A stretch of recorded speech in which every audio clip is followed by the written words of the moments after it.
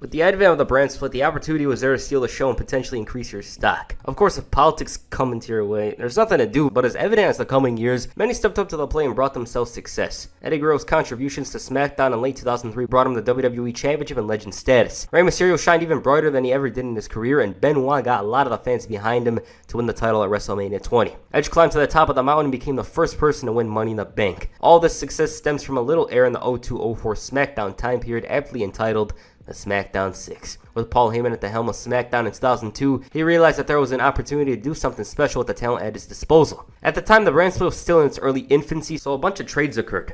One of those trades turned out to be a huge gift for SmackDown. Chris Jericho, the man who main evented WrestleMania 18 only 4 months earlier, was on SmackDown. He's enrolled in a program with John Cena and is an ally to the Un-Americans. He gets traded to Raw in favor of Chris Benoit and Eddie Guerrero. Now at the time, the writers, the producers, they were shocked that Heyman even offered Jericho for those two, and in a way, they felt like he was ridiculous for letting go such a huge commodity. Because at the time, Benoit and Guerrero never really went above the mid-card scene and were still perceived as the wrestlers, whereas Jericho was not only there but an entertainer. So the trade was accepted. Benoit and Guerrero joined an elite roster featuring the likes of Hulk Hogan, The Rock, and of course, Kurt Angle. So what was the SmackDown 6 talent's credentials? Chavo Guerrero, respected worker who's captured the Cruiserweight title in the past. Eddie Guerrero, solid mid-carder who's won just about every mid-card title, be it the WCW United States Championship, the European Championship, and of course, the Intercontinental Championship. Rey Mysterio, already one of the most influential high flyers the world of wrestling has ever seen. His blistering pace coupled with his world-class timing made just about every match of his must-watch. Chris Benoit, highly respected worker whose approach to professional wrestling is almost unmatched. With a career and talent like his, all that was missing was a world title run, and no, this doesn't count. Kurt Angle, 4 years into his career, and already he's considered one of the best to ever grace the squared circle. Angle learned the basics in record time and added his flair and charisma to enhance the WWE roster's quality. Angle is only getting started, and then there's Edge, one of the young talents with the most potential. Edge from day one displayed charisma and had this special intangible to him.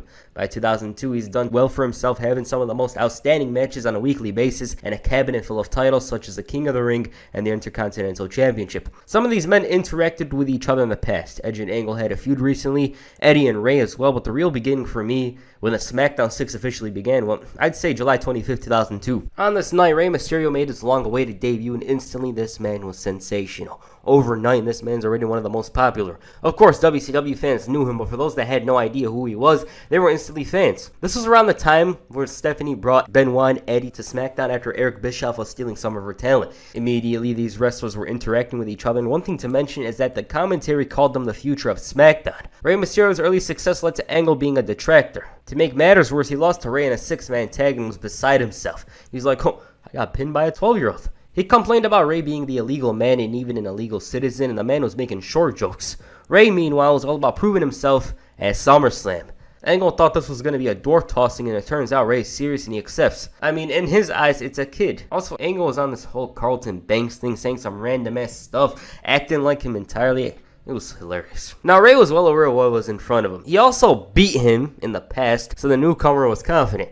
Kurt, though, felt he tied that mask on too tight, and in order to make sure Rey knows who he's facing, he should sit on a booster chair to watch him wrestle. Oh man, the roasts are coming in non-stop. Of course, Rey ended up interfering and got Angle counted out. With these two in form, in their prime, fans were going to witness one of the greatest opening matches in SummerSlam history. From the beginning, this thing was incredible and did its job in setting the stage for the night. It was like a game of cat and mouse with Angle constantly going after the ankle and Rey jumping around making his life hard. Eventually, though, he's caught and Angle ends the games, forcing him to tap out. Superb match, insanely fast and leaves you wanting more. Later that night, Eddie Guerrero and Edge had a nice match that proved to be forgettable when looking at this time period. Edge may have won this match, but the feud intensified over the next couple of weeks. Eddie cheated to win in the rematch and added insult to injury. At the same time, his nephew Chavo began teaming with him, but it did not have the best start because Eddie's face was deep in his ass crack. That said, Eddie made good on his pretty face promise and busted Edge up ahead of Unforgiven. At the same time, Kurt Angle and Chris Benoit started a feud after Rikishi gave Angle a stink face and Benoit was laughing about it. These two were finding joy in the others to struggle, and hell, they were screwing each other over despite being tag team partners. This of course led to them losing, so Angle gave Benoit an angle slam and screwed up by adding insult to injury. Similar to SummerSlam, Unforgiven was a success on the SmackDown side. Eddie's cheating ways did not prove to be his downfall here, as he managed to pull another tactic to steal it. Later that night, Benoit and Angle engaged in a technical classic. It's the easiest way to describe this match. And Benoit only won it because he cheated, otherwise in kayfabe they would have wrestled for a lot longer. The September 26th episode of SmackDown SmackDown provided one of the most memorable matches to come from this era of SmackDown. Edge and Eddie Guerrero in a no disqualification match. Eddie wants Edge's face rearranged, Edge wants redemption. From the beginning it was intense and neither man was letting out in terms of aggression. Chairs and ladders were used in this affair to settle it because while they faced off again in the future, it was never as intense. The match was so rough that it left a lasting impression on Edge's neck. Some spots in this match could have gone bad in a moment's notice, and when you see something like this, a match so hellacious, violent, and exciting, you're wondering, like, it main evented, right? Well, it didn't because Angle, Benoit, and Ray went out there at the end of the night. Edge emerged victorious by the skin of his teeth and moved on to something special. Eddie too. You know how at a restaurant there's a small dish before the main course comes out? Consider this part of the video to be that, because from here on, it's the main course. On the October 3rd, 2002 episode of SmackDown, Stephanie McMahon made a couple of announcements. One of those announcements was for the new tag team championships. A tournament is going to be held for those titles, and the tournament saw several random tag teams. Brock and Tajiri, John Cena and Billy Kidman, and with the tournament in full swing, Chavo Guerrero and Eddie felt very confident about their chances. They had chemistry and experience unlike just about every other team in this tournament. They also made fun of Benoit for his problems with Stephanie and were also convincing him that Angle's taking a year off, he doesn't want to be his partner, this and that. But egg fell on their face once Angle opened the door. Even then, tempers flared between Angle and Benoit over the whole Guerrero conversation. He wanted to know what's up, and all Benoit did was stare at him. Now, I don't know if John Cena traveled to a future era, but he looked far too strong here. Even then, the Eagles won the match and got into it over the ref raising the other's hand. Brock Lesnar, meanwhile, was about to carry Tajiri to a victory. And it's not like Tajiri needed any carrying, but this is Brock Lesnar. All Tajiri had to do was not get in his way, and because he didn't do that, he lost. The tournament was in the semi-final stage, and Edge and Rey Mysterio punched their ticket to No Mercy with a victory over Devon and Farouk. Los Guerreros, though, were anything but worried about Kurt Angle and Chris Benoit. Their semi-final match was excellent, as is the usual. Edge and Rey returned the favor from earlier on and attacked Angle and Benoit as well, and the tweeners had an uphill battle. Not only were their egos a problem, but Los Guerreros had experience and were in sync, unlike them. Of course, this one had so much drama. Angle and Benoit bumping into each other, the ref being knocked down, Willie attack his own partner. But in the end, though, Angle and Benoit were on the same page, and so they won. Of course, one of the reasons they're buddy-buddy is because of the threat of being suspended. Stephanie's like, oh, if you attack him, you get suspended. Another is Eddie lying to Benoit over an attack, but of course, the main reason is the fact that they're going to No Mercy. Okay, this one was expectedly outstanding. I mean, it's Rey, Benoit, Edge, and Angle. Anything other than that would be disappointing. But not only was it good, it was great, amazing, iconic Hell match of the year, and that's saying something. The year was filled with so many tremendous matches, yet for the most part, if you ask someone, hey, what's the best match of 2002, they say this, and for good reason. The Hurricanrana spot during the match was so damn iconic, and it all came down to the simple fact that Edge tried beating Angle at his own game, and so he tapped. Kurt Angle, Chris Benoit, the rivals were tag team champions. One of the best tag team matches of all time. Since Angle and Benoit were the first tag team champions, they were rewarded with a trophy. Angle agreed with Stephanie that he should have set aside his differences with Benoit, and because he did, that's why he single-handedly got the win at No Mercy. He was ready to take that trophy home, but Benoit had something to say. He told him to put his ego aside and said that everyone knows he, Benoit, is the captain. And if it wasn't for him, they wouldn't have won the title, and if Stephanie didn't put that stipulation in, he would have kicked his ass. Angle said he won the match, making him a star and Benoit the supporting player, and they're bickering over this SCR 2006 trophy, and they ended up knocking down Stephanie. Why? Because. Well, there's actually a reason. Because they're crazy. They have big egos. All that. She slapped Angle. Benoit's laughing and she follows up. Stephanie was pissed over this and booked the match between the two so the winner could take the cheap-ass trophy. Of course, the way they were wrestling, it's hard to believe they were partners. And it was a good match, but me saying it is redundant. Los Guerreros once again interfered and cost Angle the match, and a frustrated Angle returned the favor to Benoit and pulled a Bret Hart by destroying the trophy. If I can't have it, nobody can. This wasn't the only match involving the SmackDown 6. Edge and Rey beat Los Guerreros to earn a title shot, but me mentioning every single match would be a struggle and would probably ruin the pace of this video. That said, the Halloween episode of SmackDown is probably one of the strongest you'll see from this era. Edge and Benoit have a good match. Edge reveals because Angle has too much drama with Benoit and he goes on a hideout because of it. He couldn't stay for too long because he was booked in a match with Eddie Guerrero. That was as expected even with the time, and once again interference from Benoit, who claims his territory is the last man standing. Good. It went from bad to worse for the champions as they had a brawl at the party. Even at the party, they were fairly even on offense, and it all came down to Angle hitting an angle slam while Benoit blasted him with a bottle. Now, November proved to be the month where the SmackDown 6 was winding down. Los Guerreros were annoyed at the fact that Edge and Rey Mysterio received the title shot while Eddie was the one who beat Kurt Angle. Stephanie reminded him of how they lost to Edge and Rey, and she saw how eager Eddie was to face the champions. So she booked them in a match with Brock Lesnar. Edge and Rey, meanwhile, had their title match, and it was going to be 2 out of 3 falls. Edge and Ray were far quicker than the champions, whereas the champions were far more methodical. The good guys had the ability to just kick up the pace, and with the sudden seated senton, they won the first fall. Angle was pissed, they were behind, and it was because of Benoit. So he went to work. Even then, with all the effort that Angle and Benoit were putting in, Edge almost had the match won. So Benoit blasted him with the title, leading to the ankle lock, which gave them the fall. All that teamwork, and they're still fighting. After the commercial break, the champions were properly integrated into the match. Rey Mysterio was struggling to break through, and even when Edge tagged in, his ankle was hurting. This greatly benefited the champions, who singled out Edge and isolated him, which meant he was taking more damage. It also didn't help that Benoit was super aggressive and hungry just to hurt him. Rey finally tags, and it's the final third. He's got the hot tag boost, but Benoit's like, not on my watch. Rey still finds the drive and shows world-class timing to drop Angle and win the match. Oh wait, Angle's hand is on the rope, and SmackDown goes to a commercial with these two complaining. Afterwards, it's revealed that the match had been restarted. The champions were desperate to not let this opportunity go again. Mysterio was taking a beating, but he found something with a DDT. Edge tags in, and he's got the fire behind him. Angle locks him in the ankle lock, but Edge rolls over 619 in the spear. 1, 2, Benoit dives onto Angle. Rey makes a save, and Edge goes for the pin. 1, 2, 3, new champions. Awesome. Superb match. Really shines bright as an underrated match in the grand scheme of things, because we usually talk about Angle and Benoit Unforgiven, the No Mercy and Survivor Series matches, but this should be up there with them. It's that damn good, and if you disagree, well, go watch it. Of course, Angle held Benoit responsible, and they bickered over who's the captain, who won the last match. I have more teeth than you, I have more hair, I'm an Olympic gold medalist, and meanwhile, Los Guerreros told the champions that their luck is running out. The Rey and Eddie match is, as expected, quality. Angle and Benoit was just an ass-kicking contest with nobody emerging victorious because of Angle stealing Eddie's move and causing an all-out brawl. He caused all of this, and now he's tapping. But everyone came out of this beaten though. Through all of this, the two egos were up and ready to fight. Things cooled down, and Angle resolved the issue in awkward fashion. Even then, at Survivor Series, problems arose between the two, and Angle knew where this was going to go, so he tried to ease things. Their match with Los Guerreros and the champions was probably the only time these 6 men featured at the same time.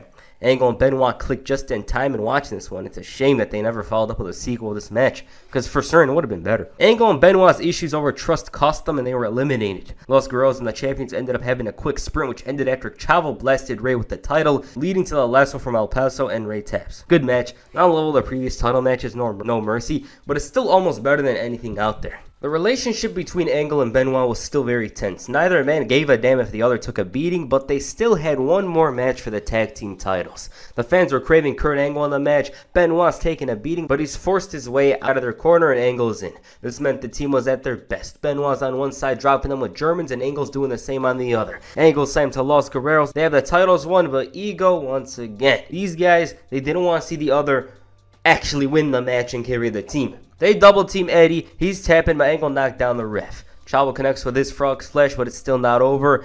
Eddie goes up top. Angle catches him, and Chavo blasts Benoit with the title. Eddie goes for the cover to retain the titles. Good. It's obviously centered around Benoit and Angle rather than the champions. You know, the story is mainly about how Angle and Benoit are going to operate, as it was in a bunch of their previous matches, but even more so here. Los Guerreros reign supreme in the tag team division over Edge and Rey, and of course Angle and Benoit. Now, you're thinking, hey, is this over? Well, they went out with a cracked up main event on the December 5th, 2002 episode of SmackDown. Kurt Angle, Eddie Guerrero, Chris Benoit, and Edge faced off in a fatal 4-way match to determine the #1 contender for the title at Armageddon. This was probably the best match involving the SmackDown 6, except maybe No Mercy. Kurt Angle and Edge in the final parts of the match displayed world-class talent. There was some great-ass near falls. Every move felt like the one to end it, but then it came down to the Super Angle Slam, and Kurt Angle was the #1 contender. So that's the SmackDown 6. Of course, they interacted with each other throughout this era, but it was never as tight as it was here. Every week there would be some sort of combination of the 6 men. That said, Angle and Benoit had that iconic match, the Rumble. Eddie and Chavo continued as Los Guerreros, and it ended at the right time as it didn't overstay its welcome. Each match was good to great to amazing, and the talent was really going all out on a weekly basis. Like, I'm just watching these matches and thinking to myself, how did Angle have the ability to pull out all these matches in a 3-month span? What made the SmackDown 6 so special was Paul Heyman trusting them to just go out there and do whatever. He saw these men and their ability and constructed a program that brought SmackDown higher ratings than Raw. Of course, they're not the only ones. Brock Lesnar, The Undertaker, hell, even Tori Wilson were too, but they played a part. Like, when you see that graphic with Edge and somebody like Kurt Angle, you know what you were getting. And Edge himself said this on the Kurt Angle show about a year ago. When we started the idea of the SmackDown tag titles, I knew with those six talents, and I'm sure Paul thought this as well, I can mix and match every week. No matter what mix or match it is, they're going to crush it. whether it's Eddie and Edge one week and Benoit and Ray, or Kurt Angle and Chavo, and then flip them the next week and then flip them again. I mean, there are so many scenarios. You can go with that. To me, that again, so much fun. It obviously couldn't have gone on forever, but I wonder if Heyman would have created a sequel of this if he remained in power after February of 2003. But the SmackDown 6 is always a positive from this era of SmackDown. You know, somebody, you mentioned, hey, what's a good thing from this era? This is one of the first things I think of. And it came down to some simple scouting from Paul Heyman to bring these guys together. Okay, this one was cool. I didn't think Matt expected himself to be a main eventer with the character, but he just went out there and had fun. This character was so damn 2002. The internet jokes, the Matt facts, everything was there, and those cruiserweight segments were hysterical, and he should have lasted longer. It's a shame we didn't get to see him as a good guy, because he didn't have much segments as a face. I just think he probably would have gone down much better as a good guy, but who knows. Matt Hardy version 1, let's get into it. At this point, Matt and Jeff were quietly separating Team Extreme. Lito was out for a year and a half, and it seemed like the team ran its course in a way. At least that's what the company felt. So they were set to push Jeff as a single star, but for that to happen, they must be as far away from one another. As for how that happened, on the August 12, 2002 episode of Raw, Eric Bischoff booked a matchup between RVD and one of the Hardys. A coin flip was to determine who gets the match and the title shot at SummerSlam, whoever wins that match. Throughout the segment, Matt was completely ignored by Eric Bischoff, and the Raw GM even asked for his name, like, who are you? He responded, I'm Matt with the 2 T's. Like, that's how bad it's gotten for him. The coin flip itself wasn't even a coin flip. Bischoff just looked at the coin like this. He didn't even flip it. And he just chose Jeff to face RVD. So this match was for the Raw spot in the IC title match, right? Well, during the match, Matt Hardy ran in there and hit a twist of fate on his little bro. The ref was down, the fans booed, and RVD ended up winning that title shot. Like, seriously, Jeff Hardy in WWE, he almost never beat RVD. I know he did. You guys told me that in a previous video, but it's so weird. Like, every time I see it, RVD one-ups him. Anyways, Matt's reasoning for turning on his brother is simple. He's handed the opportunities while he's just left in the dust. That's what it was. And Jeff, he's the one that screws up. He blows these opportunities while he, Matt, is never even given the chance to get a chance at these titles. That's how bad it was. But from here on, it was better for Matt. On the August 15th episode of SmackDown, Matt Hardy defected to the Blue brand. He made an impact by running in there and saving the team of Hardcore Holly, Shannon Moore, and the Hurricane. Watching it, though, you wouldn't notice because it wasn't exactly a save. He ran in there and the good guys already settled their business. Backstage, Matt made it seem like an even bigger deal than it was. I saved you guys. The fans went nuts. They did, by the way. I'm the best or something like that. And Hardcore's face, like, it just says it all. Also, FYI, Hurricane and Moore knew Matt pretty well due to the fact that they lived miles away from one another and the fact that Moore's trainer was actually Matt himself a couple of years earlier. Once again, the following week, Matt ran in there and saved his 2 old buddies. Barely. And he bragged about it again despite not doing anything. He made himself seem like an even bigger deal. The pop was 10 times louder, and he even bet that he'll receive an even bigger pop once he comes out again. Now, for context, this was Fayetteville, so obviously they were going to cheer him. I mean, it's Carolina. What did you expect? As for his debut match on SmackDown against Chavo, he was in the driver's seat, but then the pyro went off. A video on Kane played, and Chavo capitalized to win the match. What followed this was a losing streak. He was demolished by Brock, and despite the beating, he made himself look like $1 million backstage. He's teaching Shannon more lessons. I did this, blah, blah, blah. And after this, Matt faced Hardcore Holly. Despite using the tights for leverage, Matt found himself in the same situation to lose the match. So basically, what goes around comes around. He's complaining as if he's the victim at this point, and he wasn't an all-out heel yet, but he was getting there. He was stirring the pots, getting into details no one gave a damn about. My girlfriend did this. Oh, I'm gonna buy Vice City when it comes out. Whatever the hell he was talking about. He just added some nonsense to the conversation that didn't really make sense. That's what I'm trying to say. And he was getting his ass kicked in the process of doing all of this stuff. At one point, he was thrown around by the Undertaker. Matt Hardy then demanded a match against Big Evil. He was full of confidence and matitude. Hell, he even guaranteed victory for that night, which is stupid in hindsight. But it was revealed why he was so confident. That's why.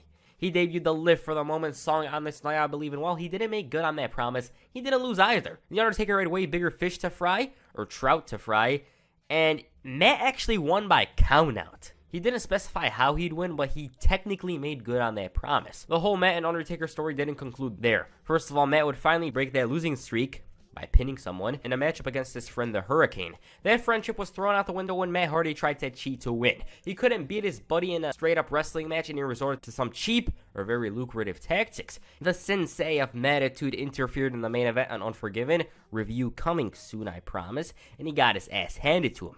Basically, long story short, he was a pawn in the game. It wasn't like Brock was a big fan of Mattitude. It wasn't like he was going to become a follower. He was just using Matt to get to the Undertaker. Matt was getting destroyed by Big Evil almost every week, and there was no repercussions coming from Matt. Like, he wasn't returning the favor or anything like that. It was always Brock that came in and won up to Taker, not Matt himself. Until the October 3rd episode of SmackDown. On that night, Matt had his final match with The Undertaker, and it was false count anywhere. Obviously, it was punished. He tried running away from Taker, but it was revealed to be a brilliant tactic. Lesnar from out of nowhere attacked, and he F5'd Big Evil onto a crate of popcorns, I believe that is, and Matt went for the cover to actually win the match. The following week, Matt Hardy came out to brag about his victory from the previous week. The very ecstatic founder of Mattitude made it clear that he's 2-0 against The Undertaker. He believed it was a defining moment in the era of Mattitude when he single-handedly proved his dominance over the Deadman.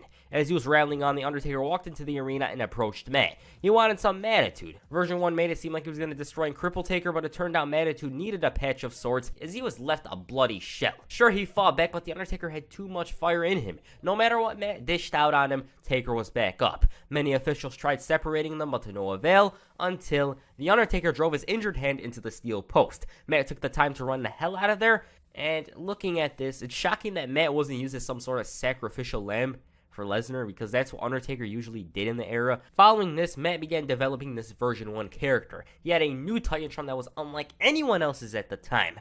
The first fact he featured had something to do with The Undertaker, and it added depth to his character in a way. He was the I'm cooler than you type, and he had his facts to back it up on the Titantron. It was simple, yet effective. Sometimes his mouth got him into some tricky situations. He named his followers the MFers, which was pretty cheeky.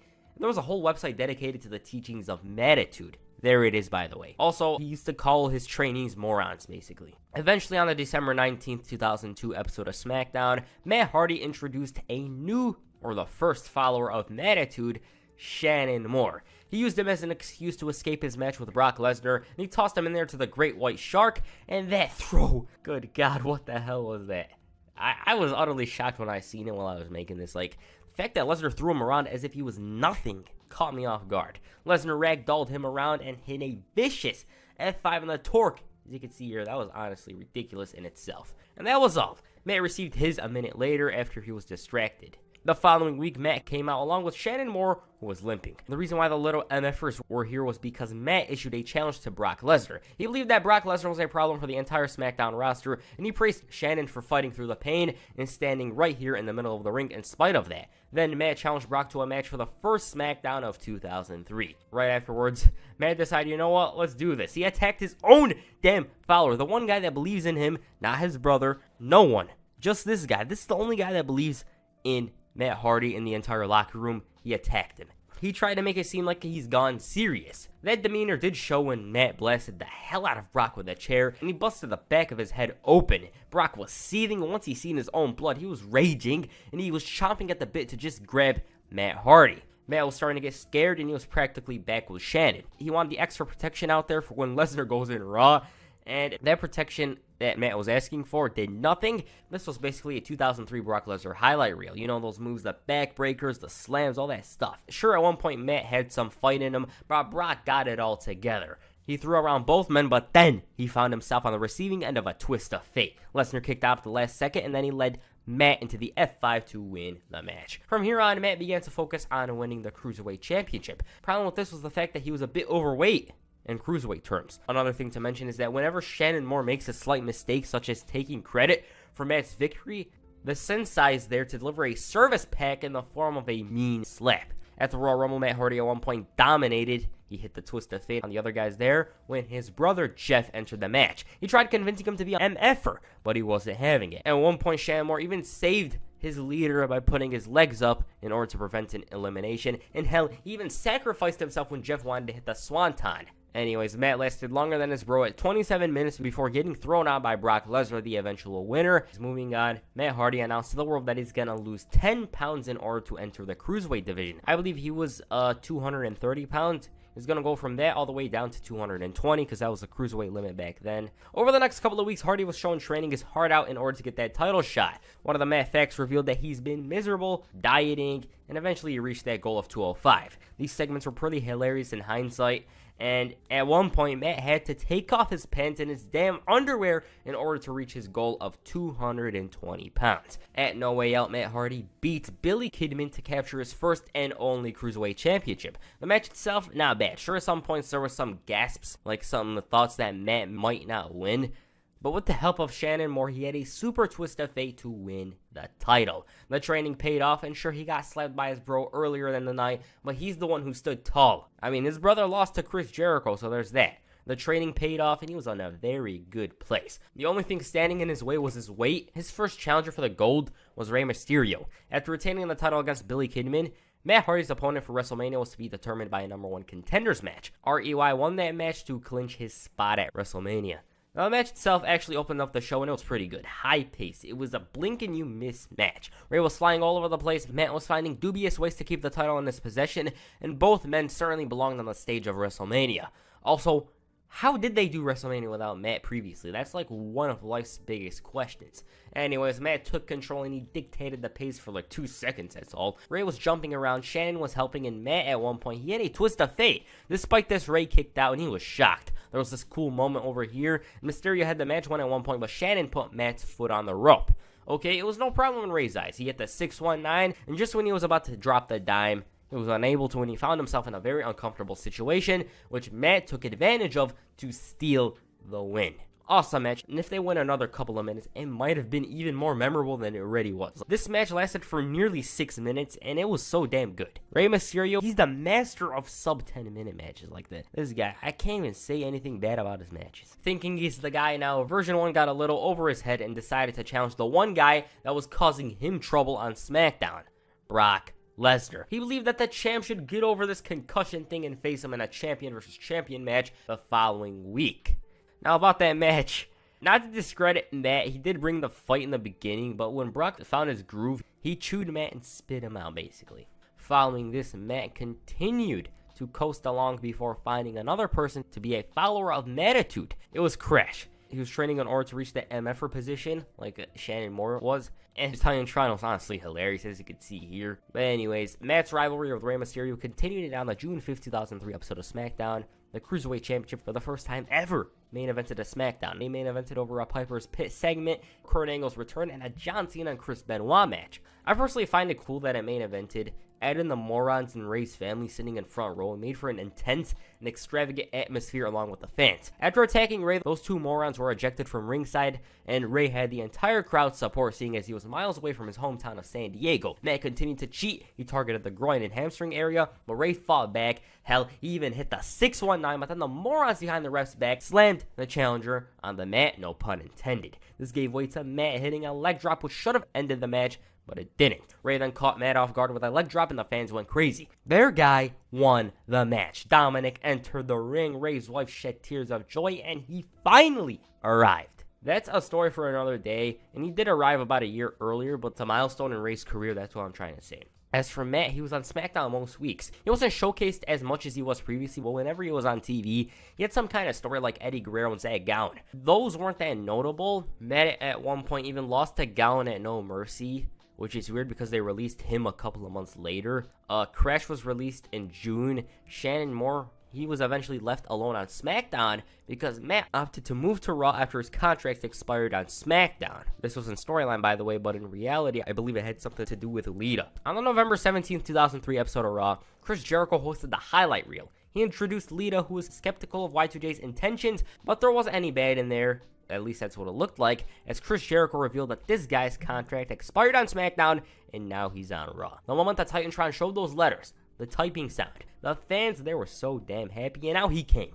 Matt Hardy. His Titantron was updated and he was back on Raw. He wanted to start off this Raw run with a bang by proposing to his girl, but just when he was about to pop the question, Molly Holly from out of nowhere complained about this. Jericho then suggested a tag match, allowing for Molly to choose her partner to face Lita and Matt. She chose Eric Bischoff. Meanwhile, Matt and Lita were in totally great spirits. As for how the match went, freaking Matt turned his back on his girl. Bischoff took advantage and scored the victory. What this meant? Well, the pre-match stipulation was if Lita lost, she was fired. So she was gone. Matt then called Lita selfish. Why? For being sidelined. She didn't join her lonely boy on SmackDown, and she only cared about herself. She got back in shape for herself, and upon her return, she failed to win the Women's Championship. He then ended things with Lita as the fans booed. Basically, he believed Lita was selfish, and she didn't even succeed in doing what she wanted to do, so it was all for nothing, so he's done. As for the fired Lita, Christian got her a job back. It was due to the Survivor Series favor. And the story in itself morphs into something far and far away from Matt Hardy, and that remake will come soon, I promise. As for Matt Hardy, he became Raw's biggest jobber. Like, he was a jobber to the stars. He wasn't losing to lesser known guys. He was always losing to Chris Jericho, those kinds of guys. Basically, Goldberg, all those guys. He was only winning matches on heats, but on Raw, he was always losing. And the V1 character, the version 1 character, was slowly phased out later on, once he turned face, to save Lita from a Kane attack, and that was it. The facts did appear for a couple of weeks afterwards, but it was just Matt Hardy of 2005, basically. I'll focus on that Kane story eventually, but this is where I'm going to have to end the video, because Matt Hardy version 1 was basically done. Now the question, why was Matt Hardy V1 awesome? It was unique, that's why. He used the internet to make an entirely new character. He didn't rely on his old Hardy Boy shtick, and it was the most early 2000s thing ever. The Titantrons were very cheeky like this one. The Facts thing, that was awesome. And when he entered the Cruiserweight division, it was entertaining. And everything he did in this run, it was a first in his career. His character was a totally different guy. He was the biggest mark for himself. He was the biggest fanboy of himself, basically, and he literally had some kind of like teachings. I wouldn't call it a religion. It was just the teachings of some sort. He had his own followers. It was so damn different. Never before was he this kind of arrogant, annoying, and hilarious heel. The stuff he did was cracking me up. He refused to learn his lesson with Brock, which I found stupid as hell. He trained legit to work as a cruiserweight. The disrespect he showed to the MFers was something. And it's a damn shame they lost ideas on booking him on Raw. He should have gotten some other MFers. Would have went for the IC title, perhaps. Yeah, he should have done something on Raw. It's like the moment he appeared on the brand, they only had one idea, the Lita thing, which they did after a week, and that was all. They didn't think of what to do with him ahead, so yeah. Every once in a while, you'd see a rivalry that consisted of a young talent looking up to an icon, and even though they're a big part of the reason why they're a wrestler, the young guy feels confident enough to take him out. Prime example of this is Shawn Michaels and Chris Jericho. Bursting onto the scene in the mid-80s, Shawn Michaels made a name for himself in the AWA and eventually the WWF with Marty Jannetty as the Rockers. Michaels was the clear favorite to emerge as a star in the group and immediately became the Heartbreak Kid. Michaels' charisma and superb in-ring skills allowed him to prosper to the top of the WWF, and in 1996, he won the title. At the same time, another blonde-haired kid was trying to make a name for himself, Chris Jericho. Jericho's wrestling influences are clear as day. He took a liking to Ricky Steamboat and after a couple of years, Shawn Michaels. Hell, Jericho even admits that he tried to base some of his stuff off of HBK. Jericho found success, but a match was never on the cards between these two. For one, he was in WCW and HBK was in WWF, and even when Y2J made his way to the World Wrestling Federation, Shawn Michaels was not wrestling and his mind was elsewhere. He was in another planet at this point. 2002, though, opened the doors. For Michaels, he wanted closure on his wrestling career, and facing Triple H would do just that. Turns out, he wanted a little more, and before you knew it, he wanted to face Chris Jericho. Now, initially, Jericho was set to face Edge at WrestleMania 19, as HBK wasn't really in the cards for WrestleMania, but as Dave Meltzer says, plans change. On the December 16, 2002 episode of Raw, Shawn Michaels addressed Armageddon. He had just went through a 3 stages of hell match with Triple H, and for him, he may have lost the title, but by the looks of it, it didn't hurt him that much, although he was hurting physically. If anything, he was looking forward to a rematch. Unfortunately, Triple H didn't come out. It was Chris Jericho. Already, he's disrespecting Michaels and told him to shut up. He said that these ass clowns were here to see the king of the world, and the "you suck" chants intensify. This was back in the early 2000s, where if they chant "you suck," it meant you had heat. He didn't give a damn, and he bragged about being better than HBK at everything, even his looks, and called himself the sexy boy.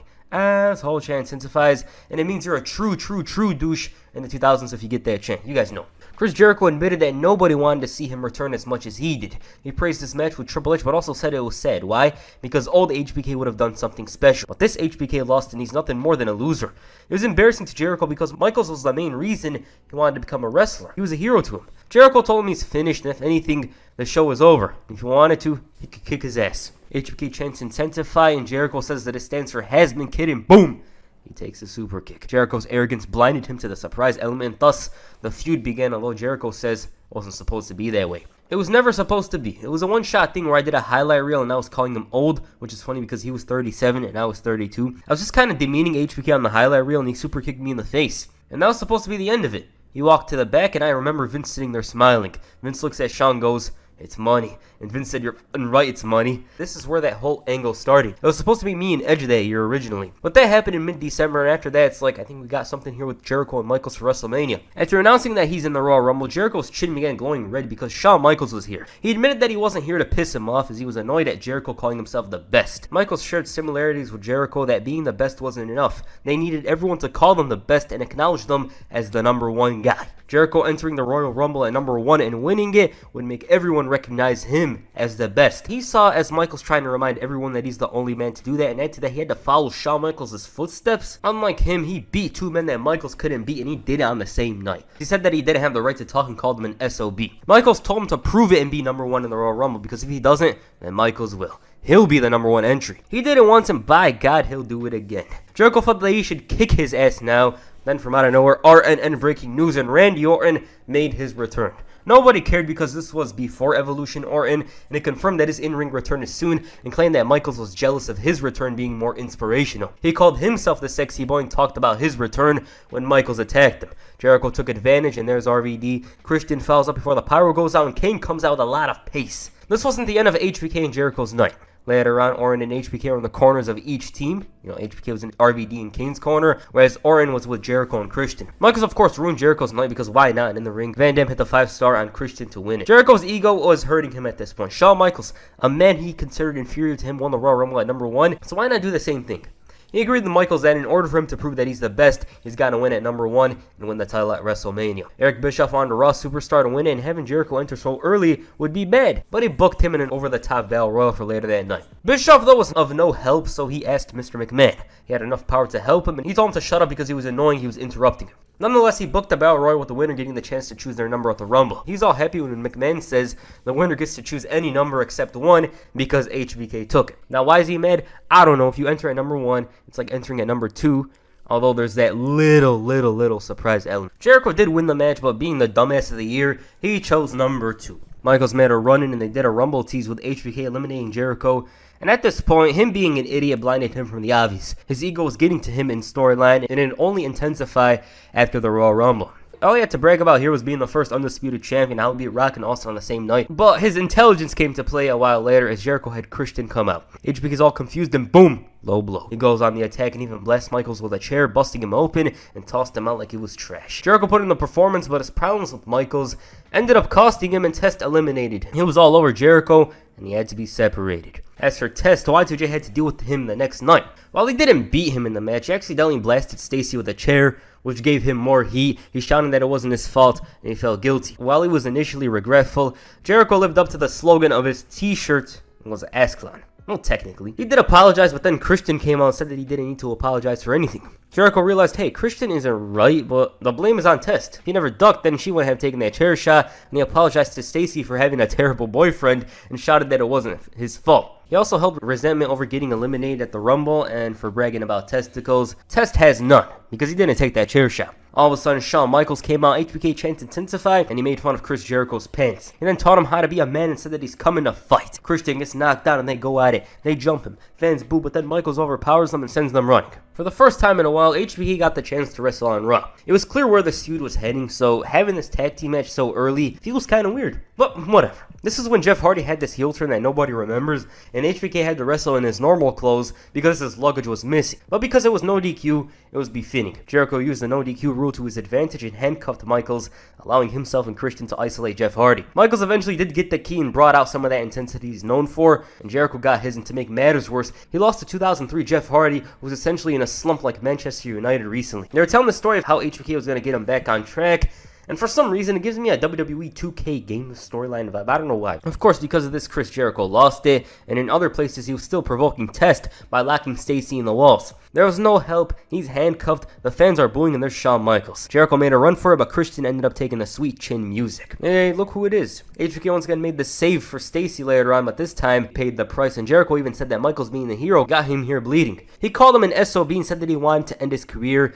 and at this point, Michaels was defenseless. He didn't know where Jericho was, and he decided, you know what, I want to end your career on the biggest stage. He wanted the Heartbreak Kid, the showstopper, the headliner, the main event at WrestleMania. Jericho was all in, and after attacking Jeff, Test, and HBK, he was ready to go after Stone Cold. That wasn't a good idea. The following week, Jericho once again took a sweet chin music. Michaels accepted the challenge, and the match was on.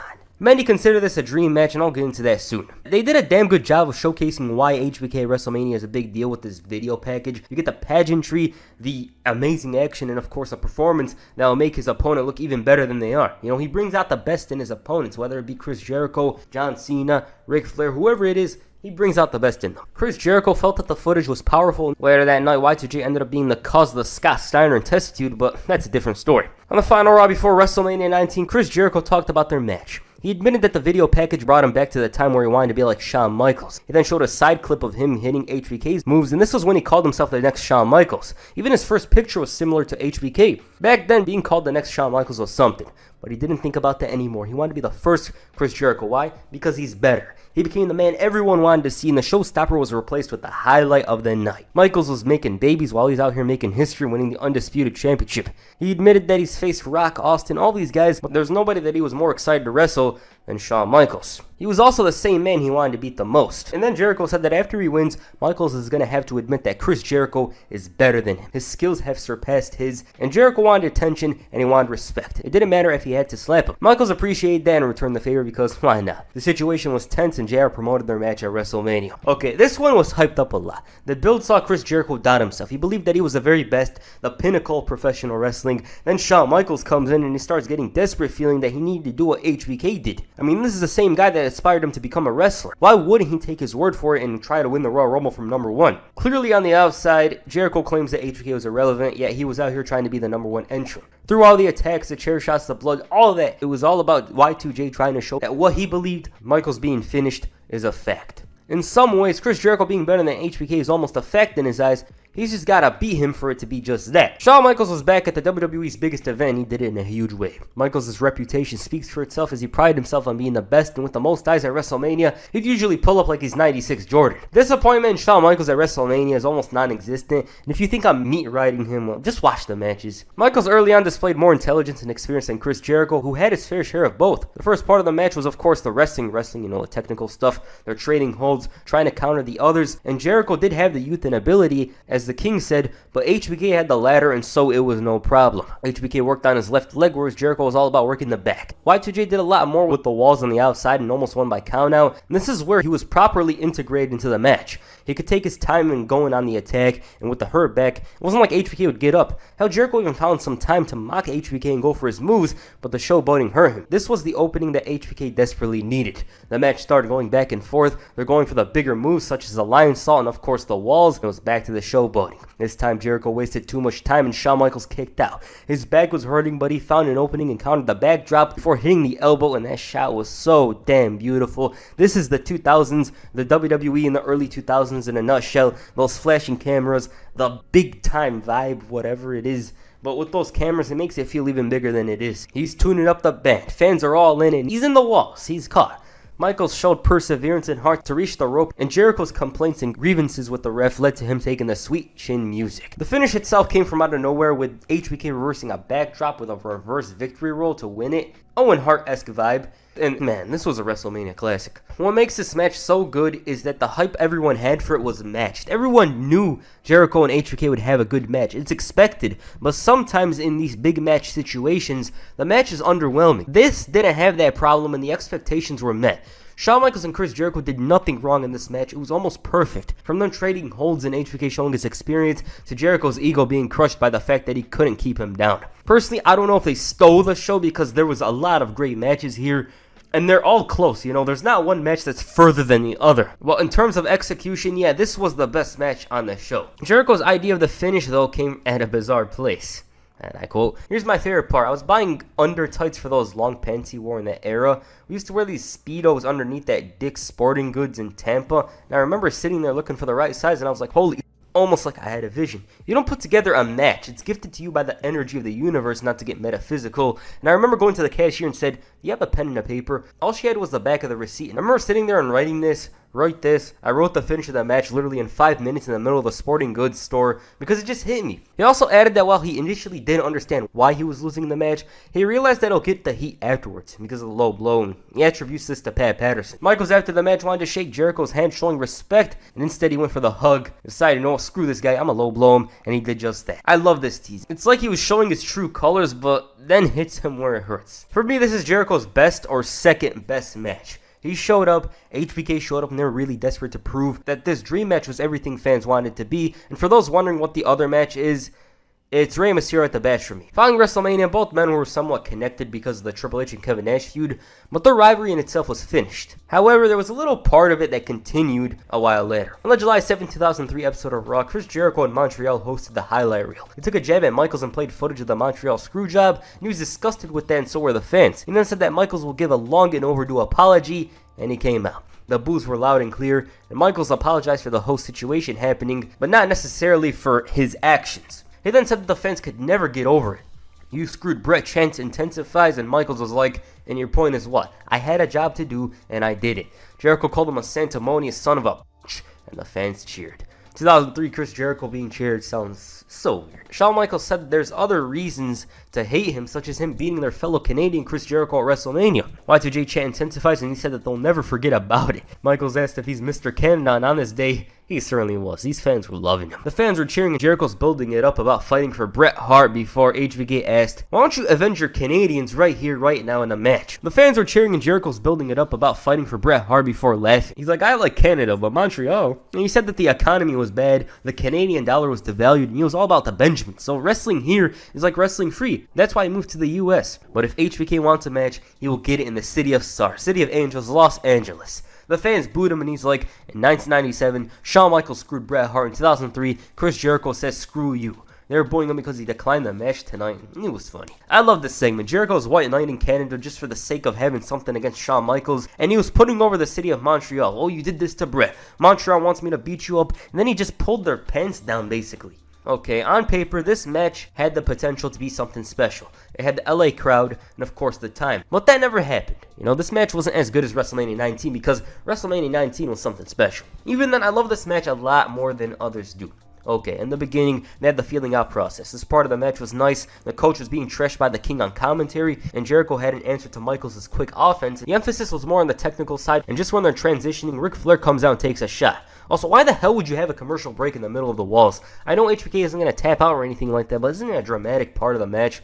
Whatever, who cares? The King blamed the coach on not reminding the fans and even said JR wouldn't do such a thing. Ric Flair's influence continued throughout the match and allowed Jericho to take control. He got ahead of himself a bit later and HBK made the comeback. They start going back and forth. Michael showed great resiliency. He hit the elbow and it was time to tune up the band. Jericho ducks and he hits the low blow. He brings in the chair and there's a sweet chin music. Both men are down, the ref's counting to 10 and Ric Flair gets into it with Earl Hebner. All of a sudden Randy Orton runs in and hits the RKO on Michaels on the chair before Jericho goes for the cover. 1, 2, no. So Jericho locks in the walls. Michaels fought hard. He pulled himself from one side of the ring to the other, but it wasn't enough, and Jericho taps him out for the victory. Damn, it was good, but it was never going to reach WrestleMania. The elements WrestleMania had were perfect. That said, it's still one of the best TV matches of 2003. You know, on Raw's side, there's not many better than this, and the first one I can think of included Shawn Michaels. Following this, both men participated in the Elimination Chamber and were involved in the Survivor Series elimination match, which was excellent. One of, if not my favorite WWE matches of 2003, and that's saying a lot. Chris Jericho contributed, but the real star of the match was Shawn Michaels. As for this feud, good. I liked how Jericho truly didn't believe in himself in the build. He's talking about how he's better than Shawn Michaels, and while a part of him believed this, the fans didn't, and in order for his claim to be fact, he had to beat him. Their promo before WrestleMania stands out to me. You know, Jericho was an HBK fanboy who bought into his own hype. The match was world class and met the expectations everyone had for it, maybe even surpassed them. For Michaels, it was a welcoming comeback to WrestleMania. His matches were the best for years to come. For Jericho, he washed away the disappointment of WrestleMania 18. The funny part about this is that their next feud was even better. There's an old saying, when in doubt, make a John Cena video. When John Cena turned heel in 2002 and became a rapper, his world was turned upside down. All that talk of getting released was put to silence like The Rock did to the Sacramento crowd. His stock increased tenfold and allowed him to show off his personality and shine. Cena's personality was a hidden weapon in his arsenal at this point because he was a very dry-ass babyface. His potential showed early on in-ring, and after the summer, it wore off. It came down to a point where they basically asked, "What else do you have?" And just by accident, he saved his career. So I debuted as John Cena, the most stale, unentertaining character you could imagine, and was just about to be fired after a year and a half of me trying to connect with the audience, and on what was supposed to be one of my last tours. When we go overseas, we all travel together, and in the back of the bus, people were freestyle battling, and I remember, I just went back and joined in, and in the front of the bus, the WWE creative department, a few people were like, "Hey, how do you remember all that?" I'm like, well, the concept behind freestyle rap is you just kind of think on your feet. And they're like, well, would you want to do that on TV? Yes, I would, and it really gave me a chance to invest in my costuming, mannerisms, delivery, personality. And I'm not the most technically proficient guy. I'm not the biggest aerial performer, but I really love the make-believe aspect. Really genuinely doing the storytelling aspect. Of course, they don't know the concept of freestyle. For Cena, the opportunity to become a rapper wasn't a long process because the SmackDown writing team was in agreement with each other that this is the way to go. Bruce Pritchard claims Heyman didn't want to do it, feeling that it would ruin his career, but he offered his rebuttal on Twitter. On the October 31st, 2002 episode of SmackDown, John Cena, dressed as Vanilla Ice, was out here delivering freestyles. In particular, his freestyle fell on deaf ears with Stephanie understanding not a single word. Cena was already freestyling like he was the best, and Rikishi showed him what's up. His face was full of ass a while later, and this only caused Cena to come back harder. Slowly, he was adding to his character. He was starting to do this pose. His music was now that music from SmackDown, Here Comes the Pain, and he was still losing, but he was gaining more confidence at the same time. And the moment Bull Buchanan made the save for him, it got better for the rookie. On the December 5th, 2002 episode of SmackDown, John Cena faced Rikishi in a rap battle. Buchanan was renamed to B Squared, and Cena changed his gear completely to stand out. I mean, who else wore shorts at this point? Just incredible. Taz, of course, made a joke out of his attire, and it's not like he did the same with Rikishi, because he didn't. Cena started rapping about his body, called Taz just another failure from Red Hook, and asked Rikishi how it felt to get the verbal stink face. Cena showed more charisma on this segment than just about every segment beforehand combined. He was really showing off here. Rikishi said that he's worse than Vanilla Ice and an Eminem wannabe. Of course, that's what pissed him off. Cena ended up getting offended and they attacked. All this over a rap battle, and Taz even got involved. Rikishi lost to B Square because of Cena, leading to a matchup between the two. At the same time, these two were such douches, they turned Los Guerreros faces. He was acting all hard, talking about how Biggie taught him about beef, and Chavo's like, we don't want this to be an East Coast, West Coast feud where you turn into a statistic. But back to Rikishi. He said Rikishi sweat grease, he's fat, and there's the booyah. This ended positively for Cena as he cheated to win, and he was off to Los Guerreros. Their next title defense ended up being against John Cena and B Squared. That title defense was a success, and Cena lashed out on B Squared before bringing in his new enforcer, Rodney Mack. They took him out, and so began the era of Red Dog John Cena. Cena was hyping him up only for him to disappear after one appearance. Why? I don't know, but he ended up going to Raw. As for the rapper, John Cena was really improving all around. His raps were intense and he had heat. Beforehand, nobody knew or cared about him. Now he was making noise. Man didn't give a damn about who he offended and how he did it. In kayfabe, Cena called out Brock Lesnar with a rap. The commentary thought this was random, and he made Brock seem like a dumb meathead and said that the next big thing was inside his pants. He wanted a match with him and was fearless. For Cena, this was one of his first SmackDown main events, and since his debut, he really improved a lot. When he came out, he would get a reaction. Last time, though, they play that generic music, he comes out the Lakers colors or whatever, and nobody gave a damn. He told Brock that him winning this match is like him winning a spelling bee. He then called the beast on his back his mother. He's like, oh, you got a nice tattoo of your mother on your back, and said he's like a simple math problem, Brock can't finish him. Damn.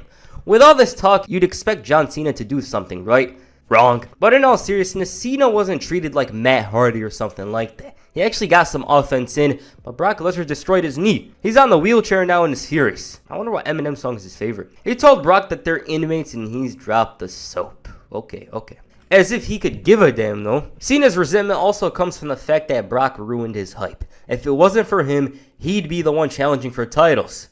Also, the nerd with no computer line here was hilarious. Even though Cena was not going to wrestle at WrestleMania because of Brock Lesnar, he issued a challenge to any rapper. He's out here complaining about how they didn't respect him, and he's like, oh, just because I don't carry gets, I'm irrelevant, or something along the lines of that. However, He was gonna come back next week, and he was coming for Brock Lesnar as well. Okay, I really feel this break for Cena helped him a lot. He seemed more intense and focused. His raps were never better than before, and for him, it was only gonna get better. On the March 27, 2003 episode of SmackDown, John Cena made his return.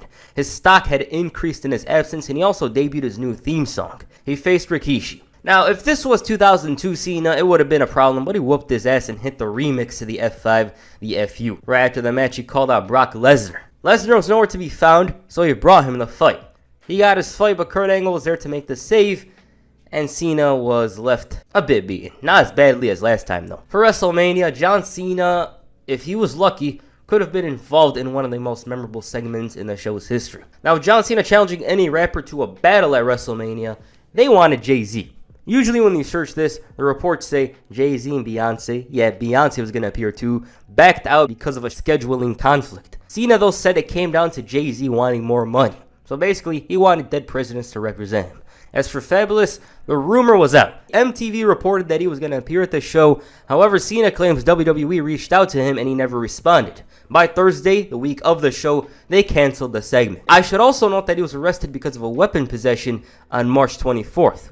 Maybe he forgot, maybe he was busy, or as he said, they never contacted him. Instead, Cena ended up rapping to a cardboard Jay-Z and Fabulous, but this wasn't the most memorable part of the segment. It was when he called Fabulous a bad idea, just like the XFL. This greatly offended the boss. Regardless of this, Cena was being noticed for all the good reasons. His character brought him a small push after WrestleMania. Stephanie McMahon announced a tournament to determine the #1 contender for the title. John Cena went through Eddie Guerrero, but a wall in the form of The Undertaker meant his title pursuit was in huge doubt. Of course, this didn't mean he wouldn't put up a fight, but this was The Undertaker. So the FBI helped him. They aided him in victory, and all Cena had to do was put his shoulder over him. So there was still a chance that he was going to win the tournament. Now, he had to face a determined Chris Benoit in the final. To him, it was a foregone conclusion, and he even confronted the champion. He made a joke out of Lesnar's concussion and said he doesn't have one because he doesn't have a brain. Damn. And it's similar to his previous statements. He didn't want Lesnar to see him as a one-hit wonder, because he's going to find out. All this talk, and he forgot about Chris Benoit. Benoit told him to worry about tonight and said that Cena should respect the title even if he doesn't respect the man wearing it. Lesnar thought this was an insult, and Cena wanted to be acknowledged. Lesnar, though, was a straight man. He shook both men's hands, and Cena saw this as an opening to send a message to Benoit. As expected, the rabid Wolverine pulled out something. Cena's about as green as a tree leaf here, but it was no problem. He'll even put him over clean. Even Cena couldn't believe that he won the #1 contenders match. Now, he knew that Lesnar was going to be an uphill battle, so he was demanding A-Train do the work for him. While he almost got his ass choked out because of this, it worked. A-Train was fierce and aggressive, but once Brock got that opening, it was over. John Cena saw what's up and caused the DQ, and he did a number on Brock with that chain and added insult to injury with the title. For Cena, this was his biggest match yet, a marquee match on pay-per-view against the face of the WWE for the most coveted title. The thing with this match is, it's only memorable for Cena facing Lesnar in his early days. Other than that, as a match, it's just there. Cena's forcing Brock to work from under, which sounds weird, because Brock Lesnar is a specimen. He's Brock Lesnar. Why would he be the underdog in this match at some points? But the man was bloody and dizzy, so Cena was in control. The only reason you should watch this is for the sight of seeing young Cena in a big match, and because you're watching the entire show. Other than that, there's not much of a reason. He was hitting low blows, trying to cheat to win, but it didn't matter in the end because Lesnar lifted him up and hit the F5 to retain the title. Even though he lost decisively, Cena thought he got robbed. Apparently, Brock was tapping out during the headlock. Spanky then came out, made a joke out of Cena, and the man was outraged over some mediocre rap. Like, the damn ref was going all out with the beat. Cena ended up clotheslining Spanky straight to ROH, and he was making enemies out of Rhino and Benoit as well. He told Rhino straight up that he'll beat his ass so sore, it's like he did a prison tour. He also said that Rhino rocks a horn on his head, and he rocks one in his shorts. The FBI shared a common bond with Cena. They didn't like Benoit nor Rhino because they're heels, so these 6 men faced off at Judgment Day. Their teamwork carried Cena to victory as they broke Spanky in half. The Doctor of Thugonomics was racking up wins, making fun of his opponents, but he didn't have a clear direction until the June 26th, 2003 episode of SmackDown. John Cena kicked off the show and said that he's bigger than MSG, and he still claimed that he's going to main event WrestleMania 20 here. Hell, he even called himself the most respected SmackDown veteran. However, even Cena had some humility. He knew if he never accepted that open challenge, he wouldn't be here. So he's going to give back to the wrestling game. Orlando Jordan accepted the challenge. He called Jordan a Billy Blanks lookalike bitch and said that he's going to rip him like Larry Bird ripped the Knicks. Jordan was clear in his statement here, I want to make an impact. Cena righted the ship though with a cheap victory and attacked him afterwards. All of a sudden the Undertaker came out. I guess it's time to pay some dues. Taker told Jordan straight up, you gotta pay some dues, but he had a big problem with Cena bullying him after the match. It was all about respect to him, and Jordan's respect at this point is like CJ's in the beginning of San Andreas. He doesn't have much. Cena though made a joke out of it and claimed that Taker dropped him like a bad habit. He's like, oh, me and you used to be tight, or something along the lines of that. What about now? Even funnier was when he called the Undertaker a white boy. His veteran advice to Taker was to watch his business. Okay, Cena's like one of those 4-year-olds shouting they're old, they're big, you know, I'm a big boy, I'm a big girl, whatever. But when Taker came out a while later, he got all scared and Billy Gunn took advantage. Of course, when he wasn't next to him, he's back to being hard. As a matter of fact, he went to the graveyard and talked about the Undertaker's gimmick being a front. He's like, oh, you're lying. He even pissed on a tombstone. Then he respawned in hell by the looks of it to cut a promo about the Undertaker. Okay, for Cena, this was once again a test. Successfully passed. Undertaker's bike broke, he stood there doing absolutely nothing, and the commentary took advantage of this, saying it's a mind game. It was a much better match than the Lesnar one and was way more dramatic. Cena here had a bigger chance of winning than last time, and they really teased it.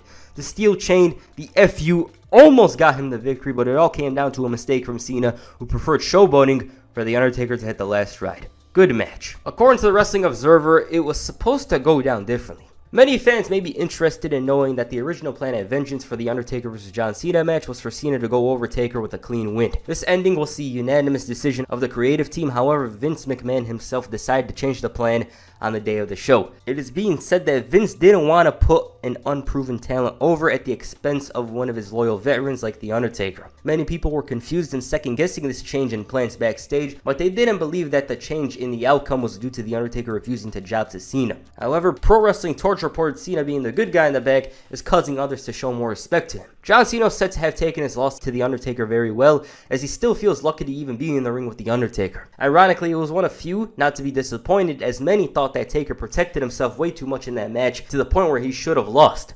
It is felt that Cena's attitude will definitely endear him to management and veterans like Undertaker. And before you knew it, there he was beating The Undertaker for a second time. Not clean, of course. The Undertaker had broken ribs, A-Train interfered, but has to mean something, right? Well, kind of, because this is American Badass Taker, he kind of lost more often. Cena didn't feature on SummerSlam, there wasn't much for him, but you'd never hear that about Cena in the future, because every SummerSlam from here on, he was there in a big match, whether it be for a title or some big program. But with that said, John Cena provoked somebody with championship gold. Eddie Guerrero. After making all kinds of jokes and insults towards Latino Heat, he bit off far more than he could chew. Eddie was ready and willing to defend the title, so Cena had to resort to some low blows, even lower than Eddie's tactics, in order to dish out some of that ruthless aggression. He was talking about the US title, or as he called it, the steal, yet he got himself DQ'd and FU'd Latino Heat on top of a tire. He said that this beating was crazier than Madonna kissing Britney Spears. Hell, he even said that he used Eddie like a hoe from the Girls Gone Wild video shoot. Eddie was fuming, he's pissed as hell, and Cena took advantage to steal his lowrider. He's gone, he disappeared from the arena, and I just wonder, like, what the hell was he bumping in the car? His criminal ex got him a match against Latino Heat in the parking lot. Okay, this was very nice. At the time, WWE rarely did something like this, and whenever they did, it was on pay-per-view. This was on SmackDown, and it was awesome. As a brawl, it's good, but what makes it stand out is the atmosphere. That's what's really one of my favorite parts of it. And fortunately or unfortunately, because they removed the whole backstage area, this was added to SmackDown vs. Raw. So I kind of like to blame this match for that. That's a negative. Chavo interfered, leading to Eddie hitting the frog splash and retaining the title. A must watch if you've never seen it. Cena knew he was beaten. He didn't really complain about it. The man was so impressed. He said that the Guerreros were better at cheating than Ben Affleck was with J-Lo. Instead of annoying himself with those two, he attacked Kurt Angle. Why? Cena's resentment towards Angle came due to the fact that he's always been overshadowed. Hell, he even claimed Angle was jealous of him becoming an American icon. He did plenty for the USA, but unlike him, Cena does things the American way. For himself. He crossed paths with the Olympic hero in the main event, and Cena called him the Red, White, and Blow. Their tag team match provided a nice preview of No Mercy. Cena had to use his chain in order to win it, and The Undertaker meanwhile was busy dropping Lesnar through the announce table. Angle got his lights dimmed so far to the point that he challenged John Cena to a rap battle. Cena said he's got as much street cred as Michael Cole. He told Angle that he's a bitch and couldn't rap a gift. Angle's America's dream and he's America's nightmare. This rap was getting heated. Angle was getting beat down like he was Cena at SummerSlam 2014 and it was getting bad. So he finally stopped him and responded. He said that Cena talks smack when he's whiter than him, but he thinks he's black. He then ended it saying he didn't come here to rap, but to fight. Cena was easily overwhelmed by this onslaught and thought, I'm out. Even then, Kurt Angle grabbed him, slammed him, and Cena had to rely on the mic. Angle seemed like he's down, but from out of nowhere, Cena found himself in Suplex City, so he had to run. On the final SmackDown before No Mercy, John Angle did a rap and made a joke out of himself. The funniest part about this rap for me is the walk. The way Cena... I'm gonna call him John Cena. The way Angle's walking, he's acting like he's hard or something. Then Kirk Angel comes down. Cena's pissing himself in fear over him. He ends up in the ankle lock, and the real Cena was pissed. He's all serious, telling Angle, "No mercy, you're covered in your own blood," and Mini Kurt low blows him. He takes the Angle slam, and the Olympic hero has the momentum. No Mercy proved to be John Cena's best match up to that point. No doubt about it there. Why? Kurt Angle's on the other side. It's as simple as that. With such an experienced veteran in there, it made things easier for him. Angle selling well, brought out Cena's bright spots in ring because at the time it was well known that Cena had all of that outside of the ring, but inside he wasn't that impressive. One of his strengths was adding his character to the match. He was complaining, doing these angry faces like someone who broke his 50-cent CD, and he had the intensity. The near falls here are very nice. Cena had those moments where he almost convinced others that he's winning. His cheating ways were no match for Kurt Angle's heart. He was kicking out of steel chain shots, the FU turned into the ankle lock, and Cena tapped. Great match. This is his best match easily, no doubt about it. It's this match, and whatever comes second is far down below. It's like WWE in the early 10s. They were number 1. Number 2 is closer to number 3 than it was to number 1. Cena's popularity was very noticeable at this point. More people were cheering him than booing him. His raps were always hilarious and creative, and couple that with his charisma, no wonder people like him. Originally, Cena was scheduled to team up with Brock Lesnar, Big Show, Nathan Jones, and Matt Morgan to face Team Angle at Survivor Series, at least at face value. Cena rejected them, and he ended up getting attacked, and Angle sees this as an opportunity to bring them to their team, because Farouk got attacked. That's why Survivor Series 2003 is so symbolic. It's the end of an era, and in a way, the beginning of a new one. Okay, as Kurt Angle used to say. That's John Cena's run. I enjoyed making this one. I loved seeing him develop. That break he took in February before WrestleMania 19 was really, really great for him. He returns, gets to the music, the finisher. He's slowly adding. He's getting funnier with every rap, with every freestyle he was doing. It was nice, and it was creative, it was unique. You know, Cena easily stood out here as opposed to what he was a year ago. Now, he was distinguishable. He was different to everybody on the roster, and the fans started appreciating him. They thought this guy was awesome. No wonder. He's wearing these throwbacks. He's freestyling. He's funny. He's entertaining. He's charismatic. No wonder he turned face. Best match from here is easily No Mercy. My favorite promo is the one he gave to Kurt Angle before No Mercy and on the battle rap. Thought that was nice, so yeah. The faction that served as a launching pad for Randy Orton and Batista. Evolution. The Game. The Nature Boy. The Animal. And the Legend Killer. So how did it come to be? 2002 was a year of change for Triple H. His return was red hot, but it came at the worst time because Hulk Hogan turned face. So he had to lose the title after only a month. After that, his face run was strong, but he was missing something from his 2000 run. That said, he was in a good place on the card. By the time July came around, the Game's face run had come to a conclusion. Shawn Michaels needed somebody big to feud with, and Triple H turned heel. He's always seen as somebody that was better as a heel, and I can't disagree. He has this final boss vibe to him, like Tony Soprano or something. One thing to know is that at this point, Triple H was at his best when he had a faction by his side. It was always the case. DX, Corporation, DX again, and when he had others by his side, he shined brighter. In other places, Ric Flair's WWE return had its highs and lows. He went from the part-time owner of the company to the owner of Raw, to somebody that lost everything and became a jobber. Flair's aura was completely gone. He did not seem like somebody that was a 16-time world champion. On SmackDown, Batista, or as he was called, Deacon Batista, was trying to make a name for himself. He was with Reverend Devon as a silent bodyguard that took donations. Soon enough, he broke free but needed tutelage on Raw by the Nature Boy. And then there was Randy Orton. Randy Orton was a 22-year-old rookie with all the potential in the world. He just lacked experience. He made his way to Raw where he suffered a setback in the form of a shoulder injury, and low-key, this was a blessing for Orton because it allowed his personality to shine. He started doing this thing called RNN News where he'd interrupt a segment and give updates on his shoulder. Sometimes a babyface would be having an important interview and he pops up on the screen. My shoulders recovered 93%. He was getting heat and he wasn't even in the arena. Orton's momentum was helping him big time and it would only get better. So I set the stage. At this point, Randy Orton was somewhat of a heel. Batista was making his way to Raw. Ric Flair had aligned with Triple H at Unforgiven. He was now his manager. He was praising him all the time. He's like, "You're the man. You're the best wrestler alive today," as he'd say. So here we go. On the November 11th, 2002 episode of Raw, Ric Flair met Batista.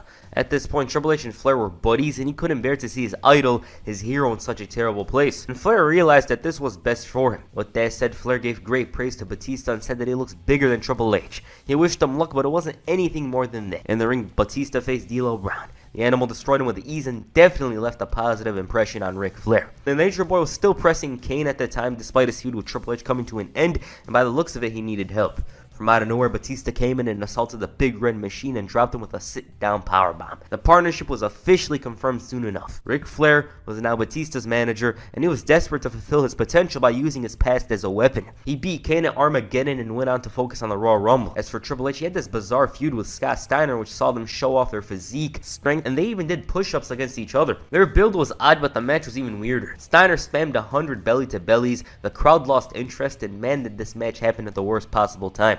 Triple H was not in form here, he was not at his best. Scott Steiner was full of injuries and was past his prime as well, and these two were never going to click. But because of the success of their match at the Rumble, they were set to face off in a rematch. Batista was going to make things easier for the game by facing Steiner in the main event the following night on Raw. The reason why this match came to be was because the Animal attacked him after he asked for a rematch, and that's how it came to be. As expected, the match was thrown out the window because of interference. Randy Orton and even Triple H attacked. So how does Orton relate to this? Well, Scott Steiner threatened to beat him up and he wanted retribution. The four men left Steiner a bloody and battered man, and they followed up with yet another beating the following week. This was all in an effort to prevent Steiner from winning a #1 contenders match. One thing to mention is that at this point, Triple H had a thigh injury. They had to cancel the MSG untelevised match against Brock Lesnar because of it. The injury occurred when he went for the high knee and hit RVD's elbow, and Triple H was quoted as saying, "It seems like every time something heals, I get something else." Triple H took a lot of precaution and effort from preventing this issue into turning into a potentially career-ending injury. So that's why he was out throughout February, and that's why he was wearing a crutch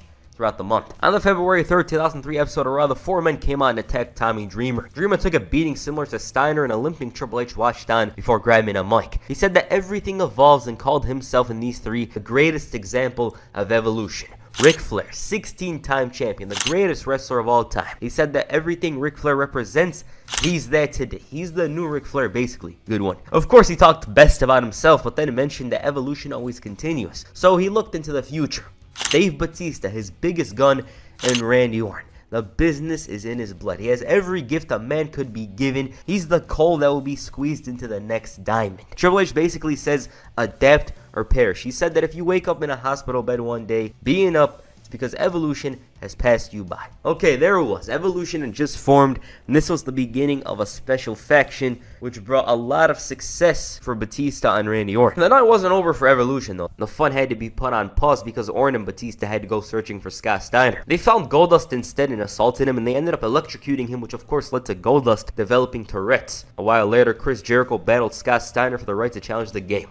With his strength, with all his heart, Big Papa Pump won the match, and Triple H told him that it's not going to happen. He told him, "You're not going to win that title." In light of the Goldust incident, Booker T was out for retribution and expressed disdain towards Evolution for making a joke out of it. He said that Goldust was weird, but he was his friend, and messing with his friend means they're messing with him. The game, meanwhile, didn't understand why they would split up as a tag team when they have a good gimmick. Booker and Cooker. Orton called him the most electrifying man. This was all building up towards that WrestleMania clash between Booker T and Triple H. With that said, Triple H and Batista went out there for a tag team match against Scott Steiner and Booker T. For some reason, even though they were facing up here, the match at No Way Out felt very insignificant. And for all the talk Triple H did, he lost to Booker T in the tag team match. It was also clear that Scott Steiner's main event run wasn't for long because he would have won here, right? It was very disappointing, and he lacked everything that made his late WCW era run cool. Their match at No Way Out was slightly better than their Rumble match, which was off the charts bad. The challenger was still booked strong, locking Triple H in the recliner, but of course Evolution interfered, which didn't work, so Triple H blasted him with a title, but that wasn't enough, and so he hit the pedigree to retain the title. It's not out of this world, but compared to their previous match, solid. The Steiner program was extremely bad because it lacked the fire from Big Papa Pump. Also, this was not Triple H's best era in-ring, but it's off to the Booker T feud. The next night on Raw, Randy Orton returned to in-ring action with Batista. The main story, though, was not Orton's return. It was about Booker T's momentum heating up. With WrestleMania on the horizon, Triple H needed an opponent for the show of shows. The Rock was the clear favorite, of course, in storyline, but in a surprise turn of events, Booker T eliminated him to win the Battle Royal. This wasn't surprising outside of storyline because Booker T was clearly being heated up for a program of the game. He was the only top babyface that never challenged him one-on-one for the title. Was Booker T ready for this opportunity? Damn right, he had this slow build from June of 2002 from the time he was kicked out of the NWO. He was connecting with the fans, showing off his insane charisma and talent. This was his reward, at least on paper, because the way they went about this feud was outright odd. It's like someone's eating ice cream and is like, I want fish. Like, what and why? Okay, Booker T was all eager to get that match at WrestleMania, and Triple H came out with a smile on his face. Triple H told Booker T that he's confused about his place in life. He straight up said that somebody like Booker doesn't get to be a world champion. People like you don't deserve it. It's reserved for people like me. Your job is to be an entertainer, make people laugh, and you're good at it. Then he's like, oh, he mentioned something about nappy hair, the suckers or whatever. And he undermined Booker's 5-time championship reigns and said that guys like David Arquette and Vince Russo were champions at the time as well. He praised Booker T for some moments, but told him that this is WrestleMania. He's in the main event against the greatest professional wrestler alive today. I didn't know Brock Lesnar was wrestling Booker T. He then said that he's gonna do what people like him do. He's gonna lose.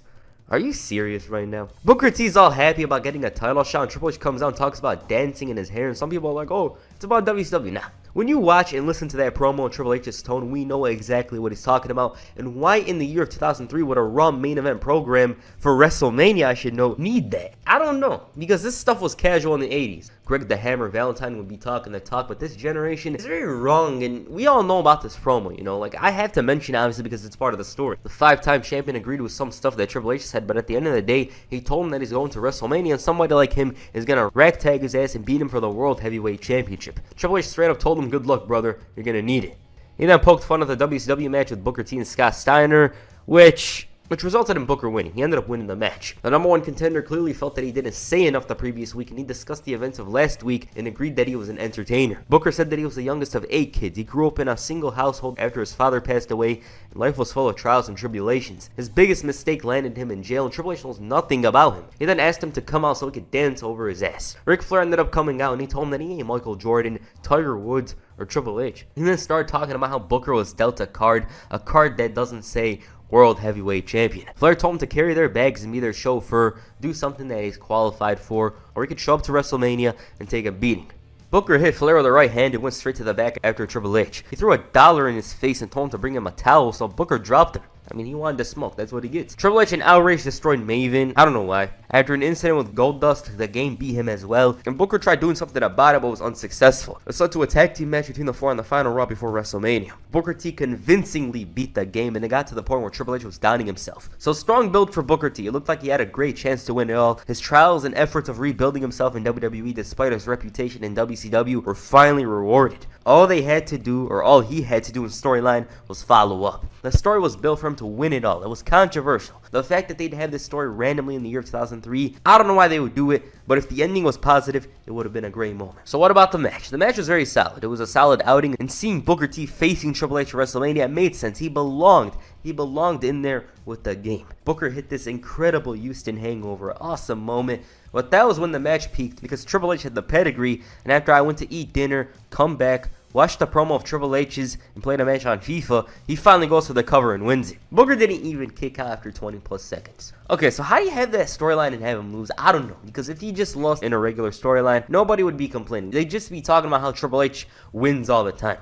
JR should have been shouting, Booker T! Booker T's the World Heavyweight Champion, but it wasn't to be, which is crazy, especially with the way the story was going. So, let me give you some insight into the situation. Why would they have Booker T lose after that build, which was technically insignificant compared to the other main events because of the way it was booked? Brian Gerwitz spoke about the mindset those in the back had towards this match. And I quote, I remember at the time the feeling was backstage when you talk about the producers meeting. It wasn't like, Triple H is better than Booker, so Triple H needs to win. It was in the totality of the show, we had 2 champions at the time, and Brock is going over Kurt. And then the other huge thing is Mr. McMahon versus Hulk Hogan match with Roddy Piper doing a run-in and everything else. Continuing the wrestling veteran. You also have, Booker and Triple H weren't positioned as the last match of the show. It wasn't the main event, even though they say there are a lot of main events.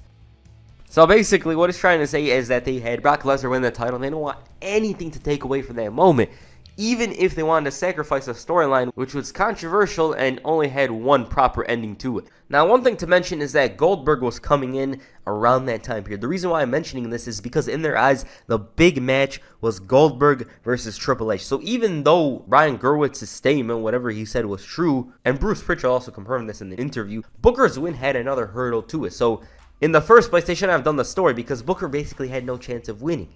Even if Brock Lesnar wasn't going to win that night, they're going to be like, oh, we got to keep Triple H hot for the Goldberg program. I doubt they would have had him lose it, especially with Goldberg coming in. So take away the Brock Lesnar thing. I don't think Booker T would have won the title here regardless. Okay, let's move on. The next night on Raw, the storyline for Backlash was set up. Triple H and Chris Jericho were attacking Booker T and Shawn Michaels in the ring. Booker showed some fight, but both men were locked in holds. As a result of this, both sides faced off in a tag team match. Booker and Shawn Michaels were in agreement. They were cool with each other. Jericho and Triple H, though, had to do some work to fix things. Once again, Booker pinned the Game, who was shocked. Flair attacks afterwards. They go after his leg, and Jericho drops Michaels with a chair. The Hurricane tried to make the save, but was unsuccessful, and instead, it was Kevin Nash. Jericho and Flair got knocked down, and Triple H ran away after having a confrontation with Big Daddy Cool. Okay.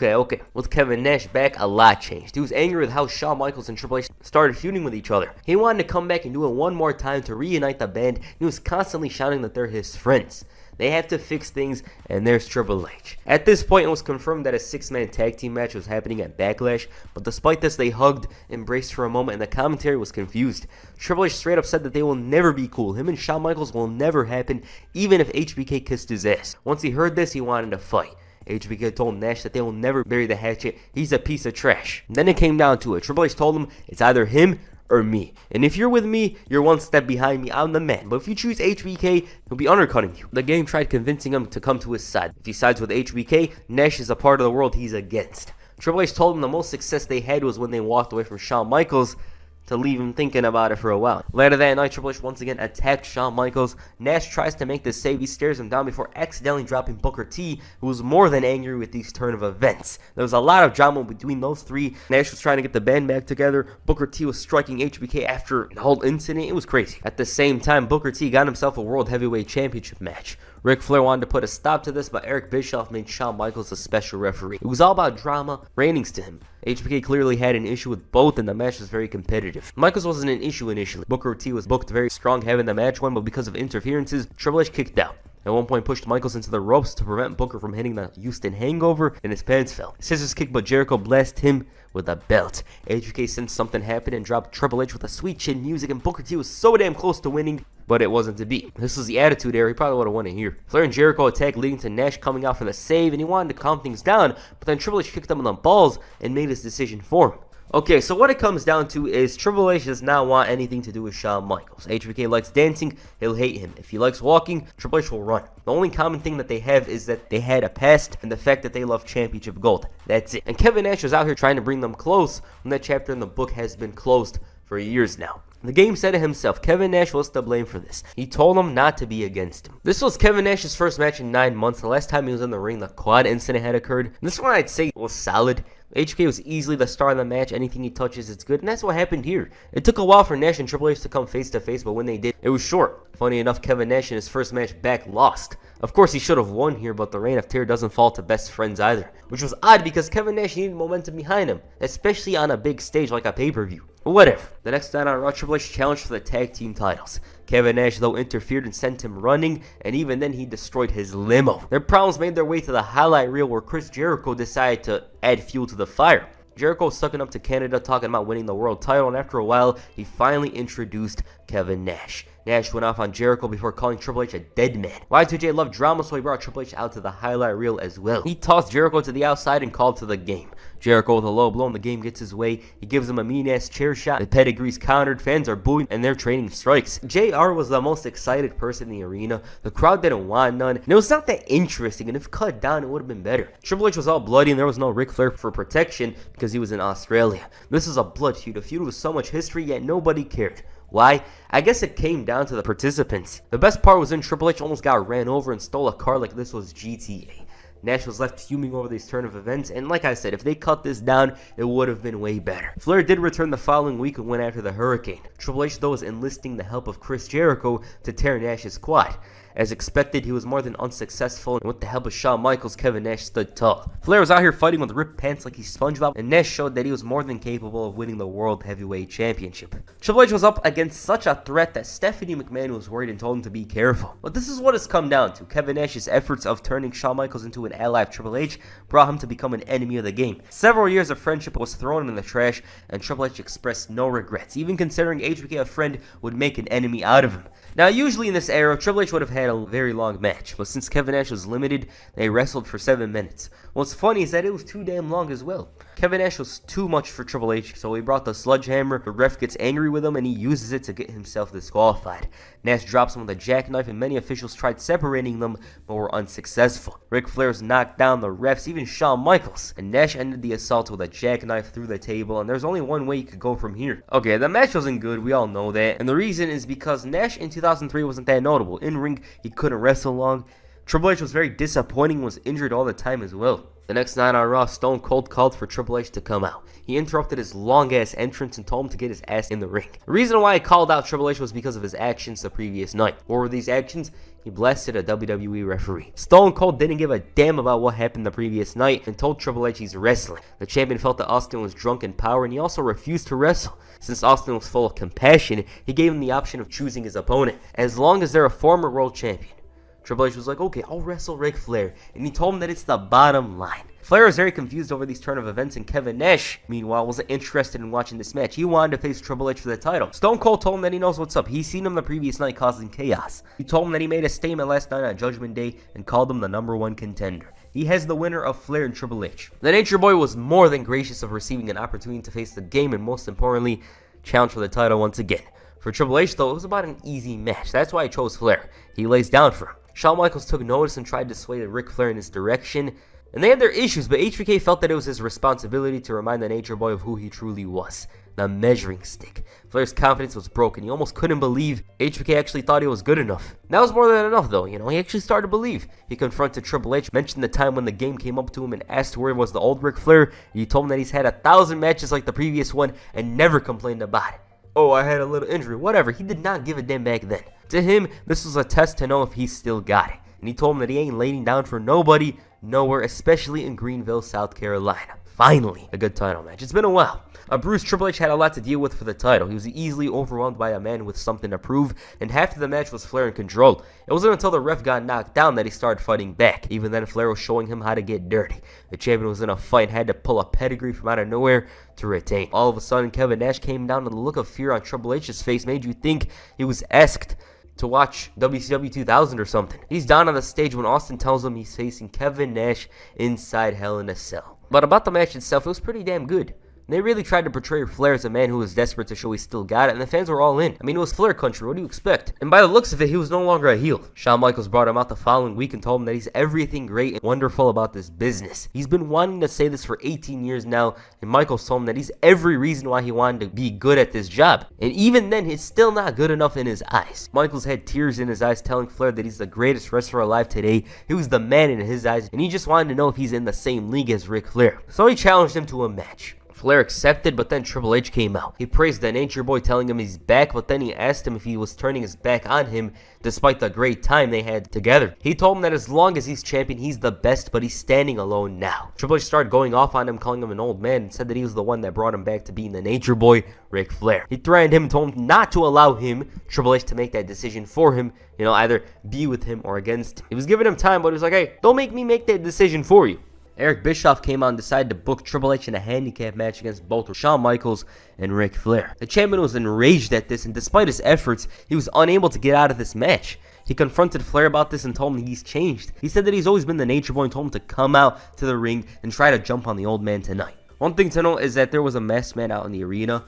Triple H and Flair did not end up facing off because the Nature Boy turned on Shawn Michaels, and in the back, the masked man dropped Nash with a chair and came out right after Triple H won the handicap match. Flair and the game were reunited. Nash finally comes in, but the masked man and the other two overwhelmed him, and it was revealed to be Randy Orton. They continued the attack to end Raw on top. So I didn't mention this earlier, but where did Orton and Batista go? During a tag team match with the Dudleys, Randy Orton and Batista suffered injuries. For Orton, his injury came after a double flapjack spot where he injured his foot. I believe Bubba Ray Dudley stepped on it or something along the lines of that. Batista, on the other hand, according to his words, was bumped into by Bubba Ray Dudley. He bumped into his tricep, it was stiff, and he was out.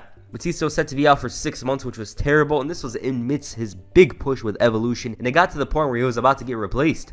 I'll get to that soon, but Orton was out for 3 months and he didn't have any kind words for Bubba Ray Dudley in an interview back in 2008. And I quote, "I never liked him. I never liked what he did because he only thought of himself. In the match, my foot was broken. It was his fault. Batista went on to say during the Evolution Ruthless Aggression era documentary, "I think he was irritated with Randy and I to begin with. Just being that we were two big muscular guys who were now with Ric Flair and Triple H, I think he just hated it. It was always a dick to both of us." What's funny about this match is the fact that Orton and Batista weren't even set to face the Dudleys. William Regal himself got injured and was sidelined for a year. So they had to come in, and to say the match was cursed would be an understatement, because Bubba himself suffered a back injury as well. Here's a WWE.com interview with both Orton and Batista from April of 2003. Orton was initially told he would be out of action for 1 year, but the test miraculously revealed no tissue damage. Hence, there was no need for surgery, and he should be able to return to the ring in early July. After the initial frustration of being injured wore off, Orton said that he was able to put things in perspective. "I think of Edge, Kurt Angle, Lita," he said. "I've got a couple of months off with a few broken toes. Big deal. Maybe this is God's way of putting me on the shelf to let my shoulder heal all the way." Batista has also kept his injury in perspective because his wife Angie was deemed cancer-free just last February after a 4-month battle with the ovarian form of the disease. "We're enjoying the time we have together," he said. "We're making the best out of it. That's cool, but I want to get back to work, bottom line. It wiped me out," he said. "One, because things were really just starting to roll for me. Evolution was picking up and things were going so good. And 2, WrestleMania. I couldn't watch WrestleMania. It just broke my heart. They offered to fly me out there, and I just couldn't. It's like making it to the World Series and not being able to play." Batista also went on to add that he hoped Evolution would reform once himself and Orton returned. And what's unfortunate about this is that on May 1st, WWE.com revealed that Batista re-tore his triceps. It happened after he fell during a run with his wife, so now he was out for another 4 months. His spot in Evolution was in huge danger, and we're going to get to that soon. On the June 2nd episode of Raw, Randy Orton once again made a statement by attacking the Hurricane. Not far behind was the Game of the Nature Boy. Evolution was back once again, and Orton cleared the ring for Ric Flair to explain why he attacked Shawn Michaels. It was because he was a Ric Flair wannabe. His bitterness comes down to the fact that everywhere he was, somebody would tell him HBK was better. Even the woman told him that. He also held resentment for people passing the word legend around freely. To be like Ric Flair, you have to do it day after day, and somebody has to call you the greatest. He also said that there was nobody else to strive to be like except himself in his era. He said that he'll make Michaels as a bitch all night long at Bad Blood. And he came out. He said that when he attacked him last week, he spat on his respect and admiration. All that respect from over the years. But HBK assured him that he wasn't the kid that used to watch Ric Flair. He's the man that made a name for himself in the wrestling industry. And all that talk about passing the torch, no, he took it from him. Michael said that he's going to show that Space Mountain is a broken down, rickety old ride. He's going to take that Nature Boy to school, and that torch he's talking about, he's going to shove it where the sun don't shine. Triple H asked him to bring it down here right now, and he wasn't scared of a fight. Unfortunately for him, Kevin Nash was here, and Michaels took advantage of this. Even the Hurricane came out. So a 6-man tag was made. The 6-man tag team match is very heated. Randy Orton won it under very odd circumstances because Earl Hebner didn't really complete the pinfall and was like, "That's it, the match is done." But Kevin Nash rebounded. The biggest story, though, was not Kevin Nash or Triple H. It was the referees refusing to officiate in light of the Hell in a Cell announcement. They didn't trust Triple H recently, and coupled with his history inside the cell, they didn't want anything to do with it. So Stone Cold had to call somebody. The game wanted the news immediately, but Austin told him that he'll find out when the world does, and added, "Have a nice day." The fans had an idea of who it was, and yeah, it was Mick Foley. Triple H was more than annoyed over Mick Foley being the special referee, and he told him that he's an ordinary guy. He's like the fans. Triple H also took credit for making him a regular guy. February 27, 2000 was the date he retired Mick Foley. The hardcore legend went on to add that the game couldn't keep him down because even though he lost, he walked out with pride. All he's got to do Sunday, though, is count 1, 2, 3. The champion told him to reconsider his decision or else he'll drag his ordinary ass and make that decision for him. He gave him 1 hour. As for Randy Orton, he was busy dealing with Hurricane inside the ring while Randy Orton dealt with Shawn Michaels outside. This match is famous for Randy Orton debuting the cutter, which would eventually be known as the RKO. HBK, though, refused to allow them to continue the attack after the match and left Ric Flair a bloody heap, although that's easier than turning on a phone. Mick Foley, meanwhile, was asked by Spike Dudley to think about his family. Stone Cold didn't feel he was confident about being the special referee as well, but then Triple H came on and asked him. He told Triple H that he's going to go back to his normal, ordinary life. When? On June 16th, because on June 15th, he's going to officiate that match. Foley expressed worry about getting an ass kicking from Triple H anywhere, anytime, in the parking lot, or even in front of his kids, and he was afraid because this would prevent him from having an actual match with him. He's going to injure him, he's going to beat him up so badly he can't compete. He was teasing a match. Foley said that he's going to take an ass kicking, but he's going to take it right here in Miami, Florida, and the brawl begins. Triple H delivers strikes, but they're no match for Foley's, and you know a song's on my mind now. Triple H, though, ended up bringing in a chair and using on Foley. He was beaten and battered, but then he started counting to 3 and said that he's got a lot more ass to kick. Triple H came in and hit the pedigree on the steel chair, and even though he was hurting, he was back. 1, 2, 3. Triple H almost couldn't believe what he was seeing. He's like, this man is crazy. This guy is really on something. to take an ass kicking from me twice and asking for a number 3? So he was going to complete the hat trick of ass kickings. Then Evolution came out as well, and he's got no help, but that was no problem because Kevin Nash and Shawn Michaels were here. They cleared the ring. Nash easily overpowered Triple H and dropped him with a jackknife. 1, 2, 3. Okay, this build was much better. I'd say this Mick Foley and Triple H segment carried hard.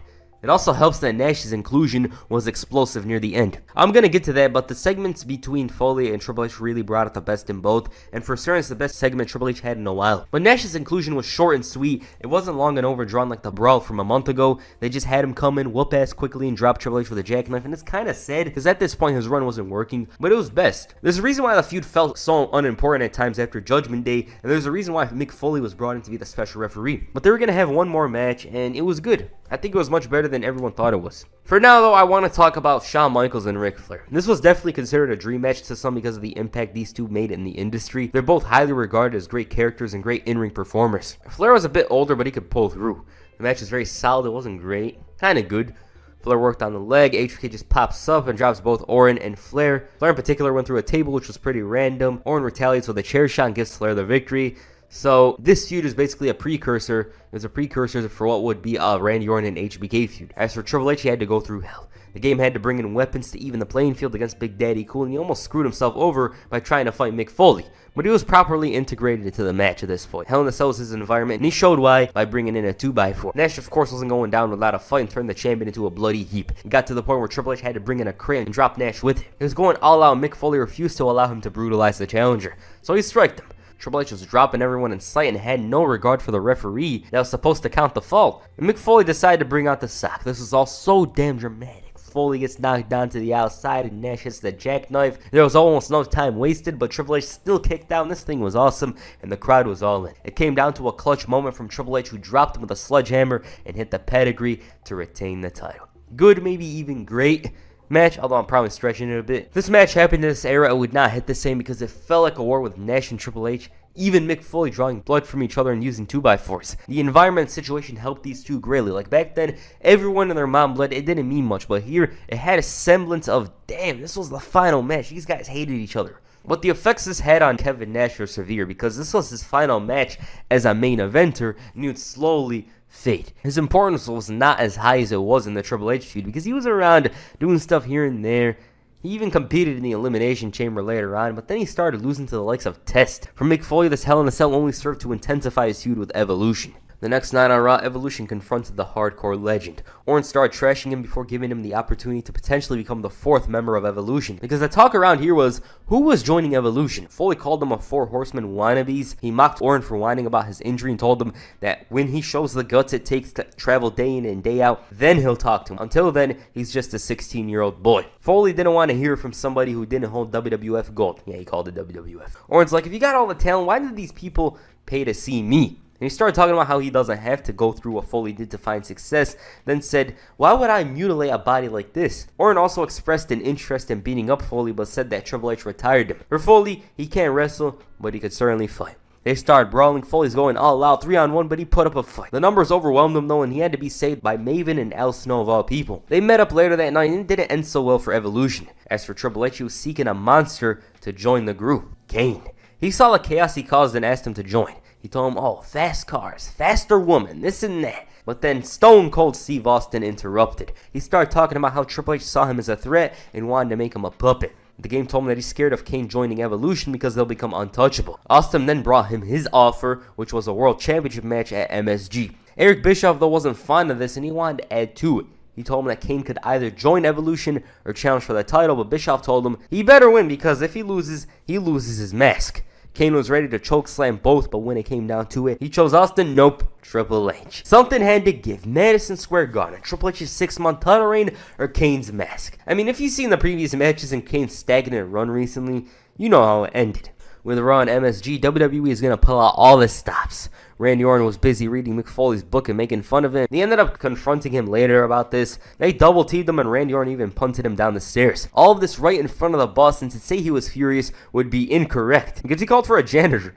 And this kickstarted the most important program of Randy Orton's career up to this point. For Triple H, he was the man that unmasked Kane. 2003, Triple H really was taking everyone and everything in sight. If he faced Undertaker at WrestleMania, he would have ended the streak himself. Eric Bischoff didn't even give Kane any time and told him to unmask. He was about to do it when Evolution once again attacked. Rob Van Dam made the save and sent the heels running, and then Kane unmasks and suddenly realizes he's a heel and chokeslams Van Dam, leading to the most chaotic 3 months of his career. Arguably, but for certain, it's the craziest since then. Triple H, though, had to deal with RVD once again. This match had some controversy behind it, so Bischoff made it no disqualification. And he lost his patience seeing RVD drag Triple H, so he made a false count anywhere. RVD was going all out despite Orton and Flair, and he was on the verge of scoring the victory, but it came down to a belt shot from Triple H. Right afterwards, Kane came out and dropped Bischoff off the stage, and so stuff was crazy. So at the time, Evolution was undergoing change. Batista's spot was looking less and less like his, and instead for somebody else.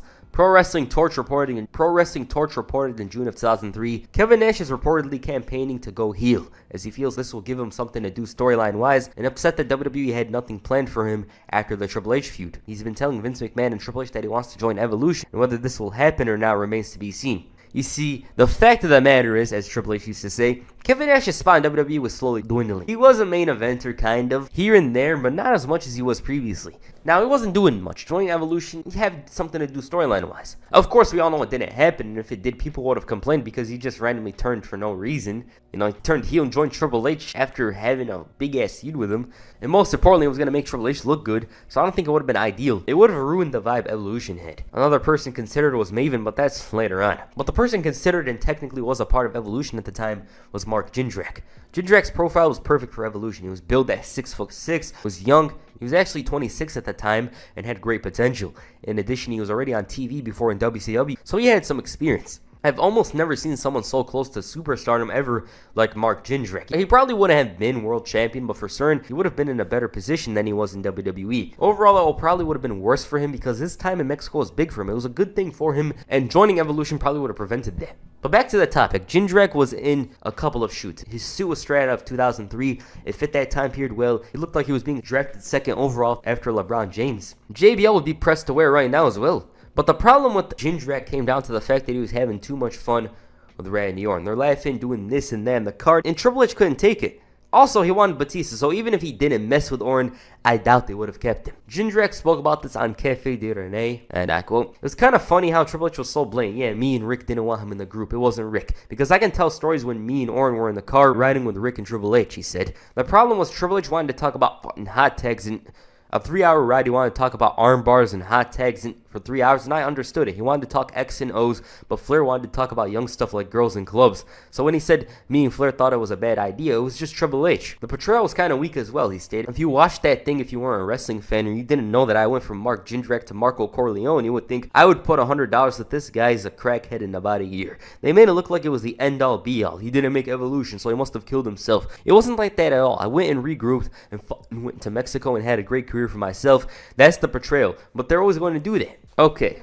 This was in response to Triple H talking on the Ruthless Aggression era documentary. Jindrak was teaming up with Orton at the time, I should mention, at live events. He was getting a feel of things, but that's it. He ended up debuting on Raw a few weeks later. Evolution's problems would only get worse at the time as Triple H suffered a terrible injury, an injury that would cause his 2003 to go off the rails. It wasn't that good in-ring, and it would only get worse. The Wrestling Observer newsletter reported in July of 2003, Triple H wasn't able to compete at last night's Raw brand house show in Green Bay due to a hematoma in his leg. Triple H did make an appearance on the show, but wasn't a part of the in-ring action. There is no word yet on how serious this injury is or if it will require Triple H to take time off to heal up from it. It looks like the WWE will be forced to delay their plans to start a Goldberg-Triple H feud, which is to be the main event for SummerSlam due to the injuries suffered by both men. The WWE were planning on having the first singles match between the two at the Raw brand house show in San Jose, California on July 20th, but could be forced to delay that if both men are not ready to compete in the ring by then.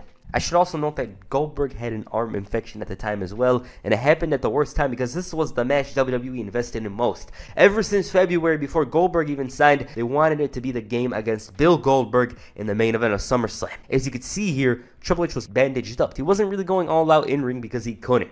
On the July 21st, 2003 episode of Raw, Goldberg finally confronted Triple H. He told him that he may seem invincible, but in his eyes, though, he's nothing more than a victim, and he's next. Evolution was craving a fight, and Bill wasn't backing off, but then the game told him that it's on his terms. Randy Orton's ego got the best of him here, and he refused to be disrespected, so he wanted to fight him. Triple H told him to stick to the plan. What was that? Costing Shawn Michaels his match with Chris Jericho. He comes in, drops Michaels with the RKO, and Jericho wins it with the waltz. This begins yet another important feud for the Legend Killer. The next day in Los Angeles, a press conference was held to announce Triple H and Bill Goldberg for SummerSlam. They tried to make you look at this as one of the biggest matches of the year, and on paper, it was.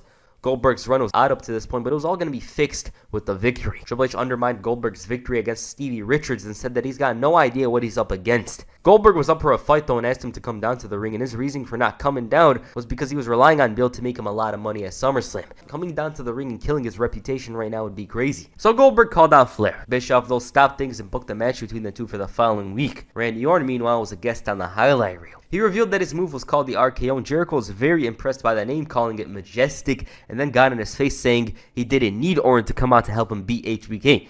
Obviously, he wasn't looking for a fight or anything like that. He just wanted to brag. Orton's reasoning for attacking HBK comes down to him trying to make a name for himself. He said Shawn Michaels was the next legend he's going to kill. Jericho praised him for being a legend killer along with being a lady killer before introducing the Heartbreak Kid, Shawn Michaels. HBK said that he became a millionaire from people like Orton and told him that he's going to kill his career before it even starts. Jericho started getting involved before Orton asked him if he wants to fight, and they brawl. The heels outnumber Michaels. He's down on the ground when Kevin Nash makes the save and challenged Jericho to a match himself. The big story though at the time wasn't Randy Orton and HBK. It was Triple H suffering yet another injury. WWE.com reported on July 29, 2003, Triple H was diagnosed with a severely strained groin.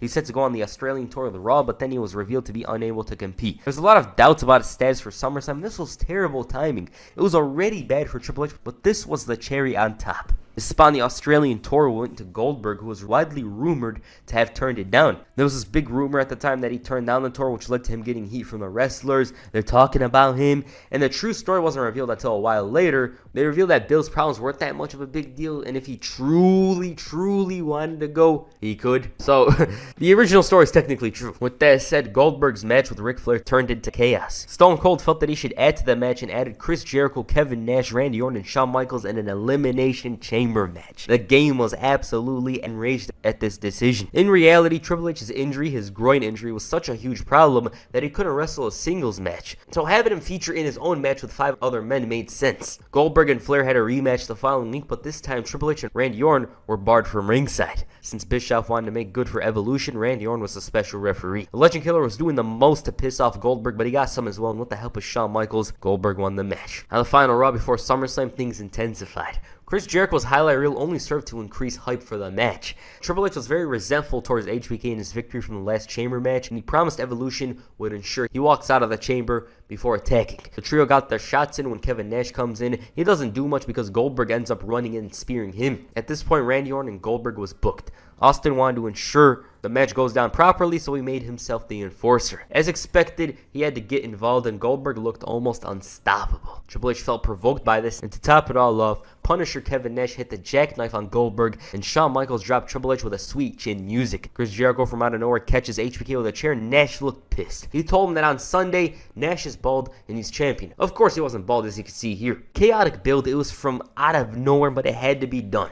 For Evolution, the objective was clear as day. Triple H walks in and walks out as champion. Randy Orton though wanted to ask about the other possibility. What if? Problem was, Flair and Triple H didn't even want to entertain, and they didn't want to hear the thought of what if Triple H loses. On paper, the result was obvious. Goldberg was going to be booked to win the title. Triple H was injured. He was busy with other things such as pursuing his movie career and of course his wedding. It made sense. The match was perfectly laid out for Triple H to do the least amount of work, and it was also when he wore the biker shorts for the first time. The other guys did their work, some nice action in anticipation of Goldberg. Triple H was super kicked into the pot after entering. Kevin Nash made his last appearance in WWE for a while, and when Goldberg did come in, the match kicked up. He had a perfect WCW-esque performance going through the competition with ease, and this is the Goldberg people have been asking for months. Awesome stuff. Shawn Michaels had a chance, but he was shut down. Chris Jericho was destroyed. He was eliminated, and all that remained was the game, who wasn't even interested in this game. Triple H had this look on his face like, is this what it's like to get buried? He knew that his fate was sealed. Bill forced him out of the chamber pod and the crowd was all in. He felt the elimination chamber and slowly the title was being pried away from his hands. All of a sudden, Ric Flair brought in the sledgehammer and Triple H dropped Goldberg to retain the title. What?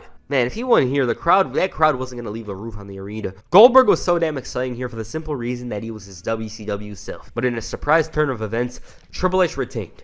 Why? There wasn't much to justify this except one thing. This thing kind of does make sense. A proper one-on-one match. Evolution continued the attack after the match.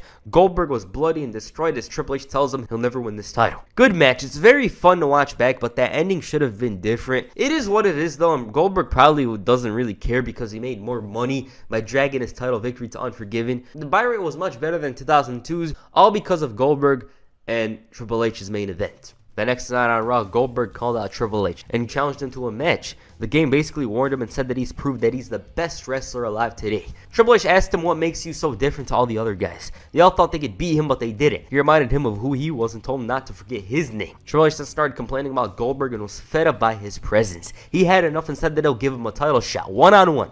Unforgiven for the World Heavyweight Championship. If Goldberg wins, he's the champion, but if he loses, he gets what he wants. What is that? He puts his career on the line and he's finished. No leaving Raw and going to a second-rate show like SmackDown and beating their paper champion. Yeah, he literally called Brock Lesnar a paper champion. He's retired. He never steps into another ring. Goldberg straight up accepted the challenge but said that the only funeral the fans are gonna see is Triple H's. Randy Orton meanwhile provoked Shawn Michaels by beating Maven with the sweet chin music. But back to Triple H. He started calling Goldberg overhyped and basically said that he needed promotion and production to look good. He said that being called the game isn't some gimmick, he's the damn game, and he called Goldberg a disease, a plague on wrestling, and he's the cure. Goldberg popped up from out of nowhere and told him that he's going to kick his ass later tonight and told him to think about when he loses at Unforgiven.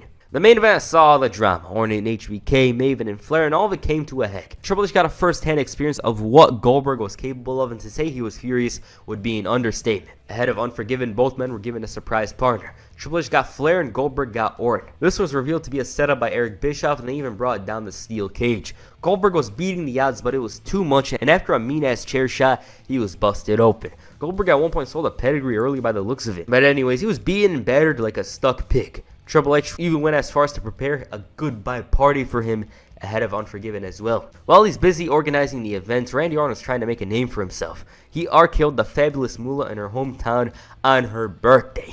Damn. He was riding high off taking out another legend, and right in front of him was another one. Orton told Michaels that he's excited for Unforgiven and compared himself to HBK, saying he uses people as stepping stones as well. HBK agreed, saying he sees a lot of himself in Orton before telling him he does something to see if others are prepared to face him. And the slap he delivered was so rough, his family felt it. Like, damn! Even I felt it over here. Michaels told him that if he's gonna step up, he better step hard.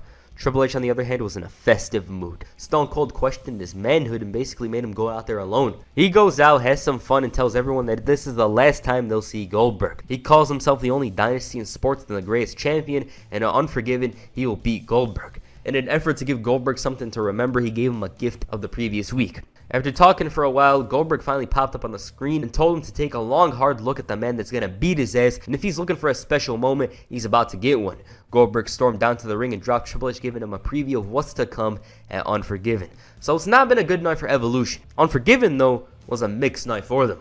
Randy Orton and Shawn Michaels had a good-ass match. I'm not going to lie to you guys, but for me, this is probably a top 10 favorite of 2003 for me. Of course, I might be over-exaggerating, and of course, I haven't watched a bunch of matches back, but I really like this. It's not as good as I make it seem, but there's a charm to it seeing the young Randy Orton trying to upstart Shawn Michaels and use him as a platform to elevate himself. For Randy Orton, this was one of the most important matches in his career, and it was a success. Flair was sweating like he was wrestling and gave the Legend Killer some veteran help. These things brought Orton the victory and increased his stock. Goldberg, meanwhile, was set. He was set to finally win Raw's most coveted gold, and the situation worked entirely in his favor. What I mean by that is, even if Triple H said no, Goldberg had some hype behind him. His story would work only with a win because, one, he would have retired, and two, his aura would be ruined. Add to that, Triple H was injured, and the last thing that was best for him was wrestling matches with injuries like it's the 80s. The work here wasn't that notable and showed exactly why Goldberg doesn't work long matches. His ability isn't made for that. It's like me saying, what is up, guys, Golfing Premier is here. It's clear where my limitations are at, and for Goldberg, it was already obvious. Which wasn't a good thing, of course, because WWE had to wrestle long main events. In this scenario, it would have been best for both to cut time because Triple H was hurting, and not only that, but he was facing Goldberg. Goldberg. The guy isn't known for long matches. But the end result was a positive. Goldberg went through everything Triple H could dish out and came out of it the World Heavyweight Champion. The 9-month title reign was too damn long, and it wasn't even helping Triple H that much. But now, it was over.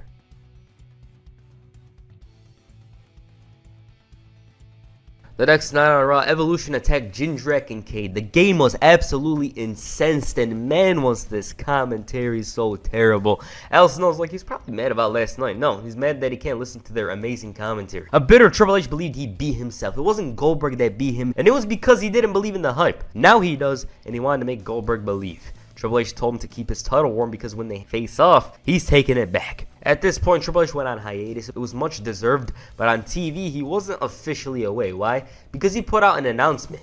He put a bounty on Goldberg's head for $100,000. This is a classic, which was of course inspired by the Flair and Harley Race story, and I love this one. I just love this storyline. Stevie Richards tried to make good on the bounty, but failed terribly. Rodney Mack and Mark Henry followed up, and Henry was more about sending a message here. What also helped Triple H's case was that he was teasing the person that gets the money could be a member of Evolution. La Resistance followed up saying they could finally buy those French poodles. What the hell? And these past 2 weeks were very rough for Goldberg, but he was fighting through. Orton and Flair had their own problems with Maven, and in Flair's case, he tore his hamstring. The bounty was still making things bad for Goldberg, and it was only a matter of time before somebody got the cash. On the October 20th, 2003 episode of Raw, Randy Orton promised that Goldberg will be taken out. Flair guaranteed it, and even though they were comfortable, Orton still made mention of the $100K in front of Booker T. And I don't know why, but Orton was always getting out in this time period. Hell, Booker even challenged him to an impromptu match. Orton realized what's up after he got his ass kicked and lost by countout. But about the bonding thing, Goldberg was beaten and battered by Mark Henry, and by the looks of it, the money was coming their way. Despite this, Goldberg was competing, and Theodore Long tried arguing about this.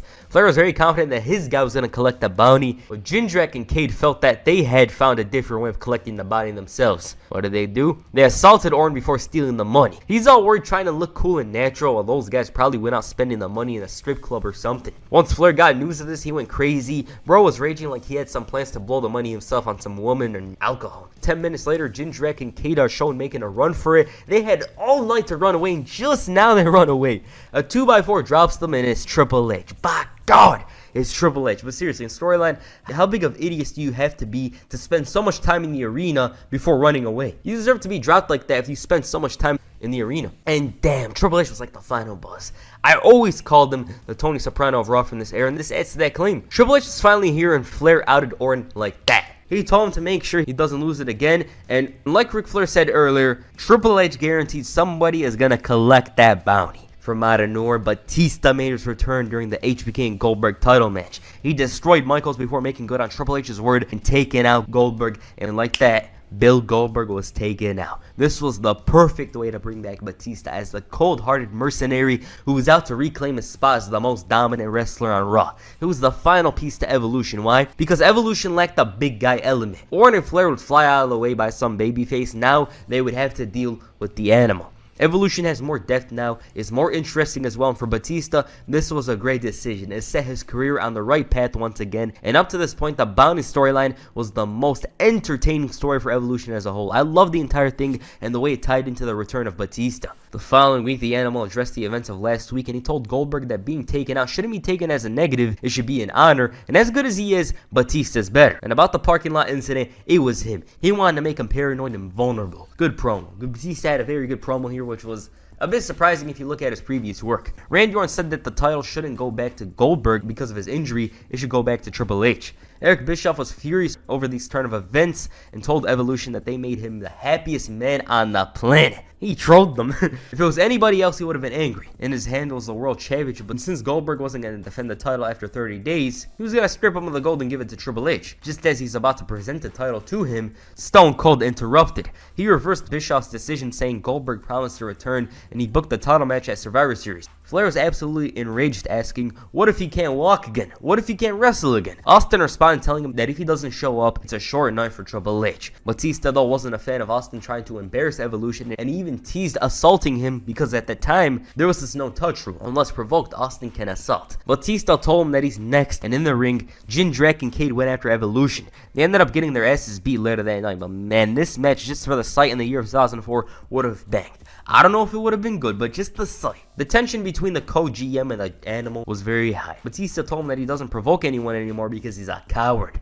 On this incident, the coach asked Austin, how does it feel to get punked out like never before? Bro looked more confident than ever. He told him that he's the enforcer for HBK and Mark Henry's match. Interfering means you provoke him. After the match, he called out Batista and told him to bring his ass to the ring. The Animal came out without any warning, stormed down to the ring looking for a fight, and there they were. Austin was clearly looking for something like this, but Mark Henry got involved. Goldberg chants intensified, and there he was. He was bruised, but will be damned if he doesn't go out without a fight. Batista took notice and prepared himself for the champion. He dropped Mark Henry, and they brawled. For Batista, he was about to learn firsthand what it's like to have a broken ankle, but Ric Flair made the save. He then told Austin to make the match with Batista for next week. Now, if you're wondering why Triple H wasn't around, it's because he was busy with Ryan Reynolds. They're making Blade 3. He returned the following week, though. He told Lita if she's not going to dance for $1, then she should fuck off. 2005, John Cena would be proud. Triple H called Goldberg the proverbial one-legged man in an ass-kicking contest and said that he's the man that wrote the book on kicking ass. Stone Cold then came out and told him the exact thing he told Lita. No, not the dollar thing, but to get out. Triple H saw this as Austin trying to look good before losing his job. Orton told Metal make sure he's responsible for killing the legend of the Rattlesnake. They teased Austin and Triple H again, which didn't happen because Batista called him a coward, and since he couldn't do anything, he brought out security to escort Triple H from the building. The game, though, told him that he's leaving because he wants to. Orton was doing the most, and Triple H ended up interfering during the Goldberg and Batista match. He dropped the champion, but it all turned out to be a very unsuccessful night for the game. Goldberg was at a disadvantage, but gave everyone a preview of Survivor Series. As you guys know, Randy Orton was busy with the Survivor Series elimination match. He played a part in trying to save Eric Bischoff's job. HBK displayed a masterclass in stealing the show, and it's my favorite Survivor Series match of all time. The story was too damn compelling and had you wanting HBK to pull a miracle. In the end, though, Batista interfered and cost Austin his career. This kick-started the feud between Batista and HBK. For Triple H, though, he had to work another match with Goldberg. This one was much better. It was some decent stuff and worked to Goldberg's strengths. Evolution were causing drama. Goldberg's leg was at a disadvantage for him, and it was well done. He came out of it looking great, and it's been a while since somebody looked that strong against Triple H. The next night on Raw, Triple H congratulated Eric Bischoff on his victory at Survivor Series. He also came out because he wanted a favor since he supported him. Bischoff gave him the title shot against Goldberg anytime he wants. The game realized he could take out Goldberg and managed to convince him that he should wrestle in a handicap match 3-on-1. Bischoff made the decision, he accepted it, and it was Triple H, Randy Orton, and Batista. As for Orton's favor, he wanted the Intercontinental Championship. As expected, Triple H got the win that he wanted in the main event, and he told Goldberg that he wants his match next week for the title. Just as he's going for his neck, Kane makes the save. He stared down Evolution and dropped Goldberg with a chokeslam to end Raw on top. Okay, so this is the big money match. Kane's going after the gold, and personally, I feel like he deserved to win at this point because of his great work. Once he unmasked, he went insane, and I feel like this was supposed to be his reward. Shawn Michaels, meanwhile, was feeling the effects of Survivor Series. Bischoff held him responsible for losing Austin's job and wanted to give him an update after a week. Because he told him, oh, you should go home, look in the mirror, and realize that you're responsible, this and that. He told him that he had a clear conscience. He is not responsible. Batista all of a sudden interrupted, and before he could speak, Michaels told him to come down and they could finish what they started. Batista told him that he knows HBK wasn't responsible for Austin losing his job. Why? Because he did it. They were about to brawl when Eric Bischoff booked a match between the two for Armageddon. Randy Orton, on the other hand, took out yet another legend, Sergeant Slaughter. He bit off far more than he could chew, though, because Rob Van Dam made the save and sent him running. Triple H, the main guy, meanwhile, had the advantage. He had the Evolution's help, and if it wasn't for Kane, he would have won the title here. The Big Red Machine clearly wanted championship gold, and as a result of this, the game barged into Bischoff's office in outrage, complained about how he lost this and that, how he was supposed to win this and that, and called him a jackoff for this. He wanted a rematch, but right behind him was Kane. He wanted a title shot as well, and just as Bischoff wanted to make the match, they started shouting at him. So Bischoff decided, you know what, I'm going to make it a triple threat match at Armageddon.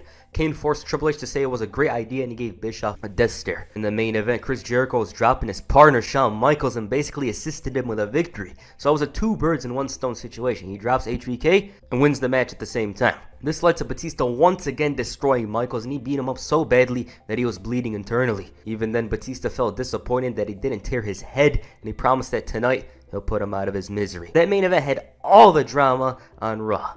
Batista didn't make good on his promise. He was unsuccessful. Goldberg hit the spear on Kane. RVD beat Orton with the help of Mick Foley, who made the count, who I should note was now the consultant of Eric Bischoff's. And you're probably wondering, where's Triple H?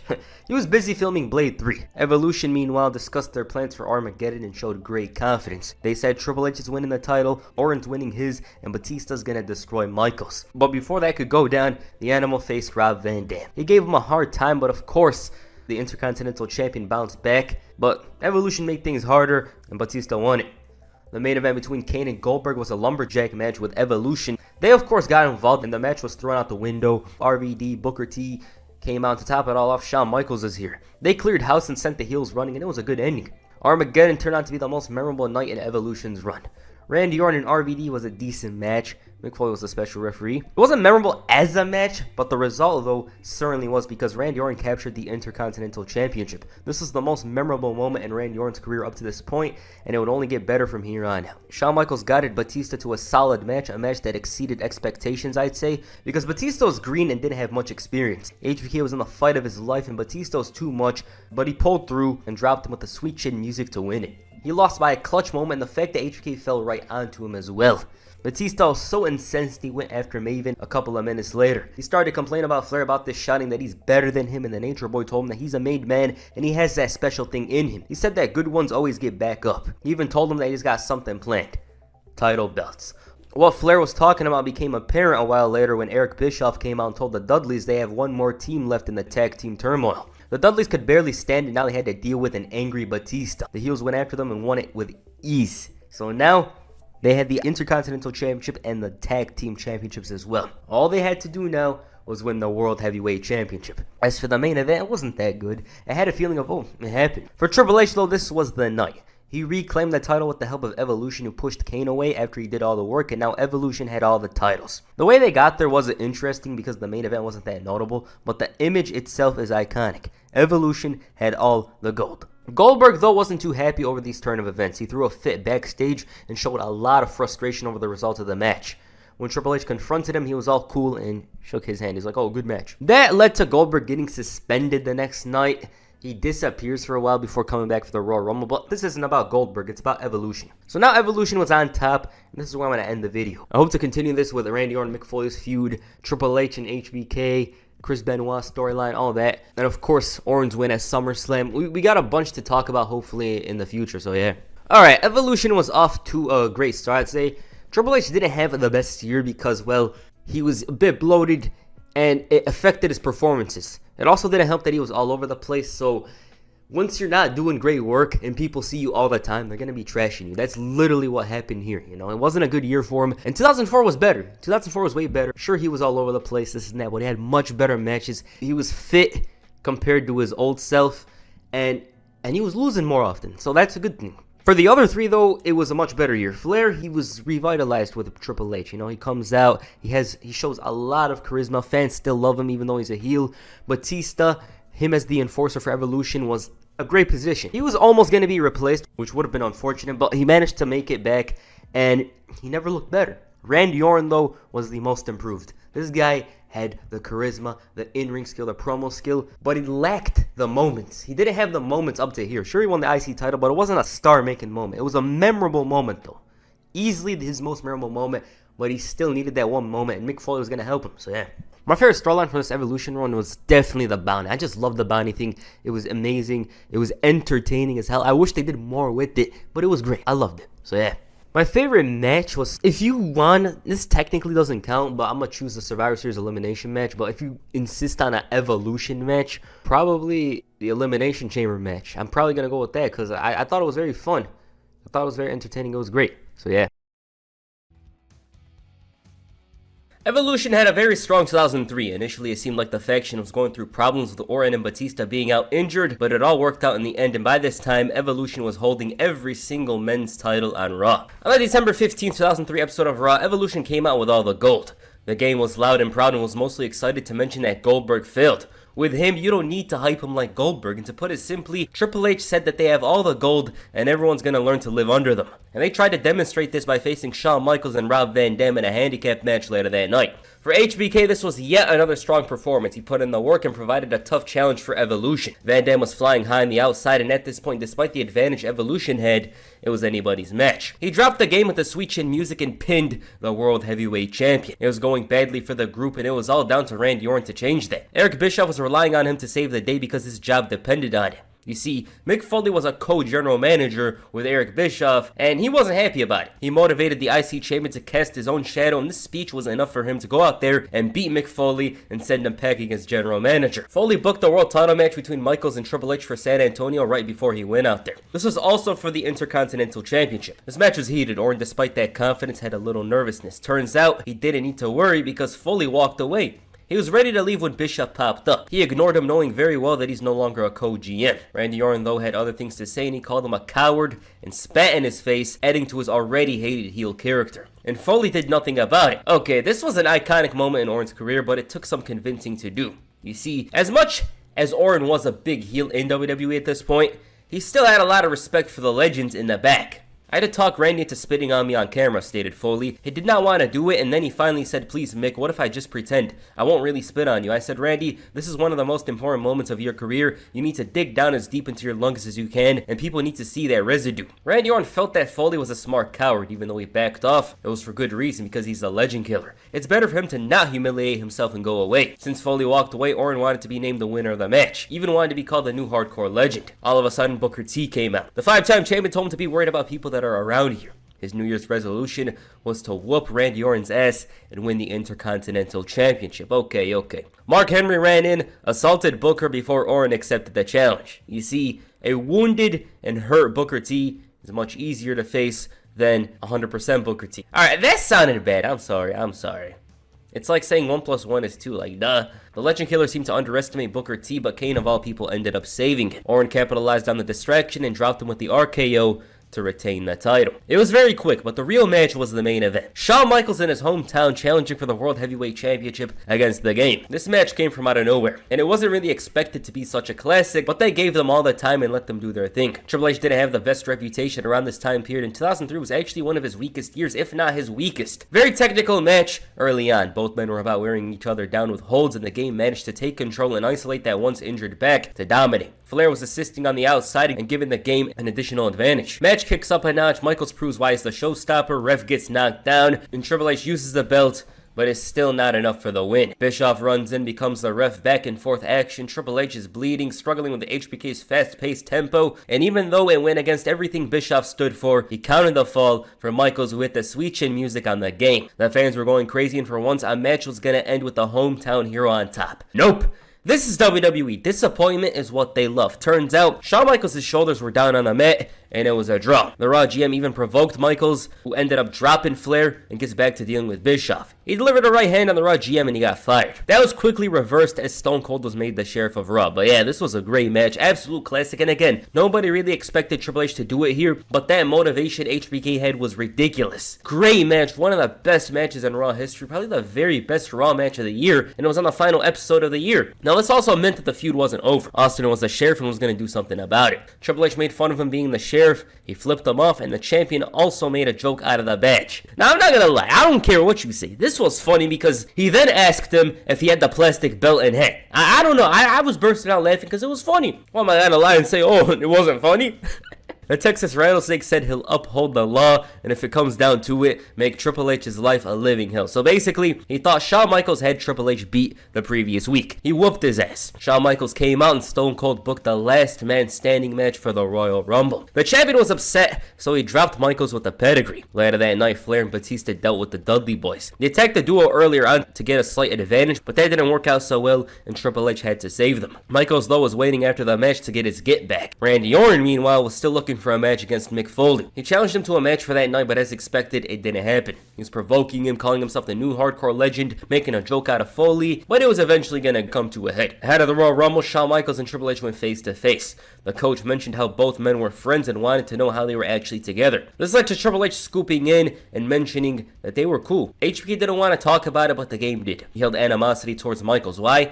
because he was his sidekick. That wasn't the case though. He was the one pulling the wagon and helping him out where he needed it. He wasn't around and the fans realized he did all that work alone. 4 years away, Triple H had the most success in his entire career, so HBK admitted that it bothered him that Triple H did well, but it wasn't the reason he came back. Even then, when he came back, he proved he was better than Triple H. The champion agreed, but it was him who walked out of the ring at SummerSlam. He was the one that dropped him with a sledgehammer and walked unscathed. Triple H said that it's always been about one thing, and that's who's the best. It's not about their friendship and problems, it simply came down to that. There's only a few that are better than Michaels. He's one of the very best, but he, Triple H, is better. The Royal Rumble, last man standing, that's what it comes down to, and it didn't matter in Triple H's eyes if he won it by 1 second. A win is a win. Best of all, he knows in his heart that Michaels knows in his heart that Triple H is better than him. Michaels demonstrated 1 second with a sweet chin music on the coach. Why? To show that something's gone like that. And what is this something that he's referring to? He's referring to the World Heavyweight Championship. Good promo. It went deeper beyond hatred for these two, but they pushed that aside and made the competition between them the main story for this match. Meanwhile, Mick Foley was expected to be at the show and a seat was saved for him to watch Randy Orton defend the Intercontinental Championship. Evolution were ready to help him out, but Austin threatened to run them over.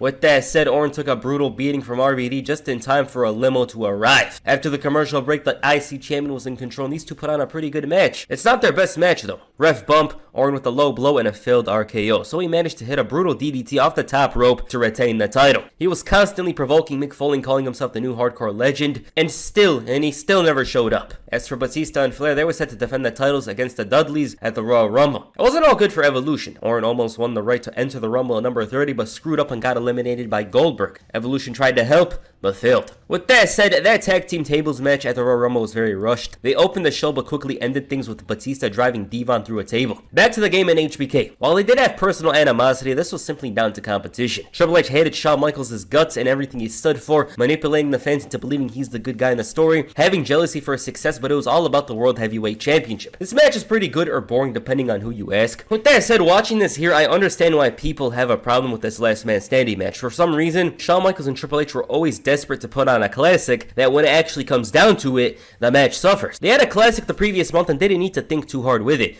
And when you have that and an underwhelming finish, you can see why people are disappointed. Triple H retained the title only because HBK was unable to get up. It's a solid match though, I'm not gonna lie, I thought it was solid. It's just they're trying far too much to get a classic out of it when they didn't need to, because at the end of the day, it's Triple H and Shawn Michaels. Triple H was out of his banter era in ring. He was much better here, but I don't know, they overthought this match. That's what it comes down to in my opinion. What about the Royal Rumble? Chris Benoit entered at number 1 and Randy Orton at number 2. These two stuck together throughout the match until number 21 came out, and it wasn't Test. It was the same man that was expected to show up, but was called a coward for backing out.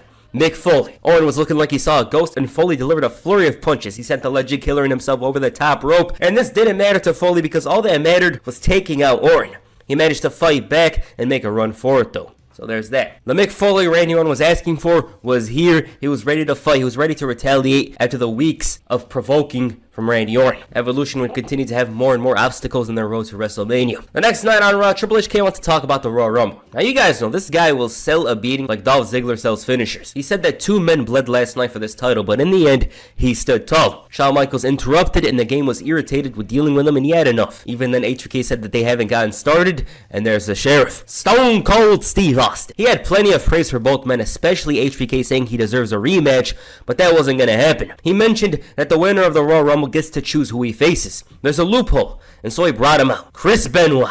Both men were angry, and with regards to Benoit, he was on SmackDown. The storyline was Paul Heyman was making things tough for him, leading to Benoit jumping over to Raw. This was the first time somebody jumped ship after winning the Royal Rumble. He said that he fought for 18 years to be the best, and at WrestleMania, he will fulfill his destiny and become the next World Heavyweight Champion. With that said, Chris Benoit was one of the most respected wrestlers in the industry back then, and even though he didn't have that charisma or mic skills, he easily stood out because very few had the in-ring skill he did. He had this intensity about him, and 2003 was an important year for him because the fans started seeing the image. They wanted him to be the champion. Did he have as much fan support as somebody like Eddie Guerrero? Doubtful. But he had this passion and intensity about him that allowed for the fans to see, hey, this guy deserves the championship. And when I mean deserve, you know, a bunch of wrestlers on the roster deserve the title, but this guy, it felt like he needed to be the world champion. Later that night, Mick Foley came out to explain things and talk about why he walked out. He said that he couldn't bring himself to do what he had to do to get the job done. And while he did cost Orton the Royal Rumble, he still wanted him to come to the ring. Why? So Orton could spit in his face, and this disturbed him. He didn't want to do it again because he knew what Foley was capable of. This guy was going through Hell in a Cell matches, I Quit matches, Last Man Standing matches,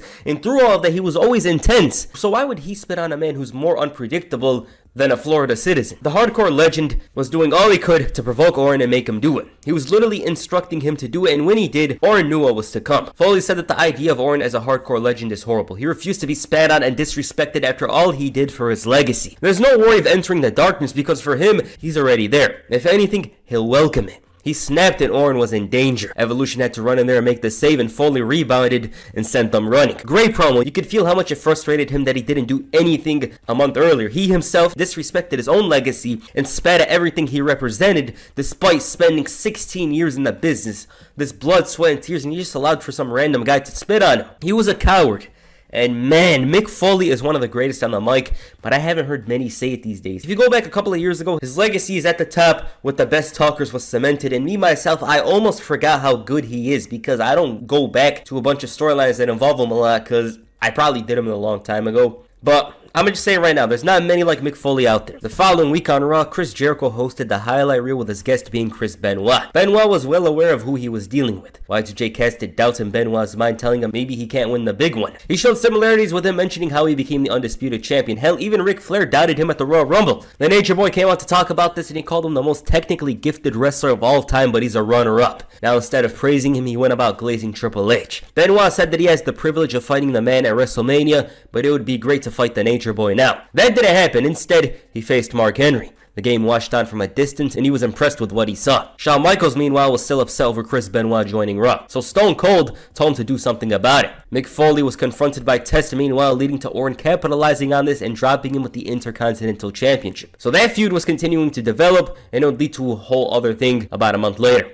The game said that Benoit has to know what it means to face him and told him that there's no turning back after signing the contract. That's what it was. Basically, he's like, oh, why don't you go back to SmackDown? Maybe you'll actually win the title there. You actually have a chance. With me, I'm the game. I just cut it short. That's basically what Triple H said. High drama at the end of the night with Foley and Orton brawling, Benoit and Triple H going face to face. Even HBK and Benoit had a moment. Great stuff. The Royal Rumble winner was starting to silence the critics. He made Ric Flair tap out, but this didn't stop Triple H from letting him know that the brightest lights are far too much for him. The World Champion gave an image of Benoit potentially winning the title and even got the fans to chant his name before telling him that it's a dream. Reality says he will choke. WrestleMania, 18 years of blood, sweat, and tears, all for nothing. Right as Benoit was about to sign, Shawn Michaels came out. He told Benoit that he should have taken care of his problems on SmackDown because his problems with Triple H are much bigger than anything. He's close to finishing it, but he wanted to finish it at WrestleMania. Benoit still wanted to sign the contract, so Michaels super kicked him all while Triple H was enjoying what he was seeing. But then Michaels signed the contract himself. Okay, like Benoit's name isn't on it, right? Mick Foley, meanwhile, made a challenge for Orton at WrestleMania. The Legend Killer said that if he wants the match, he has to prove he wants a fight. So he did.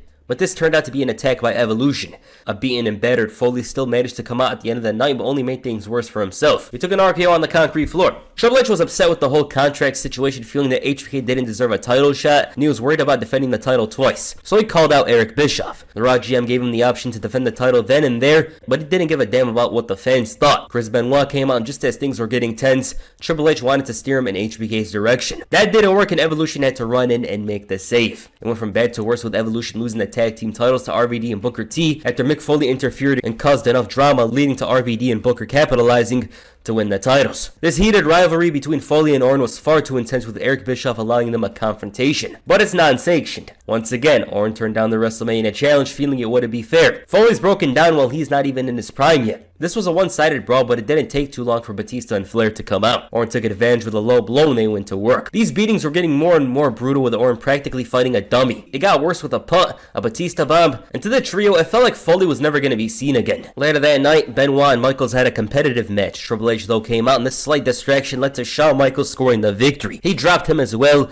and then Stone Cold came out. His appearance had to do with WrestleMania 20. It was revealed that Triple H was going to defend the title in a triple threat match against Chris Benoit and Shawn Michaels. This was the first triple threat match to main event WrestleMania, and that game still wasn't happy a week later. Not to the point he was previously, but then he realized, hey, I'm always overcoming the odds. It was natural to him. He called WrestleMania the biggest night of his career and promised to beat the Icon and the Rabid Wolverine. arena. It was a good promo. The problem was Triple H used to have so many long promos at the time that it gets overlooked, but this one was actually good. Then Chris Benoit came out. He showed a lot of respect to the game, but also said that the champion hasn't proven much since he came to Raw. Evolution provoked him to enter the ring and prove himself, but he was prepared. Even then, Shawn Michaels made the save and walked straight into the crossface. That super kick had some ramifications. This was chaotic. The Sheriff came out, calmed things down, and a couple of minutes later, Chris Benoit made Batista tap out once again, overcoming an obstacle on the road to WrestleMania. They were going all out with him.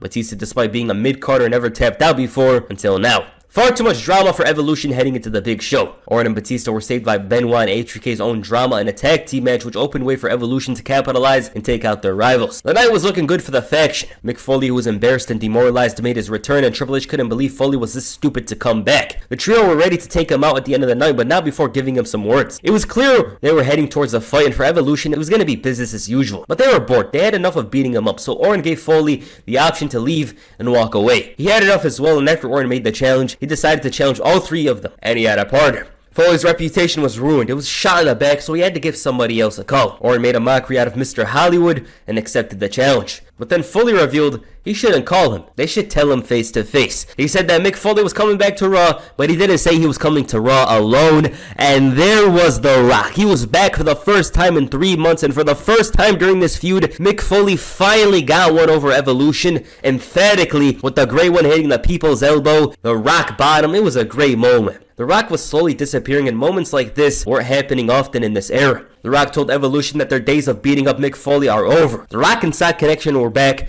and it was hype. It's nice to see Foley and Rock rehash their problems. There was some points where their relationship was a bit off. Not in the sense of I hate you, I don't like you, but there was some resentment from Foley. One of the best short-time tag teams in wrestling history for sure. Probably the most entertaining. On the final Raw before WrestleMania 20, the three men in the triple threat match gave their final thoughts. For Chris Benoit, it was fulfilling an 18-year destiny. Michaels, it was all about the title, but more so about ending this feud with Triple H. Benoit found some common ground with Michaels, saying they're both passionate about Triple H losing their title. The game, though, told the fans to get used to disappointment and let the two men know that he makes the most out of a small opportunity. What was his advantage? Their egos. Shawn's ego will make it impossible for Chris Benoit to win the title. Same with Chris Benoit. Triple H said that they can all agree that Benoit Michaels' ego is all the edge he needs to win the match. Later that night, The Rock hosted This Is Your Life for Mick Foley. It was more on the soft side when compared to the original. The original was just The Rock being a world-class hater and thinking Foley was stupid. It all flipped on Rock's head when a critic told him his movie sucks. It was all fun and games for the duel, but then they came out. Batista dropped The Rock, and once again, the numbers got to Mick Foley. Evolution was far too much in this situation and gave a preview of what's to come at WrestleMania. Great build for both matches. This one, Mick Foley was a legend at Crossroads. Bring out that dark side that takes him to dangerous depths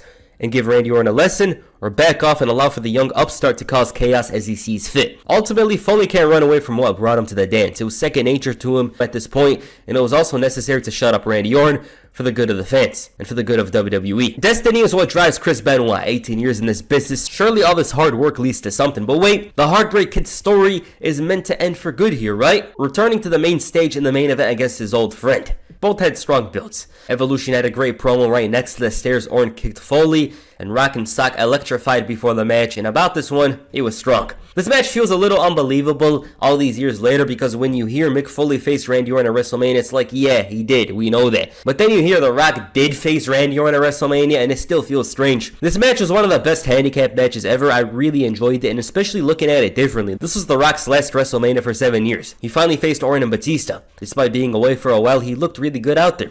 I think it's unfortunate that Rock wasn't around, not because of his presence, but the fact that we missed out on his in-ring run. He really improved in 2002, but we didn't see much of it. He left right around his prime in-ring. Now, usually the babyfaces win at WrestleMania, but the whole point of Mick Foley coming back was to help Randy Orton and give him that edge. His reputation in the back at the time wasn't the best. He was a part of Evolution, immature, and some felt that he wasn't ready and that he didn't deserve his spot. That would change though. Orton caught Foley off guard with an RKO to score his first victory at WrestleMania, and Evolution did well with the first match. Very enjoyable stuff. You could see where WWE was going with the Batista and Randy Orton. They were building him up well. Flair was like the gatekeeper. He was helping them on the side, with his experience. It was some nice stuff, and it was a sign towards the future. Randy Orton was doing well. He's going to get an even bigger push as the months went by. What about the main event? Yeah, I believe this was considered the greatest main event in WrestleMania history at the time. Great promo, mostly highlighting Benoit's destiny. Now, initially, this match was considered to be a ladder match, since WrestleMania 10 had the success of Razor Ramon and Shawn Michaels 10 years earlier in that same arena. It made sense, but it's too complicated with Benoit's story and the fact that the WrestleMania main event doesn't need some big-ass match to it. All they had to do was wrestle. 2003 was a rough year for Triple H, but it was back on track in ring. You could say whatever about the results, but 04 in ring is a very underrated year for Triple H. I was watching half of the matches here for the videos. He was much better, much faster, much more in tune than previously. It has the reputation of 03 almost unfairly, and the reason why I say almost is because it blends in with the whole Reign of Terror thing, so that's why. But if you actually watch the matches from 04, he was much better. The white boots were iconic. Everyone put in the work to make this a classic, especially Shawn Michaels, who served as the middle guy to elevate a match that already had the potential to be great. I think it's cool they added him here. Blood was happening often during this era, but Michaels having it all over his face made for a nice visual. Benoit as a threat forced Michaels and Triple H to coexist for a moment and go back to having a singles match. He did eventually return, but at this point Michaels took the role of a villain trying to ruin his dream. The fans were fully behind Benoit and were actually booing Shawn Michaels. They made you doubt Benoit, but he was determined to win the title. And the moment in the crossface was legendary. He forced the game to tap out. Looking at it from that time period's perspective, I don't think there was a more satisfying ending, a more rewarding ending during that era of WWE. To see one of the most loved and respected wrestlers of his generation finally earn the right to call themselves champion and celebrate with his very best friend who had championship gold as well. This was impossible to imagine only 2 years earlier. Now, despite Benoit winning the title, Triple H opened the show the next night with his arm in a sling, and if you watch Raw from this era, it feels weird to see him without the title. He indicated that Benoit's win was a fluke because one match doesn't make somebody the best. Triple H admitted that he tapped out and asked the fans if they were happy before adding that it was 2-on-1. Even though he lost, he was still the best at what he does. Chris Benoit interrupted and gloated about being champion in front of the former champion, and he said that he showed consistency week after week, month after month, year after year, and challenged Triple H to a rematch. He said that even on Benoit's best day, he won't make him tap. The new champion dropped Triple H and sent him running. Evolution came out leading to Shawn Michaels making the save, so Eric Bischoff booked a handicap match for the main event. While Triple H's worries were about winning back the title, he was also worried about Evolution being separated in the draft. With regards to the main event, it went bad for Evolution. HBK and Benoit had their issues, but it all worked out here. Triple H was going to get his title shot if all things stood, meaning if he didn't get drafted to SmackDown, he was going to get the title shot. John Cena, though, had other plans. Paul Heyman's SmackDown pick was chosen by him, much to the dismay of the GM. Bischoff was insistent, and when Heyman revealed who it was, his jaw dropped. The game was about to collapse in the back when he heard that Triple H himself was drafted to SmackDown. Like he heard he was jobbing to the Hurricane clean in the middle of the ring. The wrestlers in the back were proud to see him leave, and since SmackDown had such a huge pick, the game got a title shot against Latino Heat later that night. Batista and Flair meanwhile reclaimed the World Tag Team Championships. They had little time with Triple H as a SmackDown wrestler, but I love the fact that just for a single night he got to face Prime Eddie Guerrero, and the match was actually good. It's not no pay-per-view match, but for a Raw main event, it holds its own. Evolution tried to provide help for Triple H, but it ended up leading to an all-out brawl that rivals just about any from this era. SmackDown versus Raw with the very best. Even Stone Cold came out with an ATV. Great stuff. This was amazing. By this time the following week, Triple H was back on Raw after Eric Bischoff traded Booker T and the Dudleys to SmackDown. Now, 2004, Eric Bischoff would trade his balls to keep Triple H on Raw. This guy would have done anything for Triple H at this point. Barrett calling out every enemy, Orton in particular, once again provoked Mick Foley and called him a coward. This was enough for him to come out. The hardcore legend admitted that Orton proved himself at WrestleMania. He's capable of beating a Hollywood actor and a man that writes children's books in a handicap match. If it was a one-on-one, he would have kicked his ass all over Madison Square Garden. Flair complained about Foley not responding to a challenge for a match at Backlash. He said he wanted a match with no Evolution at ringside. This is no problem. What about the Intercontinental Championship? Okay, and Foley thought it was too good to be true. The one-on-one match he was looking for, it was enticing, but there was more. Mick Foley said that if Orton wants him so bad, then they'll do it on his terms. False count anywhere. Ric Flair said they had no problem on Mick Foley's terms, but he wanted to hear Orton accept the challenge. Was he going to be a wimp or finally take up the offer and challenge at Backlash? Orton accepted, and Mick Foley said he better show up 3 times tougher than he is. Otherwise, he'll tear him apart. The game returned later that night attacking the Hurricane, and I almost forgot. This was a memorable episode. He said that this was a message to everybody in the locker room out here laughing at him for getting traded to SmackDown. Eric Bischoff would have traded any of them because Triple H is the #1 guy. He's the marquee. The seats are going to be filled. The game thought Eric Bischoff would do what's best for business, and that's changed the match at Backlash to include him. Bischoff came out and said it himself. He would have traded in the entire roster for the game. With regards to the title match at Backlash, it couldn't be changed. He promised HBK a title shot, but he was going to do a rematch of WrestleMania 20. Chris Benoit versus Shawn Michaels versus Triple H for the World Heavyweight Championship at Backlash. With Evolution back at the forefront, the group decided to throw their weight around and go after Shelton Benjamin for laughing at Triple H the previous week. The joke was on Evolution because it seemed like Benoit and Michaels beat Flair and Batista for the tag team titles. Turns out, Ric Flair wasn't the legal man, so the match continued. Johnny Nitro was officiating the match like he had a parlay involving Evolution, and after being assaulted by Michaels, he disqualified them. Meanwhile, Shelton Benjamin wanted a match with Triple H. He was out to defend his honor, and Stone Cold was proud to see him go after the game. Chris Benoit knew what Shelton was getting himself into and wanted to be by his side. Even Mick Foley gave him some words. This thing felt like a SVR story mode intro or something, like they were trying to talk to him. He's a rookie, young guy, you could do this, It felt like I was playing a PS2 SVR game while watching this. Triple H underestimated Shelton Benjamin a little too much. Benjamin was giving the game his very best shots, and it was a nice introduction to Shelton on Raw. Especially because this was his first time as a singles wrestler. It was a great match with Benjamin playing the ultimate underdog. He was putting up a fight with the entire crowd by his side, and a distraction on the outside led to Benjamin capitalizing on Triple H with a stinger splash and a roll-up to beat the game. Incredible moment for Benjamin. It instantly made him a guy to watch out for because for the last year, Triple H dominated Raw. He wouldn't lose to a main eventer, let alone a mid-carder.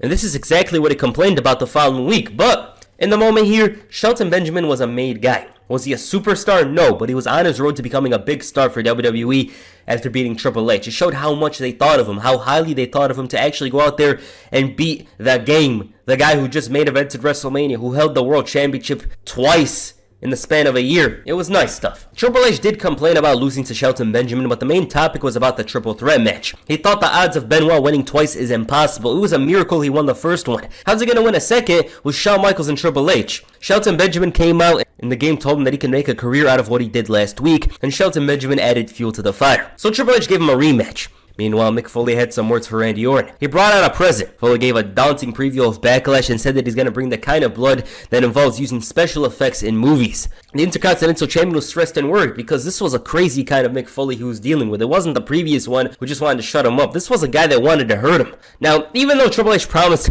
to not make the same mistake twice, he messed up again, losing by countout and wanted to retaliate immediately. Evolution jumped him and left the upstart bloody and beaten. Foley, Shawn Michaels, and Chris Benoit ran in to make the save, and Eric Bischoff was upset by this. So he booked a 4-on-4 tag team match for the following week. Evolution ambushed them from behind, and this advantage helped the faction stand tall to end the show on top. Now, the final Raw before Backlash was intense. Mick Foley didn't really want to take out Randy Orton and praised him for a lot of things. Cactus Jack, though, wants to do it. Orton tried to ambush Foley, but ended up realizing he was dealing with one of the craziest men in wrestling.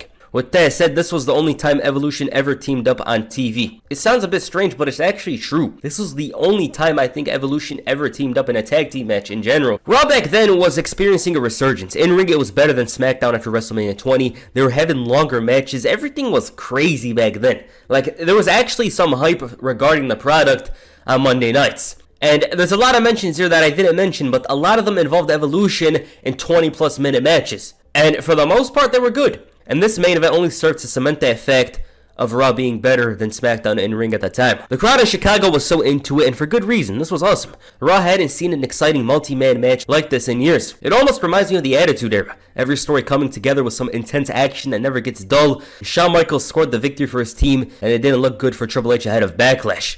Strong build for Orton and Foley. There's only one way to go after WrestleMania. False count anywhere. With that said, Shelton Benjamin opened up the show with Ric Flair in a decent match. Flair's experience and Benjamin's athleticism made for a good one. Shelton Benjamin won as expected. But Orton wasn't impressed. He claimed he wasn't scared of Mick Foley and said that he's going to show a different side. One of the most impressive star-making performances for a wrestler. Mick Foley was pushed to a point where he was deranged, so deranged that he had to bring out Cactus Jack, all because of Randy Orton, a young upstart who had to pay his dues. Now, if you're like me, this was a must-watch as a kid on YouTube. They used to have a bunch of matches in 5 parts, and I specifically remember watching this one. I'm sure a bunch of you back in 2008, 2009 used to watch these matches on the most clutch website known to man, Dailymotion. A bunch of matches were on YouTube, but Dailymotion had even more.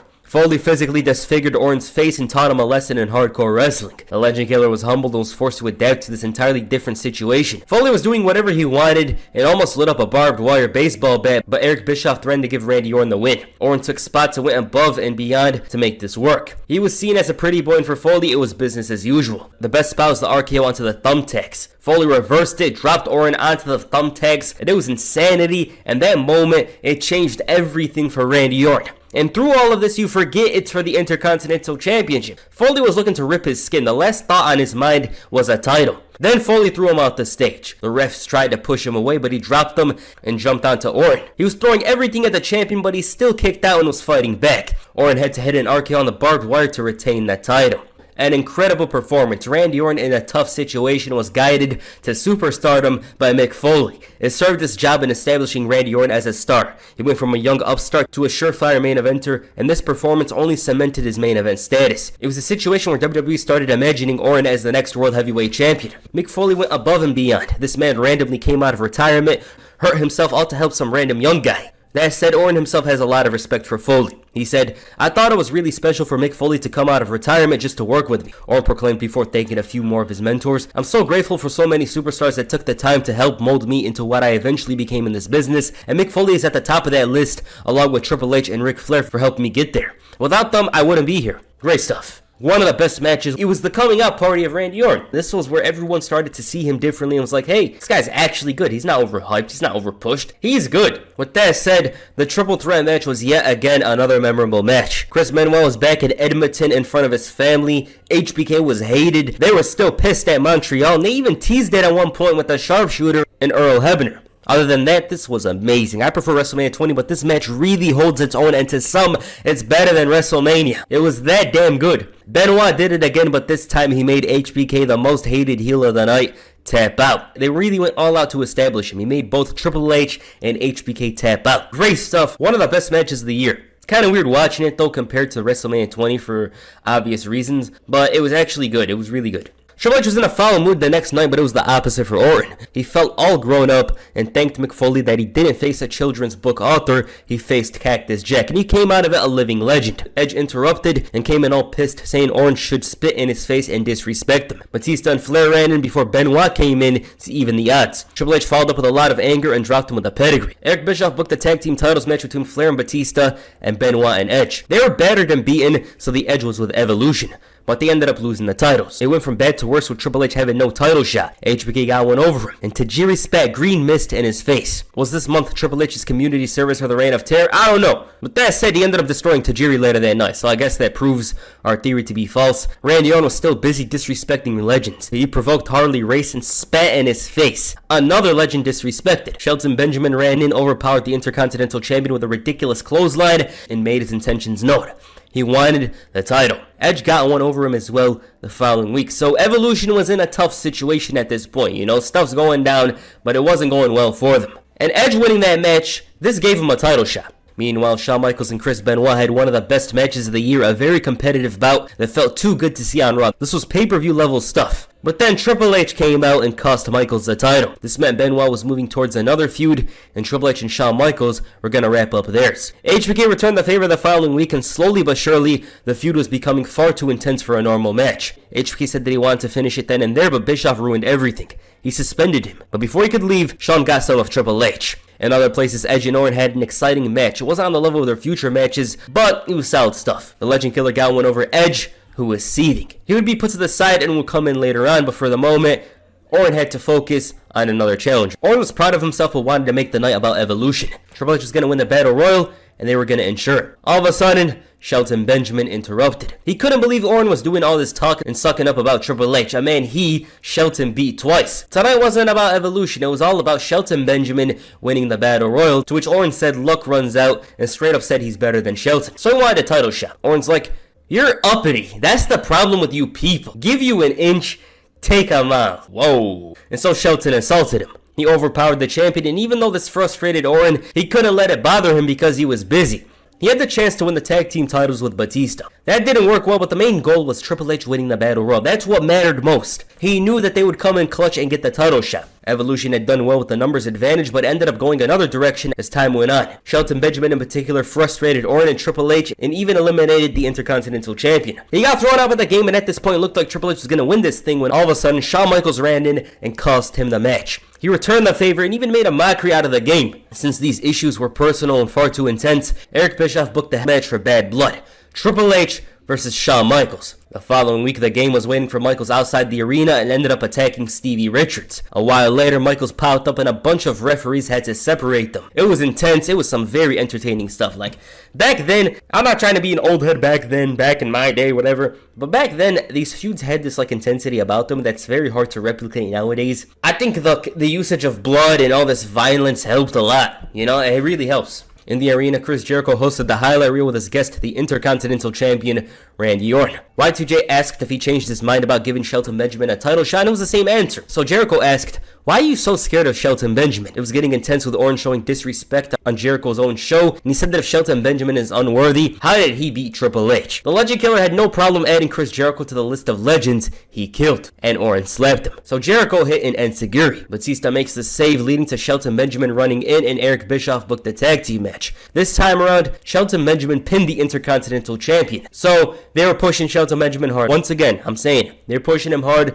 They're trying to make you think that to yourself, hey, this guy's a future champion. He was that damn good. You know, very talented wrestler. Easily stood out on Raw because his offense was unique. He had an energy and intensity about him that very few on the roster matched, especially in the mid-card scene. In the back, HBK got attacked by Triple H in Eric Bischoff's office. This thing was bad. It was rough, and at the end of the night, it was yet another confrontation. Triple H grabbed the mic and called out Shawn Michaels. He came out as expected, and this brawl frustrated Bischoff to the point where he booked the Hell in a Cell match at Bad Blood. And that's exactly what Michaels wanted. This is a great brawl. This sold the feud well to the point where anything other than a Hell in a Cell match wasn't going to work. And that's something a lot of feuds can't have. That level of intensity where Hell in a Cell is the end of a feud. With that said, Randy Orton was still being bothered by Shelton Benjamin, and it got to the point where he faced him in a non-title match with Shelton getting a shot if he wins. Batista was making things tough for him and even exposed the turnbuckle. This didn't work though, and Batista's interference basically cost Orton the match. Orton's dirty tactics weren't enough to score the win, and Shelton finally got his title shot. Meanwhile, Shawn Michaels was banned from the building and Triple H was annoyed. He said that the feud is going to end at Bad Blood and told Michaels he'll see him in hell. The following week, he said that he may not be a religious man, but Shawn Michaels is. He's got to change that because he's walking into his world. Hell in a Cell. He can't just be going into it like a normal match. Triple H said that even Jesus Christ had a moment of doubt and pain. He may not go to heaven, but this Sunday, Triple H, is going straight to hell. Randy Orton and other places got one over his opponent at Bad Blood and dropped him with the Intercontinental Championship. Randy Orton was a tough challenge for Shawn Michaels in the main event. Evolution watched on from the top of the arena. While Orton did put in the work, it wasn't enough. Batista had to interfere to cause a DQ, and Triple H couldn't believe what he was seeing. A bloody Shawn Michaels overcoming the challenge in front of him. Batista got dropped. Flair, and Michaels was on his way to the top. They had an all-out brawl to end the show. Strong build. This was a very, very, very strong build, and the reason why is they had their issues. They hated each other in the past, but it was never to the point where they attacked each other outside randomly. That's why they had to do a Hell in a Cell match and storyline. I loved it. Great build. With that said, Shelton Benjamin and Randy Orton at Bad Blood was good. The match was scheduled for later, but it happened from out of nowhere. The match itself was good and highlighted the improvements both men made in the last year, especially Shelton Benjamin. Ultimately, Orton had to cheat to win because the challenger always bounced back. Shelton looked good in defeat, and it was clear that they were going to push him harder. As for Hell in a Cell, it's a great match on paper. However, these guys wanted to go for 47 minutes. If they cut it a bit, this Hell in a Cell match would be loved more. But they tried too hard to make it something that sold how much they hated each other, and in doing so, some people see this match as a disappointing one. It was actually good. The selling was tremendous, but there was a lot of moments where they hit moves and wait 5 minutes before fighting back. Triple H scored the victory after a pedigree, and he ended the feud as the winner. The next night on Raw, JR interviewed both men. He said that it's time to end this and shake hands. HBK extended his hand, and Eric Bischoff interrupted. Kane came in as well and booted HBK, and Triple H wanted no part of this and left. At this point, the game was focused on the world title again, and Bischoff was going to give him a title shot if he beat the hell out of Eugene. Later that night, Chris Jericho hosted the highlight reel, and his guest was Eugene. Chris Jericho told him that Triple H doesn't like him, and the reason why his uncle made the match is because he wants him to leave. All of a sudden, Evolution came out with gifts. Triple H called Chris Jericho a liar and tried to make it seem like Eugene was his friend. Jericho and Regal knew where this was headed, but could do nothing about it. He tried to make it seem like they were jealous. The game hyped up the match saying they're going to have a good time, and then he set his sights on Jericho, asking if he had a problem. There was tension, but both men saved on to the end of the night where Jericho's team won the 6-man tag team match. The following week, The Rock returned and kicked off the show in Miami. This was one of his final appearances in WWE for about 7 years. But there's a reason why I'm mentioning this. At the time, whenever WWE had Rock around, they'd make the most out of his appearances and have him interact with a heel to generate a super entertaining segment. Here, Randy Orton was that guy. Orton had one of those early 2000s first round NBA draft suit on, and the electricity from this segment needs to be mentioned. Remember how I said there wasn't that heat with the matches and segments earlier? The Rock's return brought that back for a bit. Orton said they haven't talked despite facing off at WrestleMania, and he called them yesterday's news irrelevant. The Rock was even told that Orton was better looking than him. He said that he was familiar with Orton a long time ago, and he remembers when his dad got his ass whooped by Rocky Johnson. His grandfather was getting beat up as well by his own grandfather. The Intercontinental Champion said the fans can chant Rock's name all he wants, but they know who's better. The Rock made mention of Orton being a sissy and having a pretty pony toy, and he admitted that it was his. Rock was just messing around at this point. He was ready to whoop his ass here, but Orton backed off. So Rock said, "I might not beat you up today, but tonight," and he beat him up. Eric Bischoff quickly came in and kicked him out. But of course he made the most out of this. This was all to prevent Rock from interfering in the main event between Triple H and Eugene. Before leaving, Rock said Orton will feel something he never saw coming, and boom, Edge hits the spear. Orton had the last laugh though later that night. As for Triple H, he brought Eugene in a limo and got him away from William Regal. He even made it seem like he wasn't going to beat up Eugene, but that was all a joke. With that said, Eugene was having too much fun with the game. The match was competitive, and Eugene put up a fight, but Flair provided a distraction, and Triple H had him beat. All of a sudden, Eric Bischoff came out and told him that he's got to destroy him or he'll lose his title shot. Nah, this is crazy, and I haven't seen hating like this since Eddie Brock and Spider-Man 3 praying for Spider-Man's downfall at a church. Like, this guy's like, "I'm not giving you a title shot until you beat up my nephew." Chris Benoit made the save but accidentally blasted Eugene with a chair, and this worked in Triple H's favor. The following week, Triple H managed to convince Eugene that he was trying to prepare him for the big time. He even called Chris Benoit a liar and a jerk. William Regal tried to help Eugene, but to no avail. His favorite wrestler in front of him calling William Regal a fake friend was convincing. The game asked if he wants to go with him in Evolution or a fake friend. So Eric Bischoff booked a match between William Regal and Triple H. The special referee was Eugene. This was one of Regal's first matches back. Eugene was in a tough position during this match, and after Triple H shoved Regal into him, he went insane. Slowly but surely, Triple H's plan of separating Eugene from Regal was working. Eugene being near the top, Triple H and Eric Bischoff led to him taking control of Raw for a night. Eugene had a different way of doing things. He had musical chairs for a title shot, and this was funny. It was pretty entertaining and different. Jericho had to use a different method to win it. Randy Orton wasn't happy about Eugene being an honorary member of Evolution, let alone defending his title tonight. Ric Flair had his own problems with playing musical chairs, and to top it all off, Eugene had a fun house. It was clear that he wasn't on the same page as Evolution. He was making matches and pissing off Flair, and there was far too much drama, but Triple H found time to focus on Chris Benoit. He said that it was a miracle Benoit won the title at WrestleMania, and since then, it's like he had divine intervention. Triple H said that on Sunday, he's going to answer the age-old question, God or Evolution? He obviously meant the latter, which means he wins the world title. All of a sudden, Edge came out and he said that when he got injured, Evolution was dominating. A year later, they still are, and something has to change. And he personally promised they're all going down. Nobody knows where or when, but eventually, they're all gonna fall. Triple H said that he heard it a million times from a million different people, and it's the same old story. Ironically, Evolution still stands and nothing changes. Edge attacked and managed to get one over the group. As for Randy Orton, Orton's title defense was intense. Jericho was going all out to ensure he became the champion, but Batista interfered and cost him the match. Then you have Triple H doing this, the most destructive, chaotic wrestler of this era, playing in a funhouse. What the hell?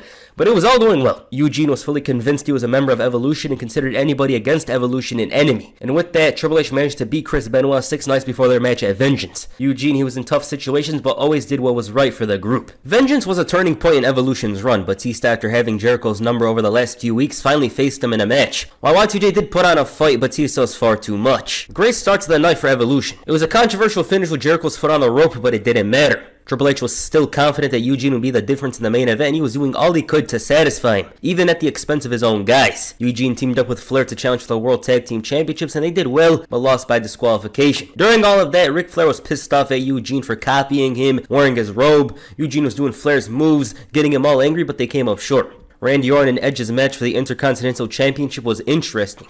I believe this was supposed to be Shelton Benjamin's match, but he got injured. Nonetheless, Orton and Edge put on a classic, and this was the best match on the show, and with over 20 minutes, they had all the time. Orton showed just how much he grew as an in-ring competitor, and this was so well done. It was probably the best singles match Orton had up to this point. Singles match, not no DQ, false count anywhere, or any of that. It showed WWE that was ready to go higher. The crowd was so into it, and behind every move, Orton's cheating was used against him, and Edge managed to beat him and become the new Intercontinental Champion. He was the longest reigning champion of the 2000s and was on the verge of tears. Great stuff though. This was a very memorable moment in both men's careers, especially Edge winning the IC title once again, but for Randy Orton it was only up from here.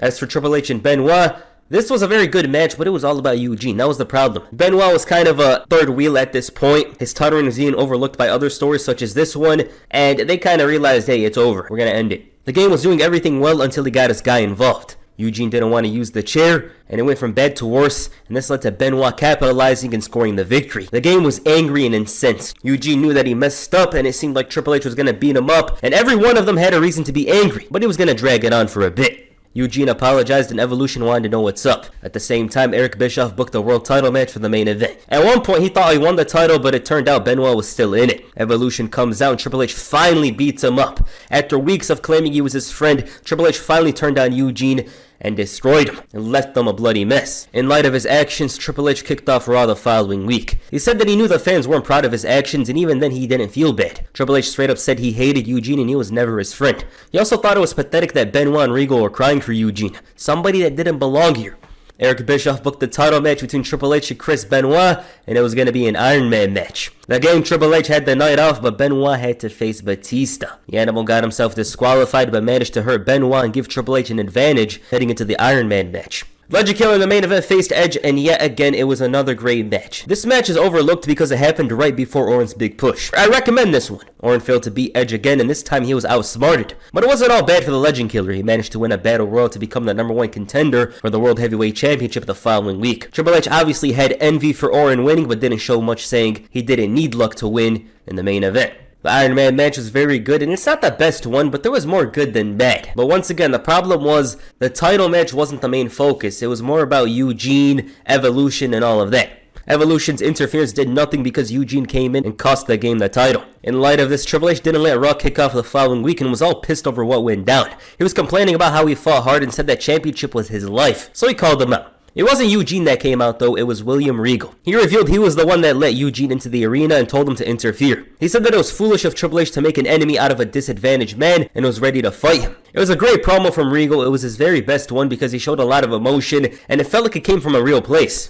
Great stuff. Their match was set for later that night. In other places, Randy Orton said that it was his destiny to become the youngest world champion. He made mention of Brock Lesnar but said he will accomplish more at the age of 24 than most have in their career. He showed respect to Benoit but said that he's the next world champion. Regal and Triple H's battle was intense. The game destroyed Regal and left him bloody and battered, and even flipped over the stretcher after the match. The heat on him at this point was ridiculous. The fans were booing. They were pissed off at what Triple H was doing. Eric Bischoff booked Triple H and Eugene for SummerSlam, and this is the image of Triple H's heel run. He was dastardly, he was a terrible person, and he was one of the best heels of his era. Meanwhile, Orton proved himself by beating Chris Benoit in a 6-man tag team match. On the final Raw before SummerSlam, Triple H once again showed what he was capable of. Eugene left his hotel room and messed up because Triple H was there. He said that Eugene should be mad at himself. He doesn't belong in the business. And the game said he sent him a message last week, but he still didn't get it. And there was William Regal. He was beaten and battered, and Eugene knew he made a mistake. The tag team main event was now a handicap match since Eugene left. The match was working well for Evolution, but when Benoit got momentum,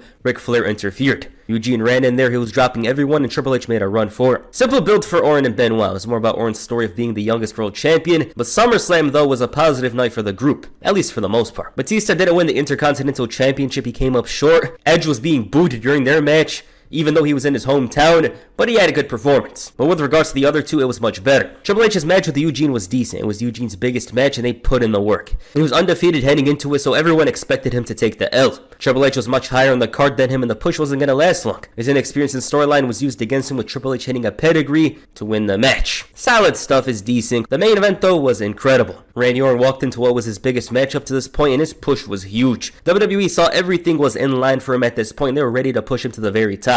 Regardless of Orton's result, this was one of his best performances, and for obvious reasons it's not mentioned. Benoit brought out the best in him, and in a big match situation he showed up. And for Randy Orton, this was an iconic moment to win the world title at the age of 24, and it was obviously because of Brock Lesnar leaving, but Orton was definitely deserving of the match and the title win. It was a bit early though. Me personally, I think they should have done Chris Jericho versus Chris Benoit here for the title. I think that would have been nice because Y2J had some momentum, but they wanted to go with Randy Orton, so there's that. Great moment, great match, great end to SummerSlam. Alright, so that does it for Evolution Part 2. I'm going to get back with Part 3. We'll talk about the storylines, all that, Batista's push, all of that. It's going to be nice, but with regards to this one, Evolution stories were much better here. You know, their matches were better because Chris Benoit, HBK were around. Everyone felt like they were improved. With regards to Triple H, I think because he was overexposed a lot, people didn't really realize, hey, he got better in ring. He's much better than he was in the last year. Actually, in the last 2 years as well. Orton seized the opportunity. He was getting a big-ass push.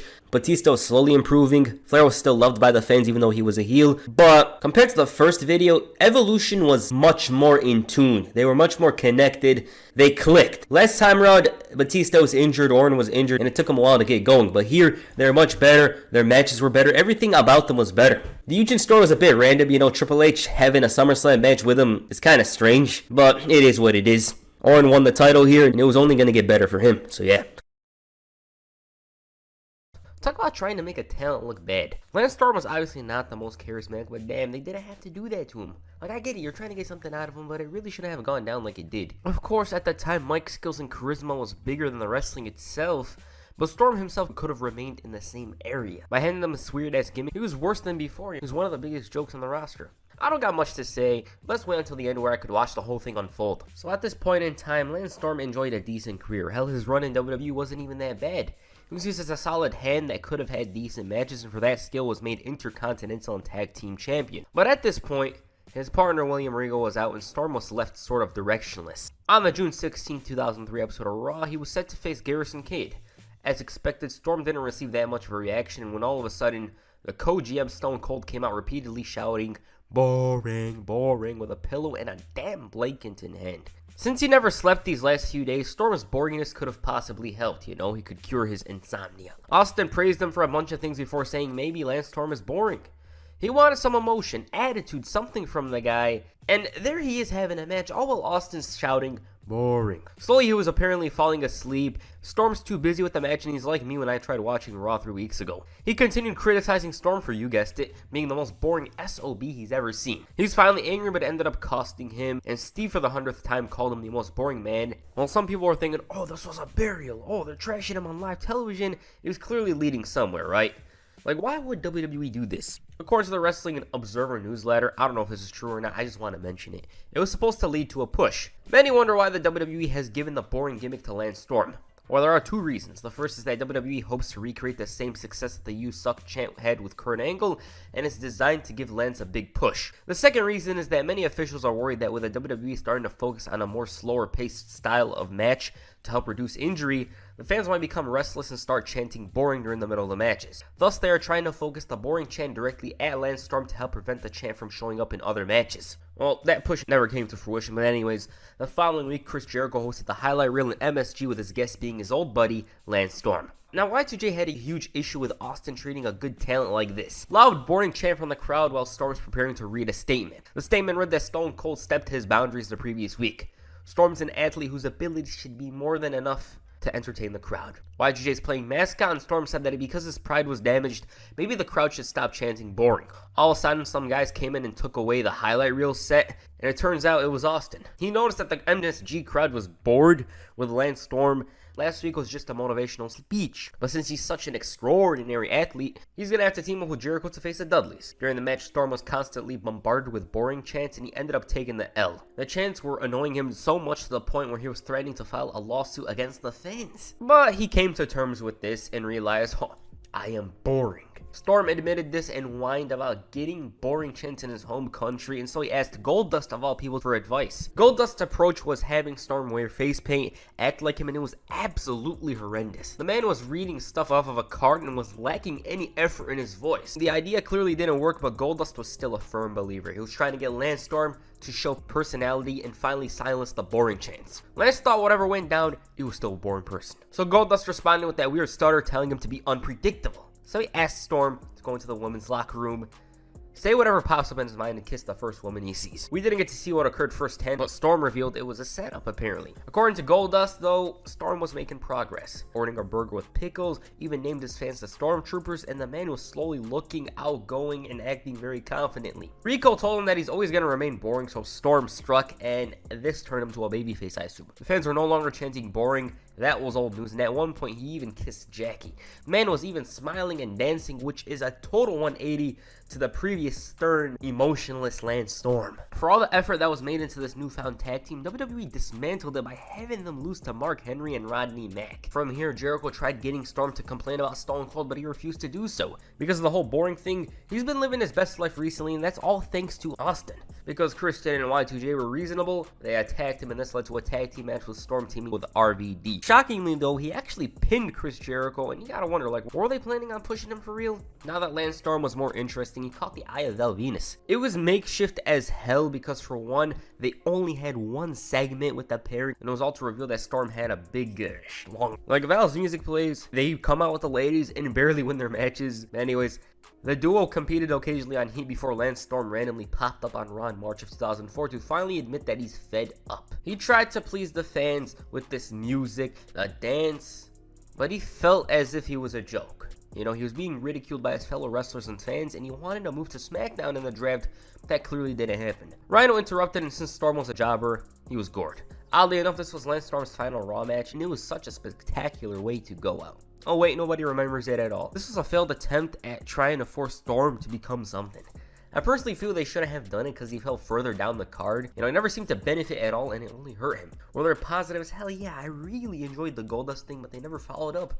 I feel it worked well and could have been sort of like the Booker T thing. Not exactly like it, but it's just two polar opposites, and it could have been a way of filling up the tag division and have some entertaining segments. According to Storm himself, he didn't like the gimmick, saying, "I didn't like the idea when it was first pitched, but when Steve Austin comes to you and says, it looks like they're going to scrap the rocket to you, kid, I assumed they had a plan. Didn't figure they would waste Steve on a dumb gimmick. There were bigger plans that would have worked out, but due to the politics and timing, it got screwed up and it ended up being a waste." Alright, so that's the run. Like I said, I did not like it because Storm, he wasn't that big of a threat previously, but he was in the mid-card, obviously. This made him a lower-card guy. Sure, he won against Chris Jericho, but other than that, he didn't do anything of note. And I'll admit, though, I was laughing at some of the segments due to how stupid they were, but like I said, it just did not help the guy at all. Now, if you watch the story unfold, Test has a gradual metamorphosis.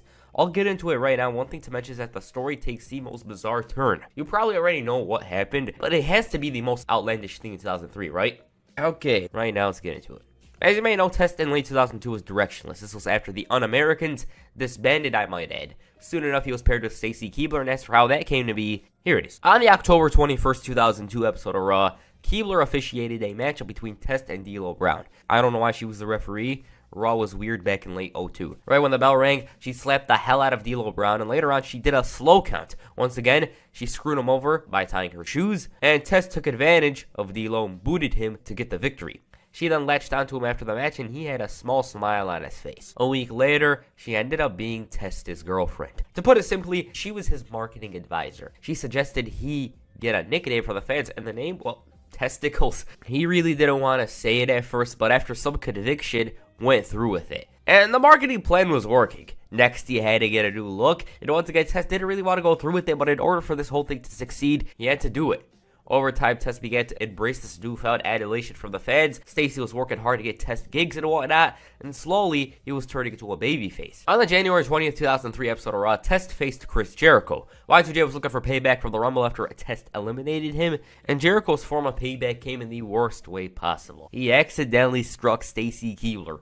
Y2J obviously looked remorseful. Fans chanted, "Jericho sucks." He's raging, and Stacy was stretchered out of there. Test was crying, he was in tears, and Jericho was shouting, "It wasn't my fault." It was somewhat intense, but not much really came out of the story. Test demanded an apology from Jericho, and while he did feel terrible, Jericho thought all of this was beneath him. He was focusing on bigger things, and while Stacy was struck with a chair, he's gotten over it, and if anything, Test himself should get over it. Christian from out of nowhere attacked. Stacy got knocked down, but Test quickly bounced back. He showed intensity and a abundance. It seemed like Christian was gonna get it. The whole thing culminated on the February 24th episode of Raw when Test teamed up with Stacy to face Christian and Chris Jericho. Now the whole thing wasn't a pleasant experience for Stacy. Jericho locked her in the walls, Test was handcuffed, and Shawn Michaels had to make the save. Now this is where the story takes a turn. As you may know, Test at this point, Stacy was his girlfriend and all, but he began taking her for granted. She booked him in a GGW gig not knowing the whole gig was filled with women. He didn't know what the letters stood for him. Test took advantage, as you can see here. He's vibing, and his girlfriend, he didn't worry about her at all. He didn't have a worry that maybe she'll catch him and whatnot. His excuse, oh, she booked this gig for me. And it was actually Chris Jericho who was the one that exposed him. He showed the whole unedited footage. He was flirting, dancing, and Stacy was livid. Test had lied to her, stating nothing happened. So I didn't play with the movies, and he put the blame on Stacy herself for booking the gig. And not only that, but he is going to the GGW pay-per-view. There's going to be girls who show their boobies, and she has to deal with this because she was the one who booked the gig in the first place. That's what he thought. That's exactly what he said here. Despite this, Test was still hanging with girls. The Girls Gone Wild thing was on Thursday, and he's elsewhere on a Monday. He's not with his girlfriend on Monday, he's somewhere else. Test continued taking advantage of Stacy behind her back over the next couple of weeks. One night though, things took a huge turn.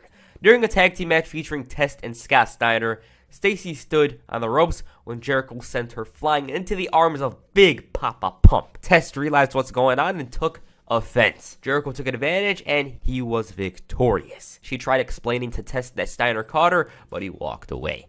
Of course he would get angry. I mean, he's faithful. He never looks at girls. Mind you, touches a girl. So it's reasonable. The whole thing was gradually turning into an abusive relationship. One night, Goldust accidentally snitched on Test for talking to Tori Wilson. And initially, he wanted to make excuses for Test, but he admitted everything at the same time. And it was basically like he had Tourette-like symptoms or something, which causes him to freak out and say everything. It was just the wrong number. Like, it was. Tori Wilson! What are you talking to Tori for? Exactly. You got a good guy here. See your naked, playboy! So Test wanted him to make it right. Why? Well, You didn't even give me any this week, Goldie. what a douche. Goldust helped a brother out before the symptoms came into play, you know. Naked in the duffel bag right there. And apparently, Test's a fan of Goldberg. Yeah, no. She caught him red-handed. The whole thing was worse off than it was before, and man, is Goldust talented. Stacy was starting to search through his things, and he's so damn defensive. What are you doing with my stuff? And he couldn't muster up an excuse through this. I mean, for a scientific purpose, it just wasn't going to work out here. Stacy started to get him jealous, and it was clearly working. Test almost finds a way to fix the issues, but screws up by criticizing his own girl's boobs. Big deal. Tori's in Playboy. She's hot. Then look at Tori's cans. They're big. 2 out of 3 ain't bad. The whole relationship would start to involve Scott Steiner soon enough. On the April 21st, 2003 episode of Raw, Stacy Keibler was knocked down by Rico. Big Papa Pump went to check on her, and Test got jealous. He almost lost the match, but Steiner made the save to get the victory. Test got up in his face, but Stacy thanked him for the help. At Backlash, Test finally met Tori Wilson. She wasn't really in this thing and told Test to stop calling. She reminded him that Stacy is his girlfriend, and he didn't care. He thought Tori was a tease, and all those pictures in the magazine were for him. He informed her that he's seen those images, and if anything, those pics are a sign that she wants him. He didn't back down and even kissed her. Sable took notice, and let's just say she caused a huge ruckus. Sable got in Stacy's head and told her that Tori kissed Test. Later on, she barged into the locker room and Tori asked, "You know?" And when she heard those words, it turned into a fight. The whole thing would end there, and about an hour later, Scott Steiner helped an unconscious Stacy when Test approached him in a foul mood, and as expected, and I predicted this in my head, I was like, what is Test gonna say when he sees her? He's like, "What are you doing with my girl?" Steiner, though, was well aware of what had transpired and asked Test himself, like, I don't know, do you know what's going on? And obviously, Test didn't want to really admit what was going on, but he did the next night. He was ready to move forward, but he didn't understand why Stacy was so obsessed with the Test-Steiner tag team. Once again, after they won the match, Test got jello because Stacy hugged Steiner. But despite this, the team were a formidable duo. In Stacy's eyes, they had potential. I don't know what kind of potential. Maybe World Tag Team Championships potential. One night, though, they almost won the gold, but Test accidentally booted Scott Steiner. Funny enough, they were somewhat back on the same page later that night after La Resistance said some mean words about them. Test was still sort of like, jealous, but he put his ego aside in order to make this team work. His girl saw some potential in the team, and all the guys had to do was fulfill it. During their tag match against La Resistance at Judgment Day, Test's accidental boots once again cost himself and Steiner the match. Right afterwards, Stacy was checking on him, Big Papa Pump, when Test forcefully pulled her away. So basically, she's his property. That's essentially it. The next night on Raw, push came to shove and Stacy's marketing opportunity went down the drain. She was essentially forced to choose a side, and her choice, neither. But Test wasn't going to allow that, as you can see here. Once again, next week she was back on his side. And the relationship between Test and Stacy got even worse when Test selfishly put his own girlfriend in danger. Big Papa Pump ran in there and checked on her, and guess what? Jelle's boyfriend got distracted and ended up losing. As a result of that incident, Stacy tried breaking up with Test, and funny enough, it was far from over. Why? Because apparently, Stacy Keibler is contractually obligated to be Test's marketing director. Shortly afterwards, a match between Scott Steiner and Test was made for Bad Blood. Winner gets Stacy's managerial services. Now, heading into the event, Test attacked Big Papa Pump. He provoked Stace before apologizing. The fans chanted, "asshole," which is honestly the highest level of heelness you can reach. He came to his senses and told her that she doesn't have to be his girlfriend. She's gonna be his whore. Whew. Damn. As for that match, Test screwed up and Stacy was the Freak's manager from here on. He was raging and all he can do is watch. So what was he gonna do?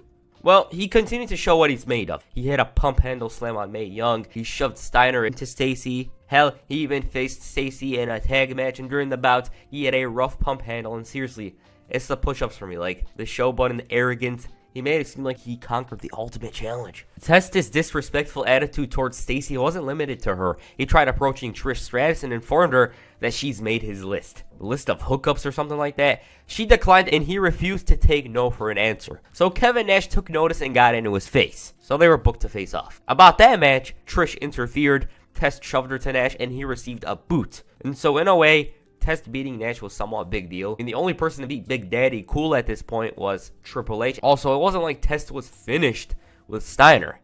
Same can be said for the latter. I mean, Steiner still had his issues with Test. Stacy too. And they were looking to like annoy him a bit. During Test's IC title match with Booker T, Stacy teased him with a lap dance for Scott Steiner. He was seething, and this ended up costing him. I mean, seriously, if he ditches the girl, like he just forgets about her, he was going to win matches in kayfabe, basically. He probably would have been IC champion here. Over the next couple of weeks, Test began costing Steiner and Stacy their matches, and Big Papa Pump had enough. He wanted to settle it then and there, but Test declined. He instead opted for next week. But there's a catch. He wants Steiner to put up Stacy. She accepted, not him, and it was on. Test before the match promised to treat Stacy like the little slut she is. And damn, this guy's the ultimate douche of 2003. Anyways, during the match, Test suffered a knee injury. His knee was blown, and so were his chances at bringing Stacy back. The referees and the doctors were helping him out to the back when the bastard struck Scott Steiner with the same leg to win back Stacy's managerial services. I guess it does his heart good to con a couple of suckaroonies like those two. Stacy had a miserable look on her face, which reminds me about that Titantron, and she couldn't do a single thing about it. She tried pleading with him to not go through with something. He refused at every moment. Like, for example, go do a dance in the locker room or whatnot. She tried pleading with him, and he didn't care. He was out to embarrass her, humiliate her, and do whatever he wants with her, basically. Hell, he even had her carry his own damn bags. One moment he's trying to convince her everything's fine, but his fine is a totally different idea than everyone else's. And so his meaning of fine is basically booking himself and his girl in a tag team match. With no disqualification, I might add. Eventually, Scott Steiner made the save during that match, and she actually ended up winning it. Stevie Richards suffered a beating, and Test took back his property. That's how it always was. He always dragged her to the back. The following week, Steiner challenged Test to a match at Unforgiven with Stacy's managerial services on the line. He thought Stacy wanted the big bad booty daddy, and Test meanwhile accepted, but up to the ante. If Stacy's services are on the line, then so are Big Papa Pump's. He wanted to make Freakzilla his. So essentially, both parties' freedom were on the line. About that match, Stacy tried influencing the result of the match. During the match, Test was measuring Steiner for the boots, but Stacy tried to distract him. He chased her into the ring where she bumped into Freakzilla and almost cost him the match. Then to make matters worse, she inadvertently blasted him with a chair. Test hits another boot, and he was victorious. He was obviously pissed at the events of Unforgiven, but it was time for work. He was forced to carry Test's bags, and at this point, you'd completely forget Steiner was a 2-time world champion and a 10-time tag team champion. Test threatened legal action against Steiner if he didn't comply with his requests, and one of the requests included challenging for the tag team championships. Once again, Stacy screwed over Test to give the Dudleys the victory. Test was about to assault when Steiner clotheslined him. She was clapping in celebration, and Steiner grabbed a microphone. He agreed that Test deserved what's coming to him, but not at Big Papa Pump's expense. Basically, he was about to make more money by being a champion, and not only that, but she was the one who cussed in the match out Unforgiven. He refused to forgive her, and Steiner immediately hit a belly-to-belly. Test was shocked yet joyous. He had this excited look on his face like, oh, this is marvelous. He liked where this was going. Steiner was proud of his actions and even demanded an apology from Stacy the following week. He wanted her to apologize, and not only that, he wanted her to go down on her knees and say, I'm sorry. He didn't get that because Bischoff booked him in a match with Spike Dudley. As for Test, he ended up suffering a foot injury, leaving him sidelined for a couple of weeks. Now, basically, Stacy was both men's property, I guess. They never outright said it, but that's what it seemed like because Test wasn't really around. He wasn't competing. Funny enough, she always got the last laugh in the end because the baby faces whooped one of their asses, except for this instance. The only enjoyment she got from this alliance was, like I said, baby faces attacking. Sometimes she even cost them the matches they were in, and the whole property thing between Steiner and Test came to an end after Big Papa Pump got them a tag team title match. Now, it was a favor from a Survivor Series, and for context, Scott Steiner wasn't Test's property. They both had partnership over Stacy, I guess, and so from here on, she was going to be their bitch. She once again influenced the results of the match by flat out refusing to hand over the titles to Test. Dudley's hit 3D and retained the titles once more. She was sad despite the results, realizing what's to come. But, unknowingly to Stacy, all of this was going to come to an end very soon. They were both in partnership, which I don't get, but yeah, that's what it is. Anyways, on the December 1st, 2003 episode of Raw, after once again costing Test his matchup against Booker T, he wanted Stacy to join his Kiss My Ass Club. Hell, even Steiner wanted her to pucker up. The new general manager, Mick Foley, interrupted and ordered Stacy Keibler to come and consult him. She had a big smile on her face, and they were going crazy. Foley assured her that there's a way to end all this misery, but Test objected, stating that she's under contract. Foley, however, revealed that the contract stipulation is invalid because Test is fired. Steiner was talking about how they're a tag team and future champions when Foley fired him also. Free at last, free at last. Stacy celebrated this firing by recording her new single, Why Can't We Dance? They were reinstated the following week by Eric Bischoff though, so yeah. So that's the end of the story. This story was one of the most outlandish things, definitely. For good or for bad, it was weird. There was a storyline development, like in the beginning, Test was with Stacy, and it lasted for a year. One thing I did like about this feud, however, was Test. The guy, he was the biggest douche, in my opinion. Like, the way he spoke, the way he tried making excuses, it got me angry. As far as that Playboy goes, I've never even seen one of those magazines. You got a big chance of hooking up with me. I see the way you look at me. His character there in this time period, I really liked it. Looking back, I feel like he should have done more. Like, he should have been an IC champion, perhaps. Maybe would have gained more experience on the mic and in the ring. And who knows, maybe he would have been world champion, you never know. As for Scott Steiner, I don't know why they put him in this storyline. I heard it was because he was losing momentum. They wanted Stacy to help with that, as weird as it may sound. But he just never recovered. Like, after he was placed into the storyline, it was not good from here on. As for Stacy, once again, she could easily get the crowd to cheer for her. She sold. Like, she took a couple of bumps there, which is pretty impressive, to be honest. And yeah, the storyline was all about Test and Stacy and building up to that moment where she was finally free from him. So yeah. Like I said, Test was the star in this story, my opinion. It was just unlikable. And I almost forgot his Titantron. The Titantron explains everything. Like, Stacy, she was forced to be in it. She was miserable in that Titantron. It's like she didn't want to be there. Scratch that, she didn't want to be there. And yeah, like I said, that Titantron is one of the most hilarious things you'll ever see.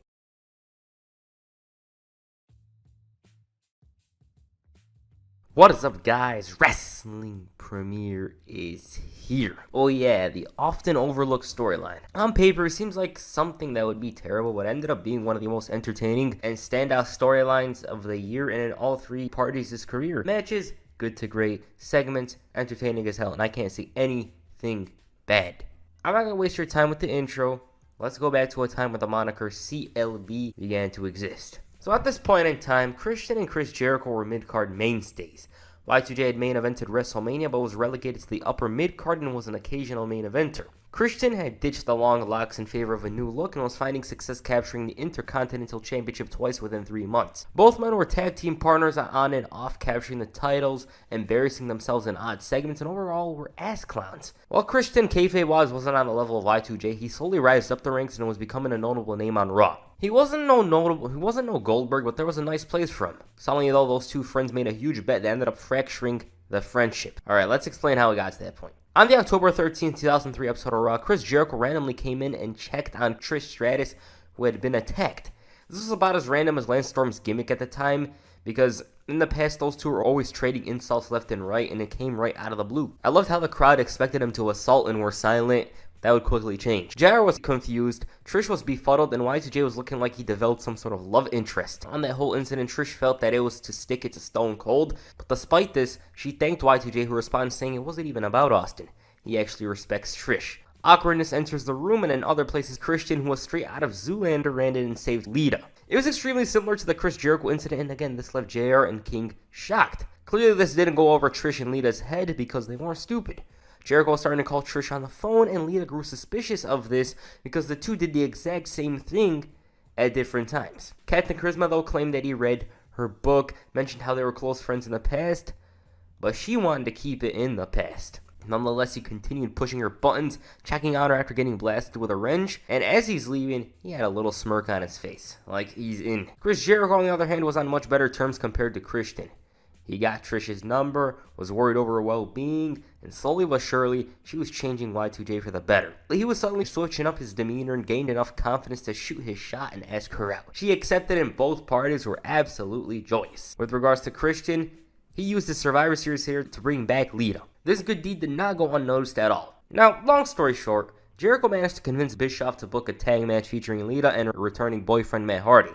Eric Bischoff added a crucial stipulation, if Lita loses, she's off Raw, and Trish Stratus felt that he was somewhat responsible for this. But he smooth talked his way out, telling her that he couldn't stop thinking about her, and even got a kiss in. Man was doing very well at this point, but it all came crashing down for them, both men, the following week. So initially, it seemed like Jericho was going to get lucky that night. He teamed up with Trish in a mixed tag match, and they obviously won it.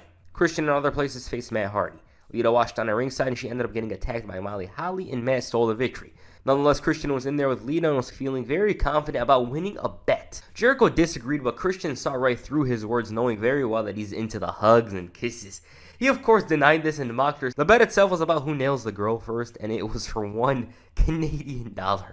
That's all. And there she is. She had even made him a Canadian jersey, but it was all for nothing. Those two ended up realizing the errors of their ways because immediately when Raw began the following week, the two ass clowns came out ready to beg for forgiveness. Christian said that from the bottom of their hearts, they hope that Trish and Lita aren't angry. Jericho was saying that he was heartbroken over the lack of communication and wanted to make up for it. Those two came out all angry, they're seething, and Y2J questioned the whole thing. And so Trish brought up the Canadian dollar. YSG, of course, said that it was a joke and completely downplayed the whole thing, and he tried to smooth talk his way back in. Not only that, but he also spoke on Christian's behalf, trying to get Lita to see things from their perspective. He begged Trish to accept the apology, and his efforts were denied in a huge way. Those two took an ass-kicking, and this was right before their tag title match. Trish and Lita did not walk to the back, instead opting to observe the match from a close distance and ended up going for a what's up, which ended up costing them the titles. They whined about what went down, and all Bischoff could think of was the bet.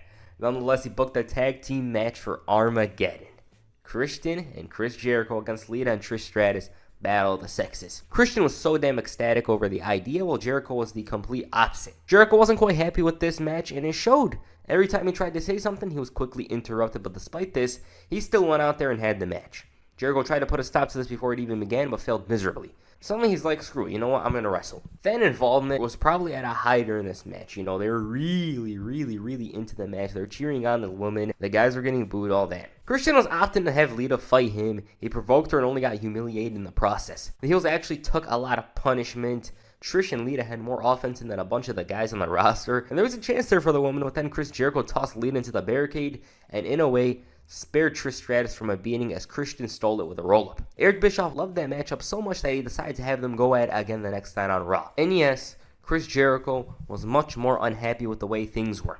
Captain Charisma, of course, was enjoying himself, and it's not like Jericho was all goody two-shoes, nah. He, of course, brought the fight when it came to Lita. In the end, Christian hit a rough-looking Unprettier that would have ended the match, but Chris pulled him away and called for the ref to ring the bell. Christian got in his way, and he's shoved. Eric Bischoff was, of course, fuming because he hates babyfaces and shouted, and shouted, and shouted. Jericho grabbed that mic and told him to shut the hell up, and the fans, of course, were loving it, and he revealed that Bischoff's got the message for a week now. You know, he did not want the match to go down because of the repercussions. Now look at what went down, see? Jericho said that he hopes Eric is satisfied before calling him an SOB.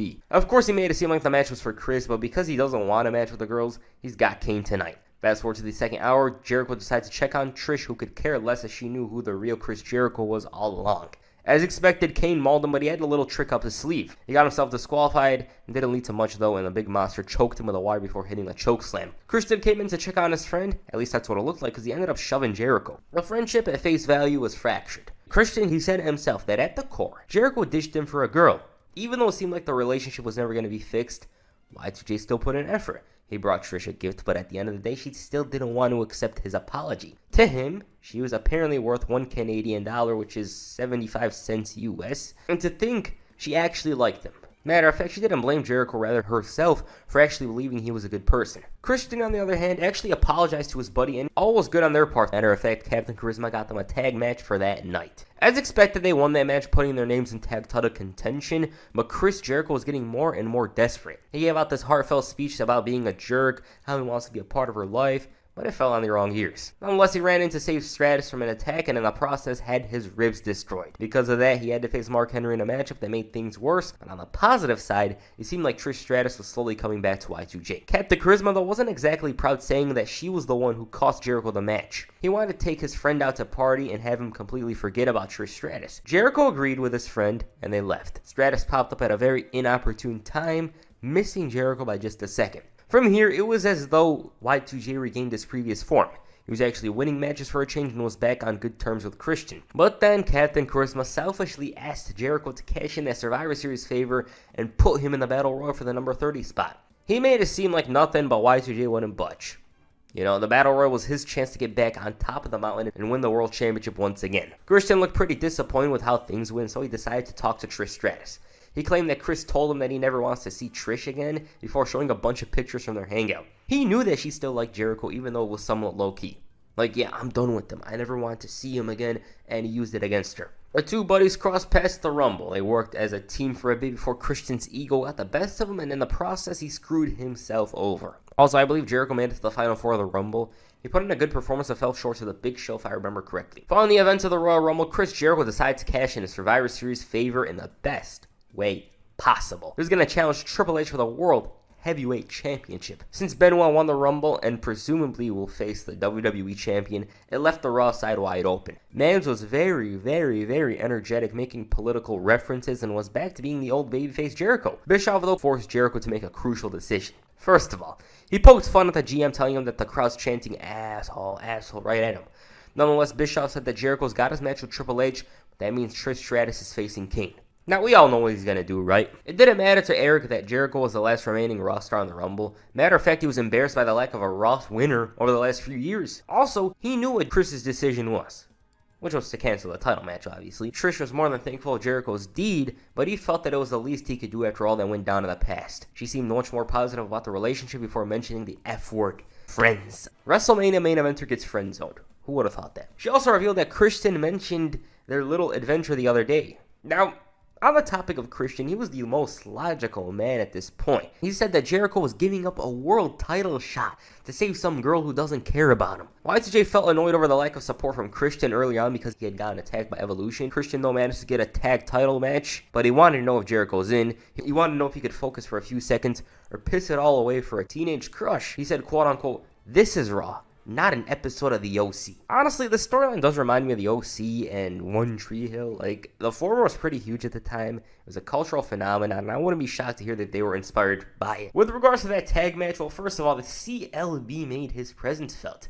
He compared Trish and Jericho to the Beatles' downfall, and she didn't have much time to think much of this because she had a title match against Molly. Bischoff, though, canceled and instead brought in Kane. JR's in disbelief. Jerry Lawler thought this wasn't right, and just as Kane's got her for the chokeslam, Chris Jericho made the save. For this, he paid the price as Kane rammed his knee directly into the post, and this would greatly affect his tag title match with Christian. However, he was ready to show his feelings, and just as he's about to do that, Christian interrupts and questions Jericho's heroic actions, telling him that they've got a title match tonight. After Captain Charisma shouted at Trish, Jericho stood up for her and told him to shut up and focus on the match itself. He knew what the stakes were for tonight. Christian didn't need to tell him anything. About that match, well, Jericho, as expected, struggled greatly with the knee. Despite that, Y2J had Ric Flair tap into the walls of Jericho. Unfortunately for himself, the ref was too busy, leading to a chop on the injured knee by Batista. This leads to the figure 4, and he taps. So technically, Christian was right. He screwed himself over by playing hero. Oddly enough, this was the same role that Christian played the following week, as he contributed to a mixed tag team victory that left JR and Jerry Lawler stunned. And what's even crazier is the fact that Christian took a 180 stance, telling Trish that there's no reason that they couldn't coexist, before telling her that she looks really good tonight. One huge thing to mention is that Chris Jericho's knee was hurting, yet Bischoff booked him in a match with Kane. He was back to being on good terms with Christian, and even revealed that his plan was to tell Trish that he wants to be more than friends. But he made a huge mistake by handing his friend the rose. Jericho got hurt during that match and wasn't able to save Trish from Test. Instead, it was Christian. She was confused by this, as was Test, and it was looking obvious where this was heading. A few minutes later, she thanked him for the save before telling him that she's going to go check on Jericho at the hospital. He was apparently planning on going as well and wanted to have Trish ride with him, before he pulled out a rose and put his arm behind her back. He's trying to act like he's smoother than a Randy Orton match or something. But nonetheless, he wanted to team up with Jericho in a tag title match at WrestleMania 20. Eric Bischoff was furious and wanted to let out some of that anger by booking Christian in a match against Trish Stratus for later that night. He was in shock, but managed to come up with a quick game plan in order to escape this match. He said that she should cover him 1, 2, 3, that's all. Then, he randomly threw the words, "hang out," before asking her, "Are you willing to lay down for me?" She was confused before he claims that she passed the CLT test, whatever the hell that is, which is apparently a test to determine if she was going to two-time his friend. About that match, well, he decided, I'm Hulk Hogan tonight, and refused to lay down. She was pretty damn confused and decided to walk before he smacked her in the ass. Then he suddenly clotheslined her in the power. Oh my god. It was one of the most ridiculous clotheslines I've seen. He then apologized before going for the walls of Jericho. No Chris Jericho in sight, obviously, because he was kayfabe injured. But rumor has it he performed to Fozzy, and the knee injury was a way of having him rest a little. Alright, the feud took a turn. Now they're no longer friends. They're heading on a collision course. On the March 1st, 2004 episode of Raw, the highlight reel was abruptly planned for the show. JR was confused because Jericho hadn't been on the show in 2 weeks, and it's revealed to be CLB. He seemed anything but remorseless for last week, even though he knew damn well that it was rough. And then he revealed that he had Trish screaming rough in the hotel room, and funny enough, he's probably not lying. He wasn't. Christian said that he did all of this for Jericho because Trish ruined their friendship. It's tough love in his eyes. And speaking of that, Christian revealed that he's got a match with Chris at WrestleMania 20. He mocked him with a never, ever, ever again thing before he actually emerged. Christian couldn't believe this and was on the receiving end of the attack. He managed to run out of there after kicking the bad knee. On the final Raw before WrestleMania, though, Captain Charisma struck. So Chris Jericho was speaking with Trish Stratus on the phone. And for the 10th time, just as he's about to tell her something, Christian makes an assault before grabbing the phone and telling Stratus that they left her boyfriend in the same position she's used to, flat on his back. And I don't know why this makes me laugh, but seconds later, he's shown running the hell out of there. Turns out he was lying and ended up interrupting Jericho's match with Stevie Richards, which ended up costing him the match. Clearly frustrated with how things went, Jericho assaulted him afterwards. And it's time. Now, the general consensus for the match at WrestleMania was that Jericho was winning. For some reason, a bunch didn't see Christian winning it, and to me, this match is often overlooked when talking about the great WrestleMania matches. This was two friends. Guys that went through a bunch, including getting their towels taken away, embarrassing themselves all over the world, winning titles, were fighting it out over a girl. Like, deep down inside, Christian actually liked Trish. He also couldn't get over the fact that his friend was prioritizing somebody else other than him. It was Christian's first ever WrestleMania singles match, and in my personal opinion, did wonders for his career. Like, if Jericho won this, he had nothing to gain, whereas Christian, it was a lot. YJ had a nice jacket for the time period, matching with his iconic SVR 2006 tights, and he was pretty damn aggressive early on, while Christian was much more methodical and dirtier in his approach. He targeted the neck. Jericho managed to put Christian down with a superplex when all of a sudden, Trish Stratus came out. It was her first appearance since that clothesline from hell, and Christian decided to put his hands on her. Jericho decides to check up on her, and she accidentally elbows him in the face, leading to the roll-up from Captain Charisma 1, 2, 3. So Christian was victorious. She repeatedly apologized, and since Jericho liked her, I guess he forgave her. She tried pulling him away from Christian before slapping him twice. He was phased. JR was like, "What the hell?" And Christian hits the unprettier. So Jericho spends 4 months chasing a girl only to receive this. In kayfabe, Christian was right. He shouldn't have been going after a girl. To top it all off, they kissed, and I don't think many expected Trish to turn the way she did. It really came out of the blue and added a depth to Christian's sleaziness. He was a very good chicken heel at this point and would continue to improve. Chris Jericho, on the other hand, suddenly turned the clock back to 2000 and was back to being the hilarious, entertaining version of himself that we all know and love. Trish Stratus became probably the best damn woman's heel of the decade, and she was superb as a heel in every way possible. Todd Grisham tried to get Y2J's opinion on what went down at WrestleMania, but he refused to give an answer. Instead, he let out all of his anger towards Matt Hardy. With regards to the new couple, it was revealed that they weren't on the show tonight. Turns out they lied and Spike Dudley was a victim. Trish was looking like she couldn't wait for this heel run. Jerry Lawler was shilling and Christian decided it's story time. This promo was excellent, as you know. Trish got called slow before saying it was Chris Jericho who made a bet to sleep with her for $1 Canadian. True. And she's like, what kind of a cheap slut do you think I am? She said that it was pretty ironic that Jericho tried to screw her, but she wound up screwing him, or in other words, screwing somebody else. Christian complained about the lack of respect from the millions of creepy bastards from New Jersey, and he refused to be identified with the CLB moniker because he actually got the girl. He also said that he tried warning Jericho multiple times. Trish wants somebody like himself. Somebody that doesn't go around like a lovesick puppy with a rose in hand. She wants a rough and dirty man. Trish said that Chris couldn't get any satisfaction, and they continued where they left off from last night. Since Trish Stratus was a heel, I assume the marketing team wanted to do something interesting. I don't know who thought this was a good idea, but they had this damn t-shirt. It really leaves me speechless. I don't know what to say about it at all. We get it. You're trying to call her a slut or whatever, but the t-shirt? Like, I can't see any sane person wearing this outside. Anyways, it took a while for Chris Jericho to respond. Exactly 2 weeks when he hosted the highlight reel with his guest, Stratus herself. He admitted that they got him, but despite this, he's gonna get revenge. Not tonight though, because Bischoff threatened to suspend him. She was all in her element, mocking Chris, walking with a hell of a lot of confidence, and Jericho was calling her a Jezebel with two tongues. She continued provoking him, mentioning WrestleMania, and Trish finally gave her explanation. Apparently, Jericho wasn't there for her. When she was facing Christian, he was out with a bum knee, and a real man would have sacrificed his body for her body. Christian was there for her. When he knocked on her hotel room, she initially didn't want to talk to him, but he ended up being right in her eyes. Chris was going to use her just like Chris, used Christian. That's when they made up their plans for WrestleMania. The crowd could care less though as they chanted slut. She even revealed that they smashed that night as well. He admitted that he knew where she was coming from, but he also called her the biggest slut of the century. All he did was put his foot in his mouth, which is nothing compared to what Trish has put in hers. The hell? Talking about how he blew it. She's the one doing the whole blowing around, and even mentioned Kurt Angle and you suck. He was grateful that she came here and opened up, because that's what she does best, and man, this promo is like the return of 2000 Jericho. He even said the whole filthy, dirty, disgusting, brutal, bottle-feeding, trash bag whole thing. He even led the crowd in chanting all of those words.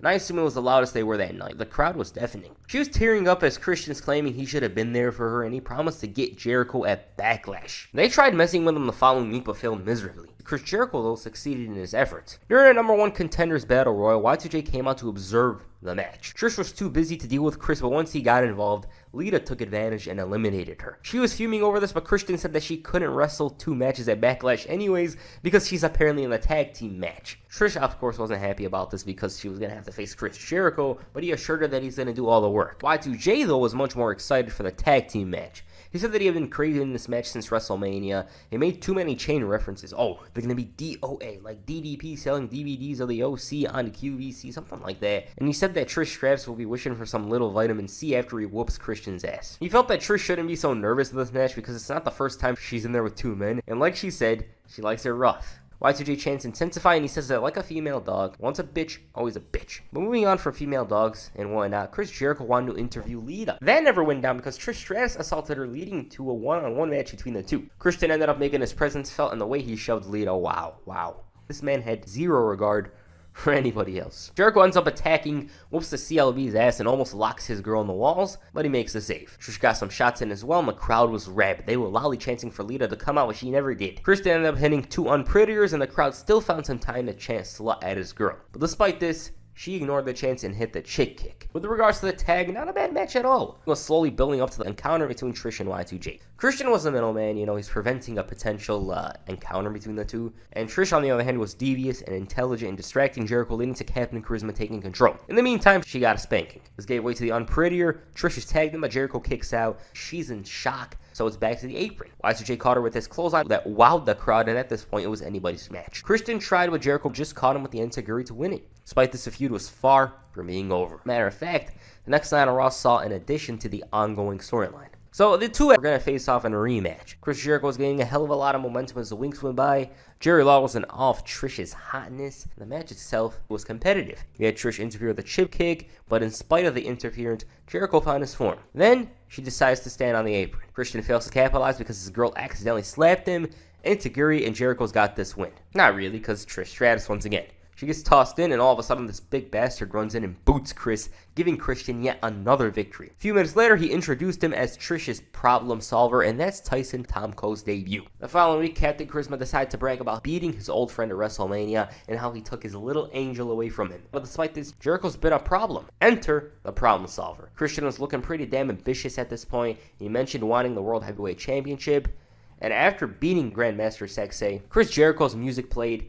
Tomko marched towards the entrance, but it turns out Y2J was smart. He wasn't no ordinary babyface schmuck who was gullible, who was stupid, who was all kinds of things. He knocked down Christian and locked his girl in the walls, and they called him the problem solver. But he did make up for it the following week. After Chris Jericho was left stranded alone on the highlight reel, Christian decided to appear. He talked about how Jericho made himself a problem last week, problem solver, yada yada yada, you know how it goes. Tomko ended up attacking and left Y2J with an injured shoulder. The other two obviously came in and got their shots in, and the attack concluded with the Unprettier. Because things were still heated between those 2, 3, or 4 people, Eric Bischoff announced a steel cage match between Christian and Chris Jericho for Raw's main event next week. Both men were certainly eager to end things on top, because if you didn't know, this was basically the end of the feud. Not only that, but both men were looking forward to the World Heavyweight Championship. Christian was more arrogant, talking about how there's no concern on his part, and in his eyes, the cage match was essentially Game 7. Loser goes home, winner moves on to bigger and better things such as the World Heavyweight Championship. With regards to this one, it was the perfect way to end the feud, at least this iteration of it. The match was heated, violent, dangerous, and unfortunately for Christian, he suffered an untimely injury. Trish interfered, took the walls of Jericho, Tomko got knocked down, and I believe that's the moment Christian broke his back. That's the moment itself that left him out of action. Jericho locked in the walls of Jericho. He's eagerly trying to escape, trying to crawl out, but he fails, and instead, Chris Jericho emerged victorious. A very, very good way to cap off the feud. Y2J was back on top at this point. Fans were loving him, fans were enjoying him, and I'm kind of perplexed as to why he never got a one-on-one title shot. Like, what's up with that? It just felt like the right moment in my eyes. But anyways, that's the feud. Found this they would have a little thing heading into Unforgiven. I'm going to get into that real soon. But if you were here for the whole Trish Stratus and Christian thing, this is basically the end. So the injury that Christian suffered on the May 10, 2004 episode of Raw was expected to leave him out for a week or two. Turns out he was injured for 4 months. Those 4 months leave me wondering what they would have done with him. Perhaps a feud with Shelton Benjamin, maybe even a match with Benoit on Raw, I don't know. But the feud between Jericho and Trish continued from here on. She clearly didn't want to move on, and at one point she caught Jericho's attention and used it against him as Tyson Tomko ended up powerbombing him through a table. Trish added insult to the injury by hosting a highlight reel, poking fun at last week, and insulted the crowd. Jericho had enough, and despite his rib injury, went for the fight. Trish for the 100th time didn't read the room and almost took yet another beating, but the problem was solved. Tomko even press slammed Jericho directly onto a chair. Trish was still sticking it to him by sitting on the damn chair, and in other places, Eric Bischoff booked the match between the two for bad blood. About that, it did not go Trish or Tomko's way at all. That did it though. You know, Trish Stratus finally got the memo and moved on. Tomko continued solving her problems, and Jericho moved on to a small feud with Batista. Alright, fast forward to the August 30th, 2004 episode of Raw. At this point in time, Chris Jericho was eyeing Intercontinental Championship gold. He hosted the highlight reel with the champion Edge. Unfortunately for Y2J, the champion came out injured. He didn't appreciate the fact that Chris was building up towards a rematch when he knew damn well that he was injured. Edge was receiving boosts from the crowd, and Jericho decided to acknowledge how they did the same thing at SummerSlam. Y2J didn't think Edge was really hurt and he was expecting an attack, but the champion claimed he's got proof of an injury. He told Jericho that they will settle this when he returns. Suddenly, Christian makes his first appearance in nearly 4 months and attacks his old friend. He whooped him with a belt and whacked him with a chair before smiling at Edge. Kicking off Raw the following week, Eric Bischoff announced that Edge has been stripped of the title because he's not going to be able to defend it. Look at that beautiful title. Upon hearing this, Captain Charisma came out. First of all, he claimed that his peeps were going to be rioting if Bischoff didn't do the right thing and put the Intercontinental Championship on his waist. As expected, Chris Jericho disagreed with that statement. He thought Bischoff should decide who's champion the proper way, with a match. He liked this idea except for the whole tonight thing. In his eyes, it's befitting of a pay-per-view. Y2J wasn't exactly worried and even suggested that there should be some sort of spectacular matchup. So Bischoff announced a cage match. Christian, though, didn't want the match in a cage because the last time he was in a cage against Jericho, he injured his back and he was left out of action for 4 months. He even said that if he was out, it'll kill his population. So Christian suggested a no count-out match. Jericho's reaction says it all. The man was essentially pissing himself over the thought of getting injured, but then Y2J gave out the best idea. A ladder match. Eric loved this idea despite his remorse for Christian, and it was on. It was officially booked for Unforgiven. Jericho then rammed the mic into Christian's head before going on the attack. He almost locked in the walls, but Tom Cole made the save. He ended up facing Jericho later that night, and with the help of Christian, scored the W, and after the match, they attacked the ladder. Now, about their ladder match, it was far and away the best match on the show. Beforehand, Christian argued with Trish over the Problem Solver services, and they compromised and allowed Tyson to choose. She managed to win things by asking him to visit her dressing room after the match, and Christian's like, she is a slut, and that's it for the relationship. Anyways, the match did have some decent spots. And while it fails to reach the level of their other ladder matches, it was still really, really, really good. YJ even did the walls of Jericho atop the ladder, and in the end, he abruptly won it, winning his 7th Intercontinental Championship. A very enjoyable match. It's not as good as that RVD Christian match from the previous year, and I don't consider it to be the best match of this feud, but it wasn't a bad way to wrap things up. Overall, this feud was excellent. It's often overlooked for some reasons. I'm not saying it's underrated or anything like that, because it's not. It's not underrated. Whoever talks about it always speaks about it positively. But I just feel it deserves to be spoken about more. You've seen some long-term character development. You know, Chris Jericho, he started off this feud as this pompous, arrogant individual, and by the end of it, he was a gutsy performer who was challenging any and all comers. He was brave. He was energetic. He was exciting. He was all kinds of things. Everybody, one way or another, changed from this feud, including Christian. He was much more of a sleazeball by the end of it. He was much more cowardly. He just played that role very, very, very well. Trish Stratus, on the other hand, oh my God, she was amazing in that role. She had good promos, good performances as well, and she would continue this heel run with a feud with Lita, the whole title run thing with Christy Hemme and all that, and it was very good. My favorite match of the feud is probably the WrestleMania 20 match. I will say, though, their steel cage match is objectively better. That match was a good way to end the feud on top.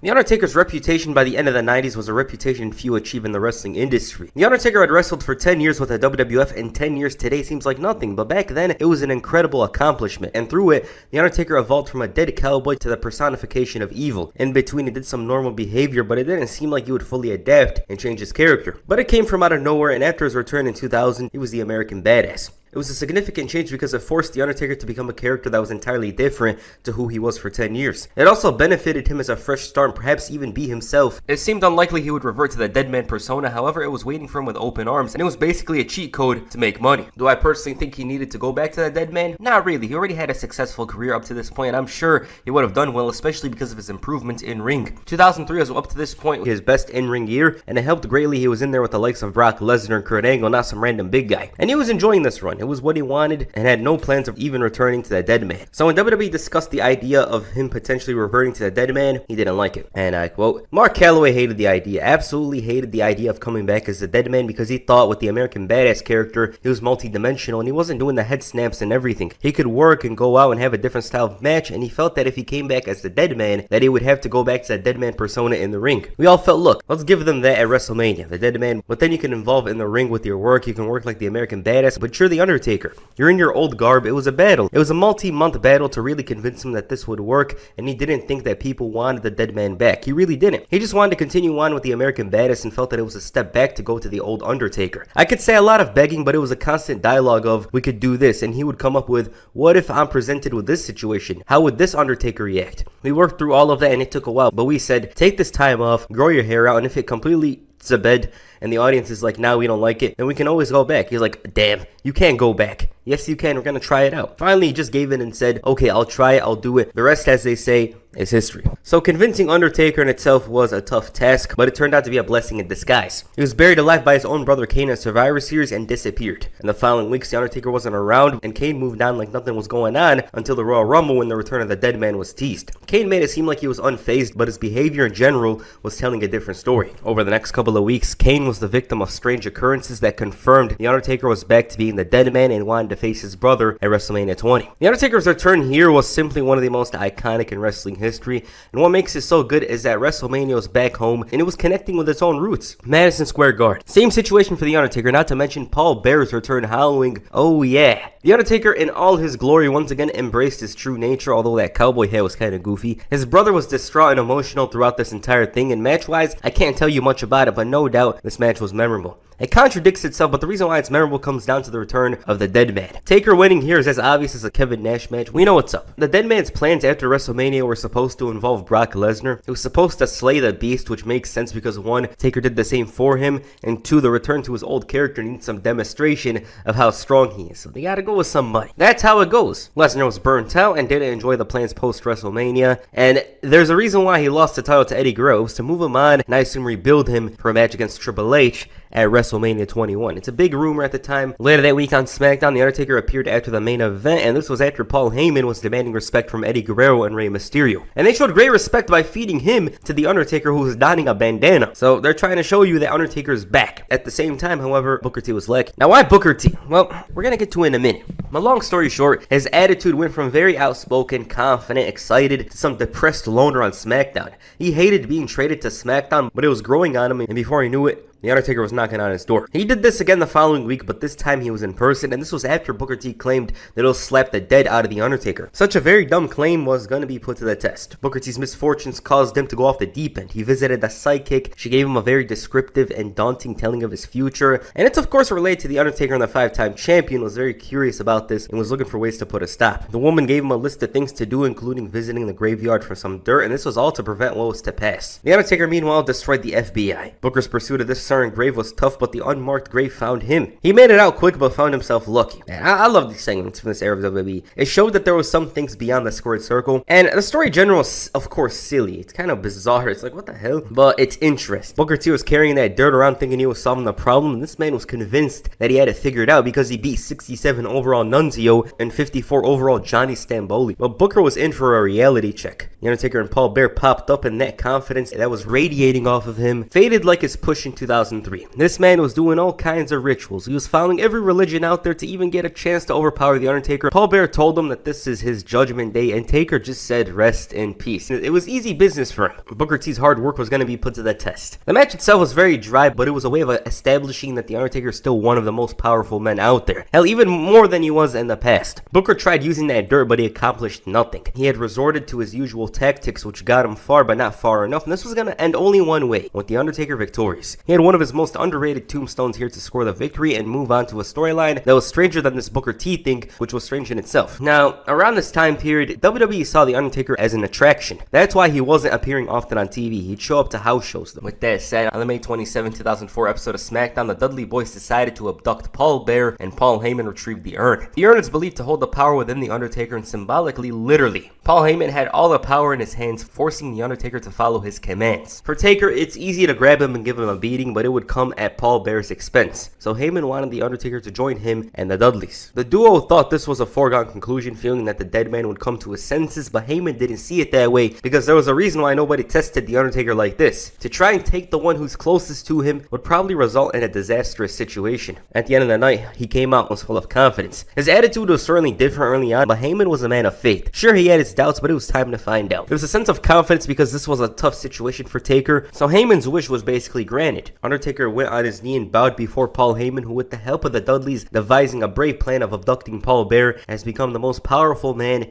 in the WWE. Heyman elaborated further on this the following week, talking about how he controls the conscience of The Undertaker, Paul Bearer. Undertaker's weakness is feeling for Paul Bearer, which was his benefit. He then booked a handicap match for Great American Bash, The Undertaker against the Dudleys, and talked about the cement truck and how Taker will do the right thing and bury Paul Bearer. WWE was really messing with the budget here. Like, what is this? Heyman promised that Undertaker will do the right thing and wanted to put him to the test tonight. He proceeded to destroy a bunch of mid-carders who were cosplaying his main event because SmackDown was so light at the time. Then he bowed for Heyman again, showing that he will go to any lengths to protect Paul Bearer. This attack seemed to have done a number on the roster, who were absolutely perplexed and worried over things. So at this point, it was a question of who's going to step up. John Cena. Charlie Haas told him that if he wants to go out there, it's suicide. I don't think Charlie Haas is aware of the power that John Cena could summon from being Super Cena. He went out there and called out The Undertaker. Kurt Angle is a world-class hitter at this point, not to mention GM, so he booked John Cena to go one-on-one with The Undertaker I guess this is where Teddy Long took inspiration to make it his own thing. They had one hell of a match, especially considering this was 2004 John Cena. It's not out of this world, but I think it could be in a top 10 SmackDown match up to that point. With that said, it was a nice test for John Cena to wrestle at the highest level with the most respected figure in WWE. Ironically, The Undertaker cheated to win here with the chain. Nonetheless, it was a standout from John Cena's early career. It set him up nicely to face these guys because it was only going to be regular business from here on. As for The Undertaker, the handicap match main evented, which was very questionable. However, it involved a big spot, so there's that. The match was Paul Bearer being slowly buried in the concrete and Undertaker refusing to lay down, which wasn't doing Paul Bearer any favors. The match was very boring and no doubt about it. It has to be the worst main event for a WWE pay-per-view that year. There's no beating around the bush, and this was following a very good JBL Eddie Guerrero match. The rules were almost complicated since Undertaker didn't want to lose, but if he won, he lost. So basically, it was a lose-lose situation. The action itself is not noteworthy, otherwise we'd be talking about it right now. But Heyman had Undertaker in a chokehold. Even though he won the match, he wanted to do the right thing, but a lightning bolt prevented him, and instead The Undertaker, with no other choice,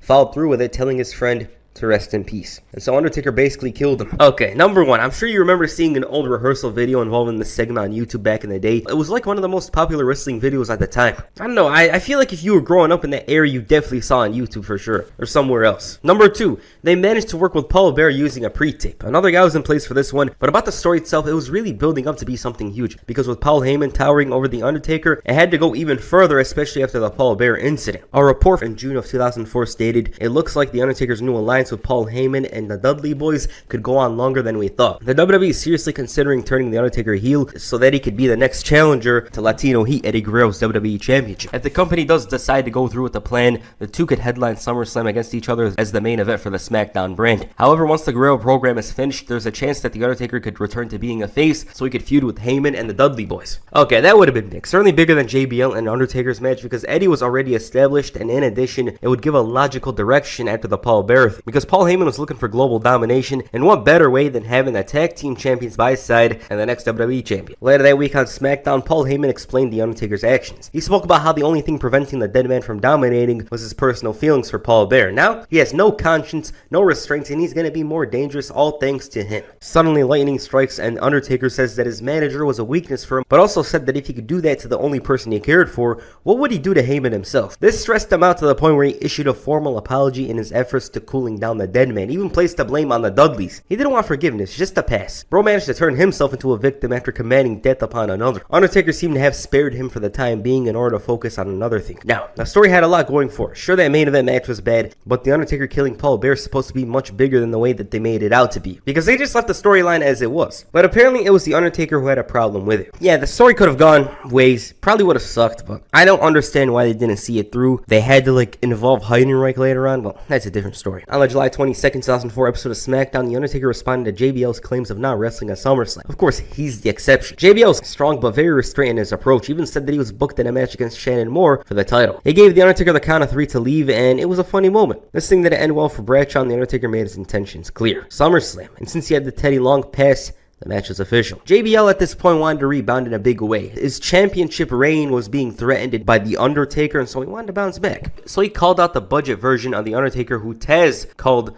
the Undertoddler. So Undertaker was here, but the stats weren't included. He was having a little too much fun at his own expense, because out of all the people to save him at this point, it had to be Orlando Jordan. As expected, JBL portrayed himself to be a fighting champion, somebody who shows zero fear and claimed that he had plans to exploit Undertaker's weaknesses. As for Orlando Jordan, JBL made him his new chief of staff. JBL is being built up as this very strong heel, not in the sense of a fighting champion, but somebody that would come out on top in any type of situation. He had help from Eddie, and since he was liked by a bunch of the veterans, The Undertaker followed up. It was a tough situation. When you look at it, it's like, hey, this guy's a random tag team guy. According to Bruce Pritchard, Undertaker was willing to put over JBL clean to help him establish his heel character. The match itself was very plotting. Last time I watched it, damn, wasn't long. 17 minutes, but it felt like double than that. I think WWE would be wiser to pace this differently nowadays. Bradshaw didn't really win it here. He won it by DQ after the ref noticed Taker blasting him with a belt, and what followed was pure anarchy and carnage that left JBL battered and destroyed. This man came out wearing his head over the neck brace, wherever the hell this is, and he said that he had a dream to beat The Undertaker 1, 2, 3, but he robbed him of his glory by bringing in the title to the ring. JBL tried to paint himself as a victim of odd circumstances. After this miserable promo where he's whining, complaining, he got tough and promised that Undertaker will never get a rematch. That's what he deserves, even guaranteed that he'll never become WWE champion again, and JBL was correct. Now,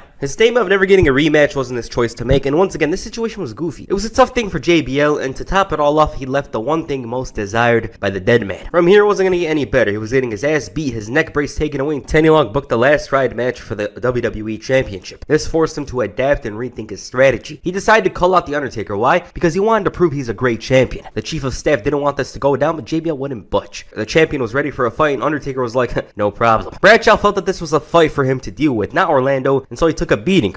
But then Gangrel and Viscera popped up to jump him. This attack almost went awry as JBL's hired guns proved that they were no more than jobbers. He had to hit a clothesline from hell to turn things around, and it was finally working. JBL's plan had come together, which was to isolate The Undertaker and give himself an advantage heading into No Mercy. But this would flip on its head in a moment, because this wasn't no skill-based matchmaking type thing. Undertaker destroyed them with ease. He eradicated them for good, one by one. Gangrel, Viscera, Jordan, and all that was left was JBL. Bradshaw was desperate to make a statement ahead of this, but it was clearly overshadowed by Orlando's sacrifice. JBL at this point, he was collapsing like Manchester United. The build for the match was stronger than SummerSlam, no doubt about it. Undertaker was shown to have more venom and sharpness in his approach after JBL sidetracked him. He channeled his own ministry persona, and if you were reading the dirt sheets at the time, you obviously knew what was going to go down, but they showed that he had a great chance, especially with the last ride stipulation, so yeah. The match was extremely one-sided with The Undertaker dominating. JBL was humbled and demoralized, and sure, he had his moments here and there, but the edge was most definitely with The Undertaker. Out of everyone to save JBL, it was Heidenreich. His distraction gave JBL the opening to throw him in the hearse and retain the title. It was revealed that Paul Heyman was riding the hearse and Heidenreich ended up driving his car into it. This, of course, would result in minor scratches to The Undertaker. He was like a character from GTA or a cartoon, except he responds in the arena. Teddy Long informed Heyman of this news, telling him that when they opened up that hearse, nobody was to be found. I mean, Teddy Long's relationship is clear. Why wouldn't he know secrets of the unknown? He was talking like Undertaker returning was a foregone conclusion, which it was. Heyman was trying to assure himself that Heidenreich was this guy that feared nothing, and it was a big guy feud to try and get him over. Now, Heidenreich's character at the time was that he was a psycho who knew no limits. He was reading poetry from the top of the stage, assaulted a fan, and I don't even want to talk about the Michael Cole incident. They were really going all out with him. Heidenreich's erratic, predatorial behavior was certainly not doing him favors, and in the case of assaulting fans, he was forced to apologize. Regarding The Undertaker, Heidenreich challenged him to a fight, but The Undertaker didn't appear, and instead of hurting somebody, he hurt himself. This got to the point where Paul Heyman asked Teddy Long for Heidenreich to face The Undertaker, but he wanted a signed contract from The Undertaker himself. 1 week to get the signature. The meeting itself was not pleasant. Heyman was talking a lot, but Taker wasn't listening. He signed, but reminded him of the Paul Bearer situation and how he gave him a pass. The Undertaker said that signing this contract wasn't for a match, it was for the execution of Heidenreich. He finally confronted him on the final SmackDown before Survivor Series. Heidenreich wasn't overwhelmed and was ready to fight, but Heyman knew where the momentum lied. The build was mostly about showcasing who Heidenreich was rather than The Undertaker. He was only involved in 2 segments, and one of them was backstage. The match itself was not memorable, and the problem comes down to the fact that Heidenreich was extremely green. This man was not capable of having a 7-minute match, let alone a 15-minute match. But that's what happened here, and the match was hurt because of it. But it seemed like the feud was over and Undertaker was moving on because he beat him decisively. Not to mention, he set his sights on the most coveted gold once again, the WWE Championship. Heidenreich, meanwhile, was losing himself, so he decided to cost The Undertaker the title in the most important moment at Armageddon. Great match, though. It was a standout from JBL's title reign and the best Undertaker match since his return to the Deadman character. Also, one of the only times Latino Heat interacted with this version of The Undertaker, so it was good. You had Booker T, JBL, Undertaker, and Eddie Guerrero in there. No disqualification for the title in the main event. Why wouldn't it be a good match? It was great. I loved it. It was awesome. Heidenreich was fearless. He saw death but came back for more, and even challenged The Undertaker to a match at the Royal Rumble and was convinced that he feared nothing. Now, lights go out and Taker tells him that his final resting place is in a casket. Last party showed him Heidenreich was in absolute disbelief, and it was clear that the edge was with The Undertaker. Man was calling for God at this point. He was so scared, so worried over the stipulation that he managed to get a handicap match with Paul Heyman to receive a chance to change it. So if they win, they get to change the stipulation. This was horrible for the duel. Undertaker brought out 2 caskets, so Heidenreich made a run for it, leading to Heyman taking the beating. Heading into the Royal Rumble, Heidenreich received the sign of his future. He was out here reading poems and some bizarre stuff. He's yelling, talking about Sphere of Caskets, and he's spitting some white stuff. I don't know what the hell that is. I don't want to know as well. But that was the build. It was leaning towards the Undertaker victory because, well, Heidenreich was asking for it. It was close to WrestleMania, and there was just no chance of him winning here. The match at the Royal Rumble was very dull, but there was a big moment where Kane saved his brother from Heidenreich and Snitsky. It was a nice moment, and with the way the story was going, there was only one way it was going to end, with The Undertaker victorious, and that's exactly what happened here. Match was dull, but hey, the story's over. Undertaker gets to finally move on So there's that. He had a mini feud with Luther Reigns afterwards, which wasn't much, honestly. If it was much, I honestly would have spoke about it in detail here, but there's not much about it. And from there, it was the Randy Orton feud. So yeah. Okay, that's the Undertaker's first year as the Deadman once again. Opponent-wise, it was all over the place, you know? Like, it wasn't Undertaker at his very best. Some people really thought he was washed at this point, which is crazy, especially what we've seen later on. But here, you know, like, there wasn't many good matches. Character work, great. Undertaker as the Deadman, he was a draw. Everyone was interested in him. And the way they treated him, having him come out not every week, every 2 weeks, 3 weeks, it made him feel like a bigger deal than he was. He was a star attraction, the man for SmackDown. So that was nice. But, as I said, from here on, it was only going to get better. He feuded with Randy Orton, Kurt Angle. He had a lot of good stuff from here on. But this year, it was just about setting the Deadman up for his future. It was really just about, okay, what are we going to do with him? How are we going to set him up? It was basically them trying to figure out how they were going to go about the character. And it worked, you know? Like, after this, as I said, he was going all out. He had a great run. So, yeah. Alright, what do you guys think of The Undertaker's return as a Deadman? Please comment down below. And that's it for this video. Make sure you hit the last right and like button, and perhaps the tombstone pile driver and the subscribe button. Peace. I'm out.